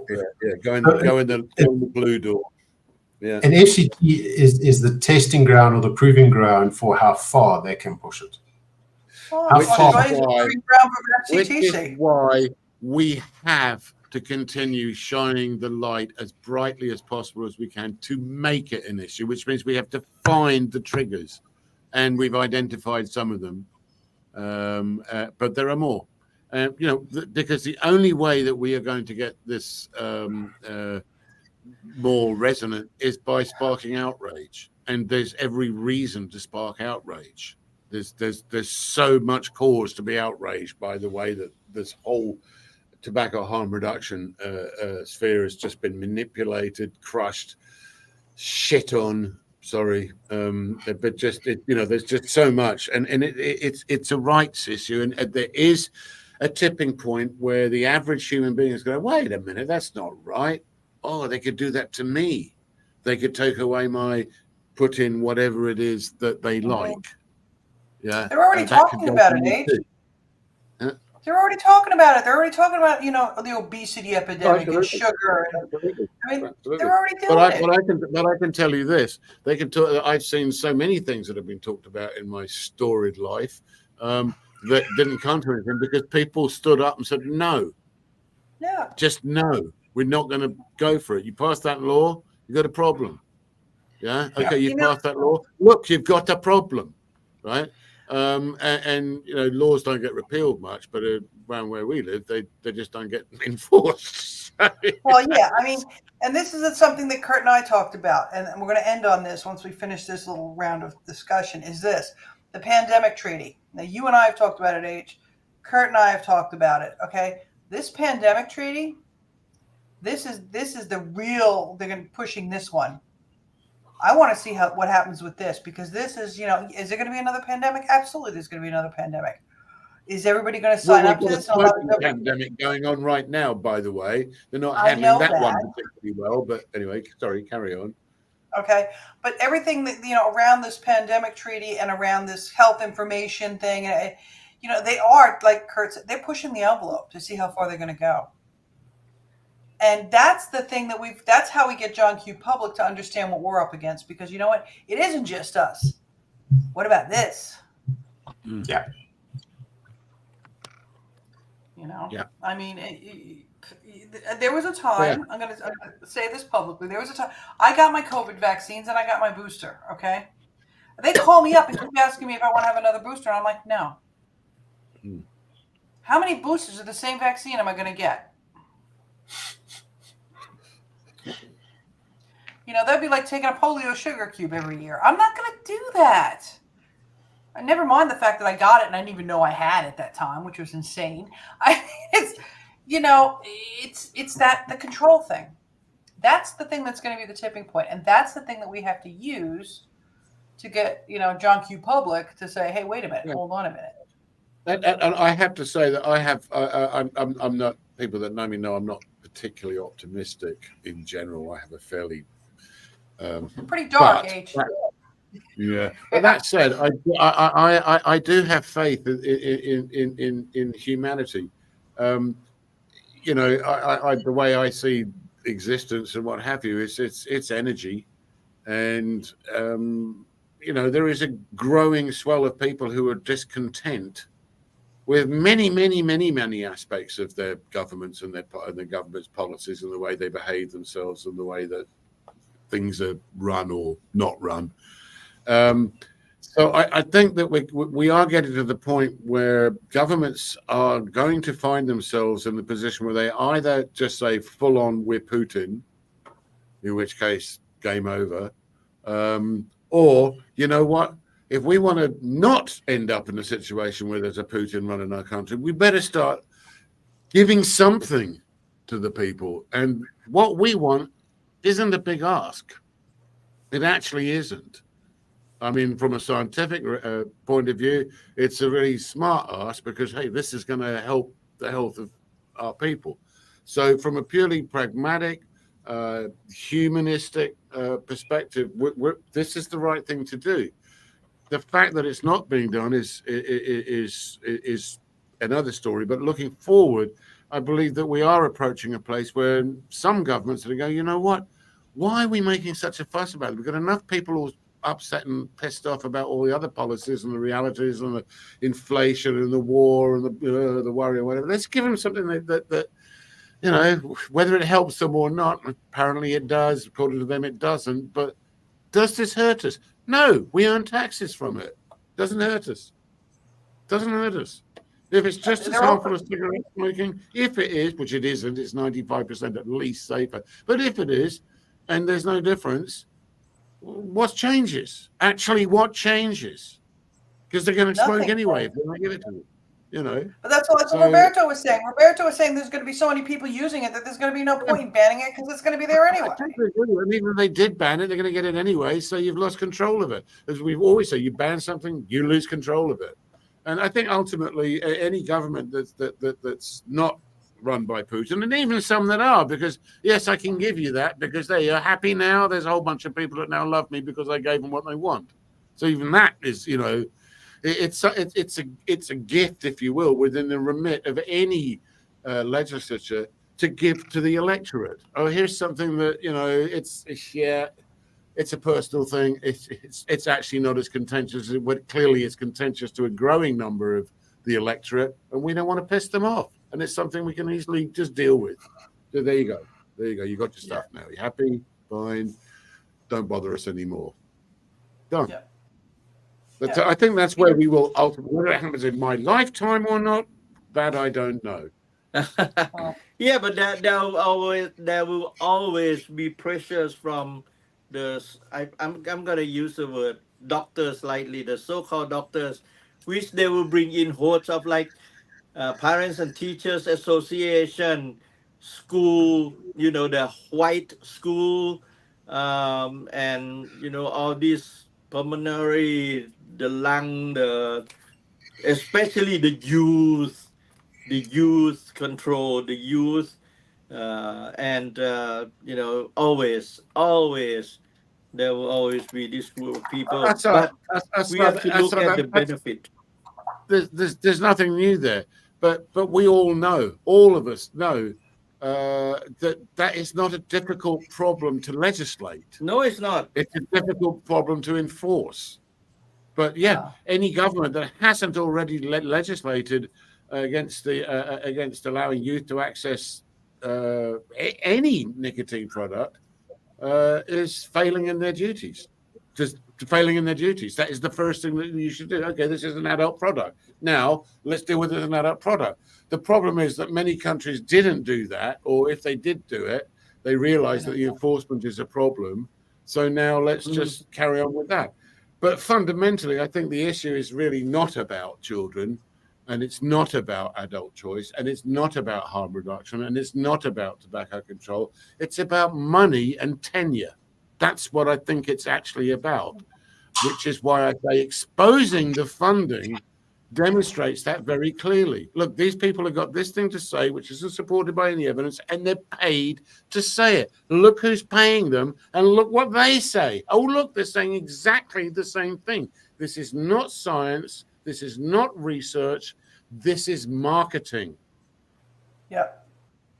It is. It's marketing. Right? I agree. And at that point there, suddenly, one of the few flimsy legs that they have to stand on is gone. Yeah. All of a sudden, they're trying to sit on a stool with one leg that isn't made of anything, and they'll go away eventually. Yeah, eventually. But they won't go away if we don't stop prodding them. They'll just stay there. It's our job to prod them. Asa, do you have any final thoughts? I already said what I wanted to say, so probably not. But just like I always said, like grassroots is the main strength for us. So we got to stick together, just keep on doing what we are doing. Yeah, agree. Kurt, final words? Yeah, I mean, I've said a lot, and it might sound that's coming from a negative position, but it's more of a devil's advocate approach to say, well, what if kind of scenario. Is that it's an observation not purely based around our space, but an observation that I'm seeing. And it's probably my frame of reference of where we are currently as a country. In our country, which is probably very unique, is that we even struggle to keep our lights on. 4 to 6 hours a day, we don't have electricity. And most days we don't have running water. And in my area, we actually, fill in our own potholes to keep the roads working. In what struggles with getting our grassroots, stronger or more activated is that all these other issues will always take precedence because it impacts every aspect of their life. So, if we look at the public hearings that are happening this weekend, many of those people are just saying, well, I can't really because my load shedding, which is a schedule that we use towards electricity, I have only X amount a day or time to prepare food or to wash the clothes for next week or to do whatever. So I still think that there is a tipping point here, and I still think this boiling of the frog scenario is going to come to halt, but it's probably going to be voices from countries that are more established, more in tune to this, are less bogged down by day-to-day conditions. And unfortunately, we need to rely on those, but it doesn't mean that we don't want to participate or be part of it. We really do want to be part of this whole thing. And that's hence why I'm here. And hence why I think it's an important topic, because it is the biggest and longest running pandemic the world has ever seen. And the amount of death toll is staggering, and it hasn't changed for the last 2 decades, but yet it still sits there. It's already been decided. It's already been, well, we are aware of it, and it's your fault for smoking. It's your fault for continuing. Just quit. And you will quit via this route. The same scenario used with exercise. Can you imagine going to a doctor or a physician and say, you need to lose weight, Kurt, and this is the diet you have to follow, and you have to exercise, but you can only use a treadmill. Yeah. And then you say to the guy, but I don't have legs. You say, well, sit on the treadmill, use your stumps. It doesn't fit. So I think, again, my biggest concern is that we're always going to face the stigma. And that's why I really do appreciate some of the messaging that comes from sCOPe around trying to destigmatize this entire topic. try to humanize it, bring empathy. That's why I think it's difficult. I'm going to be honest with Skip. It is difficult because in our lexicon, it's been there, it's been imprinted. We all fall part of that scenario. But it is an important element that is missing from this. And we need to highlight, I agree with H, expose the funding, but we also need to understand that we need to bring the human back into it, the empathy back into it. Is that there's according to the FDA, actually not the FDA, according to the World Health Organization, only 4% of people that try to quit without support are successful. And according to the FDA, it takes up to 30 times or 30 attempts to manage to quit. And if we just look at human psychology and the human experience, it's typically that decision's made on the 31st of December. And it lasts to the 5th. That's 30 years for the gross majority of the individuals. So I know I'm literally ventilating with thoughts running through my mind, but it's all about, again, exposing the funders, but also highlighting the empathy and the human behind it. So we've got testimonials and we've got funding. Yep, absolutely. Absolutely, I agree with you 100,000%. Guys, thank you for joining me tonight. Audience, those of you that are still out there, thank you for joining us. Those of you who are going to watch this on the replay, thank you for watching the replay. And we'll be back tomorrow. So thank you, H. Thank you, Asa. Thank you, Kurt. Thank you, Nancy. A good day. Thank you, Nancy. To everybody that's listening, to everybody that's watching, Nancy has been like not sleeping for weeks organizing this. And I got to say, thank you. Thank you, Nancy. How do you do that, Asa? Ace is magical, man. Don't mess with Asa. All right. See you, people.